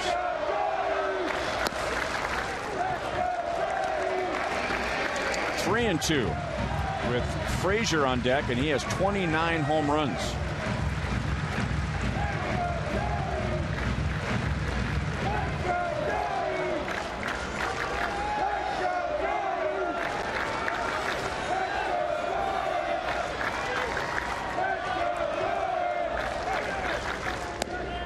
And Votto is on, and the Reds still have a chance.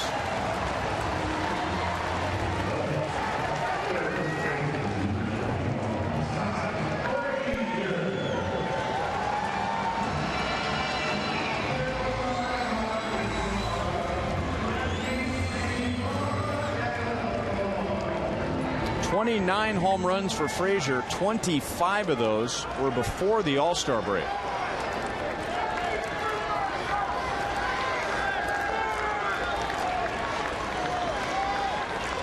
It's the first time he's faced Greg Holland. Holland's missing up with his breaking ball. Yeah, he's not finishing it.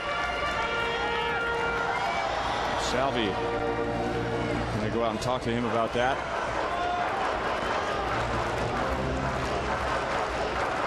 Breaking ball looked fine to Phillips and Suarez. They're missing up against Votto. And now missing high to Frazier. Looks like he's not getting that shoulder down to that arm coming over top. He's short with it. Not finishing.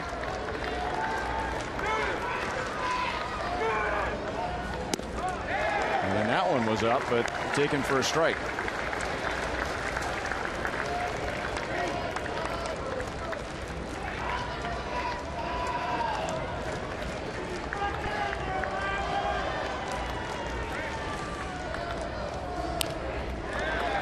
One and two. He hasn't had a hard biting one that ends up in the dirt. But even though that pitch stayed up, Frazier didn't get a good look at it. That wasn't a very good swing. No, and it wasn't a good location either for Holland. That's right down the middle. Put it down, Salvi's saying finish it in the dirt here. There you go. And he did. And like I said, the Royals take game one in the 13th inning.